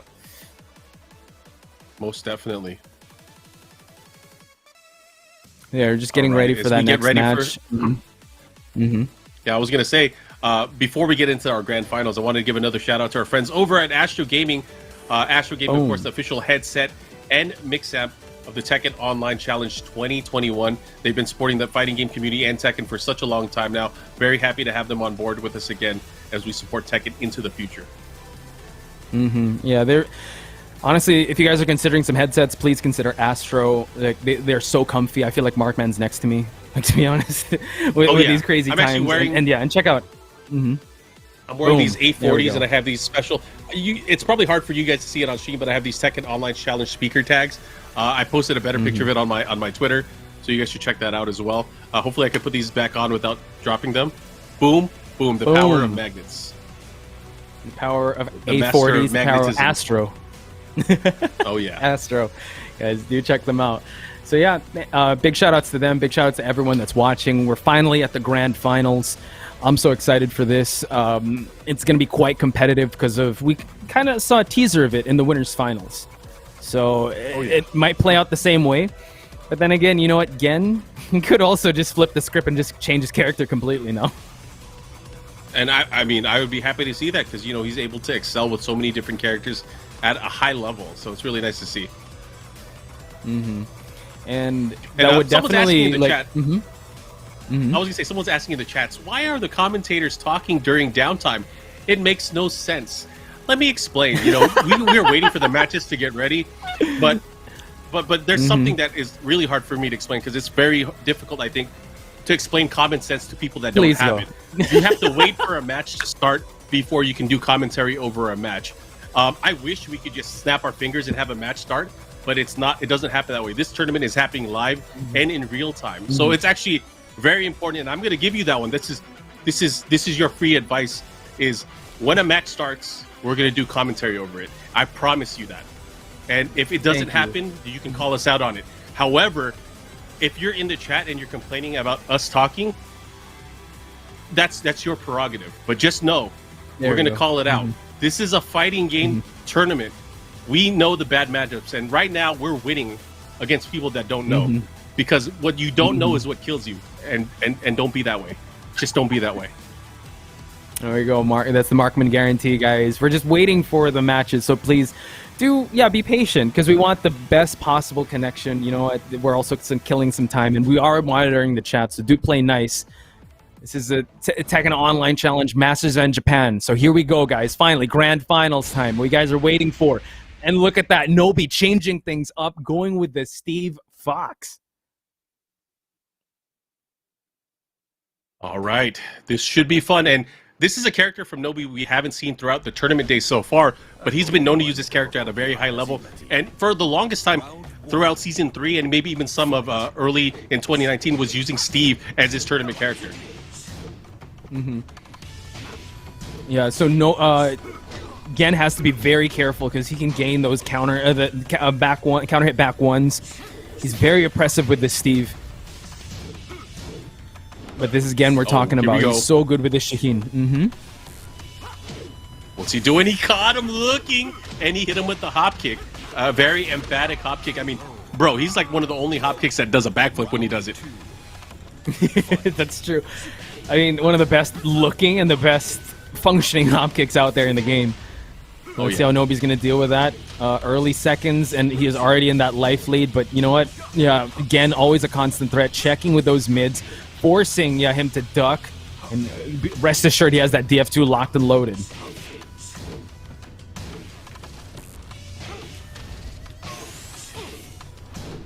Uh-oh, here we go. Can the comeback happen? Gen has some rage. Ooh, he was ready. Nice. Able to capitalize. Tie it up on rounds now. Wow, did you see that? Didn't allow him to continue that string. Nice punish from the hop kick on Nobi's side. Ooh, 4-1. He was waiting for that magic 4 to hit. And now again, reaping those rewards. Gets the sidewall. Gets the Shaheen steel pedal, or the sand pedal. Whoa! Oh, what a hop kick. And again, right now, 2 rounds to 1. Looking to extend the lead here. You know, the momentum that he had in that opening match when he fought against Nobi. Let's see what he does here. And slide. Yeah, it's so scary to give Gen that momentum. And so far, so good. He has been running away with the early seconds of this round. Nobi has work cut out for him. Trying to find those openings. Big back 1 finds its mark. And also the wall. Let's see what he does here. They're about even on life. But the positioning is everything. Having the ability to get a launch, get a big counter hit, and have the wall can mean the mix-up between life and death. True. And Nobi still playing it safe. Nice punish. He did. Trying to go for a big read there early, like final seconds already. Side is on Nobi. Now we see down 3 gets nullified. Gen does have rage. He's trying to fish for it. The down 3 misses. And now Nobi, final seconds. Gen not able to get enough. And now we're going to see a final round. Oh yeah, here we go. Very, very important. Let's see what happens here. Oh, he went for the wall setting attack, not able to hit. What was that? That was weird. It went right through his noggin. It did. Luckily for Nobi, that could have paid dividends, and now we see Gen in the back foot here. One more sequence from Nobi could seal the deal. And there we go. Nice. He was able to close it out there with that clutch up forward one. And Nobi drawing first blood here, showing that the Steve Fox picks definitely paid off in this particular matchup. So good stuff. Yeah, and this is going to be a long journey for Nobi, right? He's going to have to pace himself because he wants the TOC Japan Masters glory. He's going to have to reset this. And this is a good first step. One match at a time, one round at a time. A famous man once said, it doesn't matter if you win by a mile or an inch, a win is a win. That is true. That is true. It's all about family as well. There we go. All about family. But either way, I think looking at this, I do think Shaheen is going to have a harder time going up against the Steve. And I wouldn't be surprised, especially because he has some room to kind of mess around here. I wouldn't be surprised if we saw a switch. I don't think it's going to be. I don't think it's going to be Fahkumram, and I don't think it'll be Lidia. I think it might be Leroy. I think it might be Leroy here. Ooh. We were talking about how devastating Leroy has been and still is, you know? Even though there were some changes to some of his moves, he's still, like, from a god, he's a demigod. But no, still sticking with the Shaheen. Now, again, as you mentioned, he does have some room to breathe here. He knows that Nobi is at the losers. Maybe he has, like, a game plan here, going to Violet Systems. This is his stage. So he's probably going to change things up in terms of pacing, just to stay away from those big counter hits that Nobi has been able to land. Oh yeah, down two, crunches ankles, nice, gets the knockdown. Again, already with a nice life lead here. Oh, he catches him with that. Did he really mean to do that? Dang. It worked out in the end. I guess all part of the plan for him. And now let's see how Nobi will get himself out of this situation. Oh my god, the hop kick. There we go, and that's going to be the first round. Again, drawing first blood here. I mean, it was quite convincing too. I mean, the way the last round ended in the previous matchup, it showed the dominance of the patience of Nobi here. And one of the things that Nobi's really good at is pressuring with that duck cancel. You know, he'll go for the down forward 1-2-1, or he'll go for the down forward 2 into the wall standing 1 and kind of fish a confirmation out. Yeah, he has been going a lot of that, but whoa. That's what he was trying to do. And luckily, Steve's noggin was right there for him to be able to land that. Oh my god. Gets to punish Nobi now. Like, in big trouble. So let's see how Gen will try to close this out. Oh, Rage gets nullified. 1-2. Close that one out. Nobi in trouble. Yeah, it's looking really, really good for Gen right now. Gen acclimating himself to the matchup, and against Nobi's style with Steve. It's starting to show and work out for him. Oh, look, he was able to step the wall standing 2 after that. Brilliant sequence there, but Nobi, okay, now able to get himself outside that wall, trying to push for the other side of this stage. Again, though, very much in this match, trying to fish for his openings, being very conservative here because he doesn't have that much life to spare. And we see that, Nobody's trying to cover his options, not being too open for any of Gen's options here. And the dash blocking, just him getting in his face and starting to block, is such a hard thing to really able to do, especially against Steve. Being able to put on the brakes so is everything. Oh, oh my god. Counter hit one, guaranteed follow-up, and again, 3 rounds straight. Good stuff. Mark, what happened? I just blinked, and I thought they were spacing each other out. I thought I was going to take another 10 more seconds, but man, you cannot sleep on Gen, especially when he finds his opening. He really rips into it, and he's so sharp. He's second to none when it comes to those type of like explosive gameplays. Yeah. Man, all right, looking into this, so we're tied up here now, 1 match apiece. I'm trying to think here, like, is there a counter to this? Is this something that we're going to see to the very end, where it's going to go down between these 2 characters, and it'll go either way, whether it's a reset or not? Or do you think there's going to be another level of strategy that's going to be coming, at least from Nobi's side? Because right now, it's on him whether or not he wants to change. I think he still has one more room to adjust, but like you said, he's gonna. Well, this match is very important, right? If he's gonna go over a character switch, he has to do it now, because it's gonna be harder if he loses this match and then he has to switch in the last one, so he cannot afford to lose with that new character. So I think he's gonna have to, like the character he picks now, he's gonna have to commit with it throughout. So we'll find out. I do think that Gen, after that solid match, Nobi's gonna have to be able to adjust really like a lot coming into this one. All right, guys, here we go. Tied up 1 apiece here. This is grand finals. Again, right now with the advantage, of course, he is on the winner's side. Nice. He should get the wall here. Let's see what he does.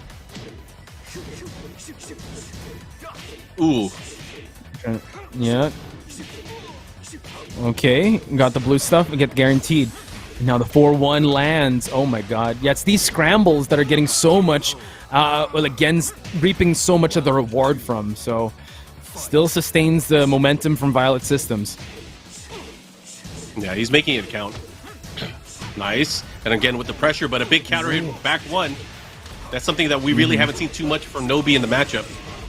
And look at that, all that life eradicated from his life bar. Very offensively sound start from Nobi, and wow, picks him up. Let's go. Yeah, able to get that conversion. That was big, taking that round. All right, here we go. Yeah, he's challenging more of those back ones and those low options. Okay, able to pick him up. Finds the wall too. Yeah, really made it count there. Great stuff there with extended duck 1. The follow-up here, again, look at that. Using the down forward 1-2-1 in conjunction with the flicker stance to really keep his opponent out of there. Uh-oh. Did he press? Got him with a... He did, and oh my god, he did? It beat the move timing-wise. Oh, that was huge. Pure it damage. Did. Whoa, able to escape the throw. Oh my god, went for the Dempsey, but it's all good on the side of Nobi. Oh my god. The Dempsey roll, the Cobra weave.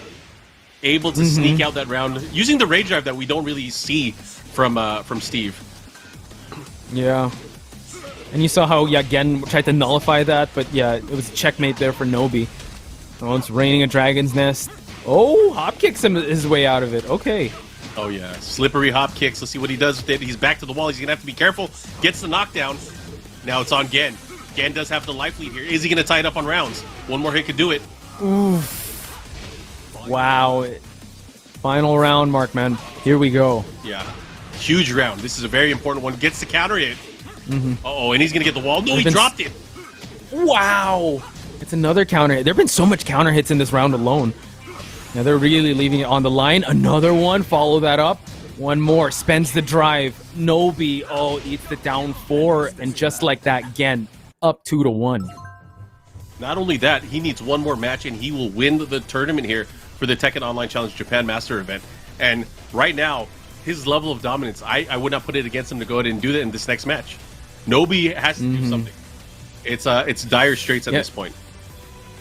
Yeah, so far, like, we've witnessed the journey of Gen, right? And so far, he's been unmatched. Dare I say, it's second to none with how well he's performing. And we did see some, we saw nobody turn on the offense a little more, but we saw how much counter hits that Gen was able to get out of those situations. So it's quite tough to be in Nobi's shoes now because Gen, I think, is firing on all cylinders. It looks like he has all the momentum, let alone with Shaheen, a character that he has only brought out now against Nobi. Definitely. Of course, getting ready for what could potentially be the final match of the tournament, but I hope you guys have been enjoying the action so far. This is the Tekken Online Challenge, and we are about to get ready for our next match. Oh, he's going making the switch with the Dragunov. The commitment again. Okay. Because of the count. Because Nobi, if he loses one more match, he is out of the tournament. He is now stuck with Dragunov for the remainder of the set. He has to win 2 matches. 2 matches with Dragunov to tie things up. Yeah, just to breathe a sigh of relief and reset it. But yep, he's going to go with old main here. So let's see how much damage he can do. Again, gets tackled. Breaks his leg. Oh, yeah. Wow, what a DF2 there by Gen. All right, this is a real test. Not only for both of these players, but for Dragunov. Can Dragunov hang with how the momentum has been for Gen so far? Right now, it's not looking good. Yeah. Again, just dragging Nobi to tough, unfamiliar territory and rough waters now. Oh man, slide. It lands all going up Gen's side though. Oh, nice while setting 3-3. Wow. Mm-hmm. Look at the life lead. What's he gonna do? Down 2s. Forcing some scrambles coming out of Gen, but look, he's not faltering. He's just standing still. He's waiting for his openings to happen. Less than 30 seconds left on the clock, and they're still juking and jiving for some positioning here. Look at that. They're still baiting some activity, like shadow boxing, waiting for something. Goes for the running 2. Nice escape on the side of Gen. And Gen knows sometimes he has the life about... lead. Doesn't want to risk anything. Sometimes it's about the art of fighting without fighting. And again, these guys waiting. Time is a-wasting. They both have rage. Oh, and a trade. Oh my God. Tournament point for Gen. How crazy was that? Now let's see if Gen can seal the deal with no round brown here. But look at that. The DF2 lands on Nobi's side. He's fighting back.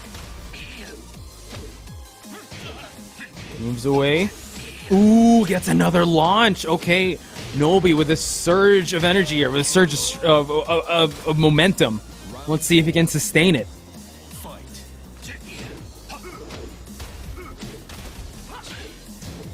Oh. How was he going to do it here? Right now, Gen looking really good here, making good use of that down 3. Oh my gosh, and the punish. And the right. Gen slowly picking apart Nobi here with these lows. Now mids. Down 2. Able to track him down.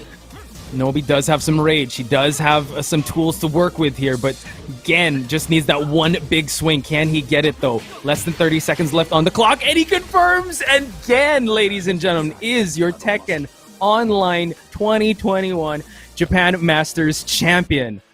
What is the secret to his power? I have no idea. He's so he seems unstoppable. He's like a world beater. That's the power of youth and determination, man. That's always how it goes. And, Nobi has been a long-time player. I mean, even Gen, Gen, as young as he is, he's been playing the game for a long time. But I got to give it up for both of these players. Congratulations to Nobi for getting second place. But the man of the hour, Gen, really showcasing how solid he is. And, of course, the opinion of a lot of players, the best player in Japan right now. Maybe even I think more than just in Japan. Yeah, dare I say, the best player currently playing Tekken now because of how unquestioned he is. For him to thrive well in this scene in Japan, which we say is one of the most stacked scenes in the world, and for him, I would say, to get this victory unmatched because he didn't really go through that much adversity because of how he was able to handle these matches. So. Yeah, all eyes are on Gen, and well-deserved victory. And now he shoots himself up in the leaderboards. Like, he is solidly number 1 in the region here in Japan. That's unfortunate for a lot of the players that were battling for those points, because, Gen's going to get an extra 300 points, which he did not need. He was already going to qualify, but it's going to secure himself a top-seeded spot for the regional finals. That's going to be happening sometime next year for them. Good stuff. But man, I got to thank everybody that has been tuning in throughout the entire day. We do have a little bit more stuff here that's going to be happening on the stream. But Posh, thank you again. It's been fun doing commentary with you. I've been seeing you do commentary every week on ICFC, but not just that. You did it for EVO Online as well, but you also done it for one of the other Tekken Online Challenge events. So it's, again, great to kind of see you here really talking Tekken with all of us. And I got to say, if you guys aren't familiar with Posh Spice, he is one of the best up-and-coming Tekken commentators that we have around. And it's a pleasure to have him here, one of my fellow brothers from the Philippines. So shout out to you, Posh. Thank you, and the pleasure's all mine. To be sharing the mic with a legend like you, Mark, man, I learned so much, and I'm glad to be talking Tekken with you, and I'm glad to be on this big stage, and to also be here and talking about the Japan region, one of the best regions that we all look up to. It's just, I think, honestly, I'm just lucky to be here. So thank you to everyone that have me here. Thank you, Mark, man, for sharing the mic with me. And thank you to everyone in chat for being so nice. And you know what? I know the matches took a little bit long, but we got there. And yeah, we did get to the grand finals. So honestly, the day was full of good-ass Tekken. You know what you're saying? I have a question for you, actually. I just noticed your hat has a donut on it. Right? I think you did. Did you predict? Did you predict or will it into existence that Donuts Gen would win the tournament? Yeah, I'm glad you brought that up. I feel like connection was there. Boom, it was there. Yeah, you saw through the Easter egg. You did. That was supposed to be the post-credit scene, but yeah, this was my way of kind of supporting. I actually I was really looking forward to seeing HaiYo. That's why I got the King shirt. But in my mind, I was like, it's Gen. I think it's Gen. Or one of the Donuts boys, at least. So I put my bet on wearing the Law shirt, but he only used Law once. Well, but it did come out. I feel like that's a prediction on its own. So, yeah, Mystic Mark, like looking at his crystal ball, able to predict that Law. I would have never thought the Law would come out, to be honest. Yeah, I mean, especially with strong characters like he's been using. He used Fahkumram, he used Lidia. But again, I guess we should kind of talk about how the tournament placings were. And for the actual tournament itself, I'm going to go ahead and bring up the standings so we can talk to you guys about the top 8. So, as you guys know, the winner of the tournament was Donuts USG Gen. He got first place. Nobi ended up getting second place. Double getting third. Ao getting fourth. And then Keisuke also getting tied for fifth, along with Chikurin. And then in seventh, we have Kuzin and Karei. So, that is our top 8 for today. I hope you guys were able to enjoy all these second matches. And again, you guys can watch all these matches through the archive here on Twitch, or you could go over to the Bandai Namco Esports channel on YouTube and watch the archives as well. Yeah, so it does shake things up. I actually want to see the updated standings, but for the first two, like Gen and Nobi, they're in a great spot. Chikurin as well, I would say, does go with a little bit of points. And here we have it already. Here are the standings. Gen and Nobi still locked in at first and second. And now look at the double able to jump up 355 points and tied with Chikurin at fourth place. But what about fifth place, Mark? Well, looking at fifth place, Ao right now is able to kind of jump even further. I mean, sorry, I'm like kind of staggered at looking at Gen's point total, 670. I think that's the most it's a I've lot. seen from any region. From any region so far, I think that's probably the most I've seen. But of course, Rangchu is also in the top 8. And, you know, this is, I would say it's kind of pretty much final, right? Because there are no more dojo events that are going to be happening between now and the start of the regional events. So looking at overall the top 8 in Japan, we still have Rangchu, we still have Pinya, and we have Naroma. That is quite the stacked deck for what is going to be, or what could be our regional event finals. Yeah, just 670. That's a lot of points. And considering he was 370 at the start, he gained 300 points. Yeah, Gen is a madman. For him to be able to compete at this high level, I'm excited to see how the regionals will play out, and there will be some time. So I'm excited to see if anybody's going to come up with a solution for Gen, because it seems like he's got everyone's number. He's faced his fellow teammates in Rangchu and Pinya. He's faced Nobi from time to time. He's faced Double. But yet, he's still very unmatched with how well he approaches each match. And he brought out the Shaheen. I actually thought he was going to bring Lidia to the finals here, but you're showing us that he still can rock that Shaheen. Oh, yeah. We are going to be showing you guys a few slides and a bit more information for the regional finals that will be coming up, of course. For Japan in particular, if you guys are looking at that one happens December the 26th. But of course, every region is going to be shown. You guys can see it on the screen. Top 8 of each of the region's leaderboards will be invited to participate in the regional finals, and you can see the dates. So all of the different regions that we've been able to hit: South Africa, the Middle East, South America, West Africa, Central America, the Philippines and East Asia, South Asia, Southeast Asia, Oceania, West Europe, East Europe, Japan, Korea, and we're going to be ending things off with North America early next year. Now, aside from that, going into the rules, you guys can actually see it's a bit unique this time around. The first and second ranked player for each one of these regions will be assigned to 2 separate pools. So there's going to be a Pool A and Pool B. The first ranked player will be able to select one of the qualifying players to be put into the second pool of ranked players, and vice versa until they're full. So you guys can kind of see it'll go back and forth between those ranked players to kind of pick who goes into the different pools, and they're each going to play a best-of-3 round-robin series in there. And of course, once we do the round-robin, that brings us to our next stage, where the first and second ranked player from each of the round-robin series will advance into the final bracket, and the first place person in each round-robin will start in the winners, and the second place person will start in the losers bracket. So that will be a final playoff of the Final Four in bracket series, and every match in the final bracket will be a best-of-5 for double elimination. Crazy, huh? Wow. Yeah, I mean, the whole point of like the mind games begin right away, so it's really important to get those first and second place standings. So looking at it now, yeah, Gen and Nobi have a lot of thinking to do, which they want to be, which players they want in their pool. And yeah, best of 5s are a completely different story now, because you do have that room to explore. So I'm really excited for those regional finals.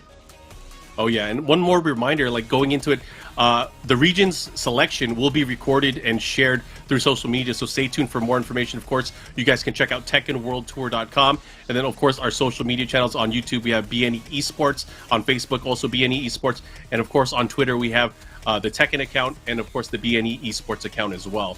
So I hope you guys enjoyed that. Actually, we have a slide for the prize pool. I don't know if the team could bring it up, but we did want to kind of talk about the prize pool that's going to be happening for the event. And this is the stuff I just talked about. Boom. But the prizes will be awarded and set forth based on the listing that you guys see below. The prize payments will be made in US dollars, and right now it's $6,000 per regional final. So of course, first place getting a big lump, 50% of that, so a big $3,000 for first place, and it goes down even smaller up to the rest of the top 8.